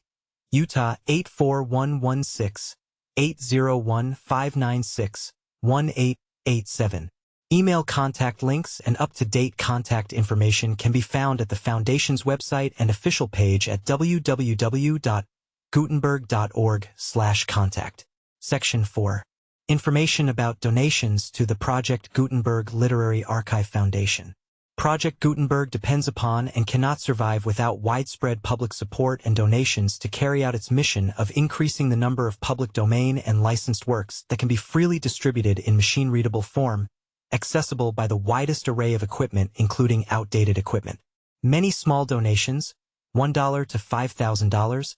are particularly important to maintaining tax-exempt status with the IRS. The Foundation is committed to complying with the laws regulating charities and charitable donations in all 50 states of the United States. Compliance requirements are not uniform and it takes a considerable effort, much paperwork and many fees to meet and keep up with these requirements. We do not solicit donations in locations where we have not received written confirmation of compliance. To send donations or determine the status of compliance for any particular state, visit www.gutenberg.org/donate. While we cannot and do not solicit contributions from states where we have not met the solicitation requirements, We know of no prohibition against accepting unsolicited donations from donors in such states who approach us with offers to donate. International donations are gratefully accepted, but we cannot make any statements concerning tax treatment of donations received from outside the United States. U.S. laws alone swamp our small staff. Please check the Project Gutenberg web pages for current donation methods and addresses. Donations are accepted in a number of other ways, including checks, online payments, and credit card donations. To donate, please visit www.gutenberg.org/donate. Section 5. General information about Project Gutenberg electronic works. Professor Michael S. Hart was the originator of the Project Gutenberg concept of a library of electronic works that could be freely shared with anyone. For 40 years, he produced and distributed Project Gutenberg ebooks with only a loose network of volunteer support. Project Gutenberg ebooks are often created from several printed editions, all of which are confirmed as not protected by copyright in the U.S. unless a copyright notice is included. Thus, we do not necessarily keep ebooks in compliance with any particular paper edition. Most people start at our website, which has the main PG search facility, www.gutenberg.org. This website includes information about Project Gutenberg, including how to make donations to the Project Gutenberg Literary Archive Foundation, how to help produce our new ebooks, and how to subscribe to our email newsletter to hear about new ebooks.